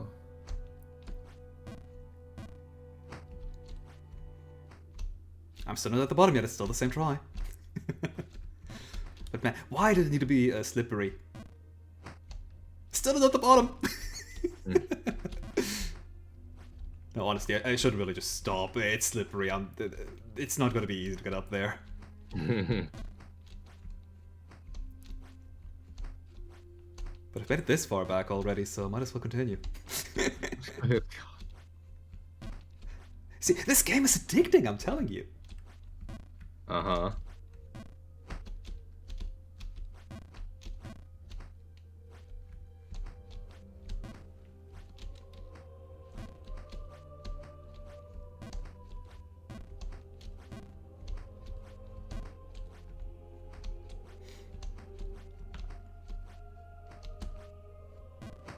Yeah, no, I'm not sure what that jump was supposed to be. Or that one. Yeah, that. In Slay the Spire, I sometimes have days where I just don't stop playing because, okay, that run didn't count, it was way too short. Usually when I try to tackle the high ascensions. Yeah, that's my problem with Gunfire Reborn. Yeah. But to be fair, I've had these problems a lot more with Binding of Isaac. Mm-hmm. Because in Slay the Spire, if I make it to Act 2, unless I'm doing like Ascension 15 and up, if I make it to Act 2, I usually make it all the way to the end. Oh no. What? Okay, let's go to the stream. Okay. Yeah. But yeah, let's cut this story short. Slay the Spire is good. Played. Right. That actually is a roguelike I've got my eye on, Oh? but it's in VR. Uh-huh. It's a dungeon crawler, kind of like Gunfire Reborn actually, except it is with swords and knives instead of guns. Okay. But yeah, I saw Wolf play it, and it looked pretty good. Is there also a non-VR version for it? No, I don't think so. Ancient Dungeon. Nope. That's why did you choose the second option in that search result? Ancient Dungeon. Requires a virtual reality headset. Ah. That's unfortunate. Yeah. Yeah, I still don't have a VR headset because I'm just not interested in that technology. I don't know. It's so good. If the index price comes down, I'll be willing to buy it. Hmm. But I'm sort of waiting for a wireless version. Yeah. 'Cause Personally, Index like, does have a massive cable. my preferred art styles are anime and 16-bit, so one of them could in theory be done in VR, the other one... Yeah... I don't like Minecraft art style for starters, so don't even come at me with that. I think it's called Voxel? I hate that art style, I think it's so ugly! Yeah, don't try Ancient Dungeon then, it's voxel. Okay. Like, I can still play those games, not like that, but the game needs to be a lot better in order for me to even bother giving it a try. The visuals are super important, like, the first impression in general of a game makes so much of an importance now that there are billions of games out there waiting for you to be played. Yeah, well, the problem with VR is that we're not great with number of options. Yeah. With VR specifically, but that's, like, I consider VR just a gimmick rather than a game-defining feature. And that's probably also why I haven't bought a VR headset yet, because I don't value it high enough. But anyway, I have yet to end the stream, so... Thanks everybody for watching, and next time I will probably not play Jump King. I need something different. I still have to play Blaster Master Zero 2. I want to just have a short break until I play that game. And it's been how many months now? So that might be the next thing. Or Slay the Spire, or something else entirely different. Who knows with me. Whatever I feel like in the when it comes up during that day. So yeah, thanks for watching and see you next time. Bye.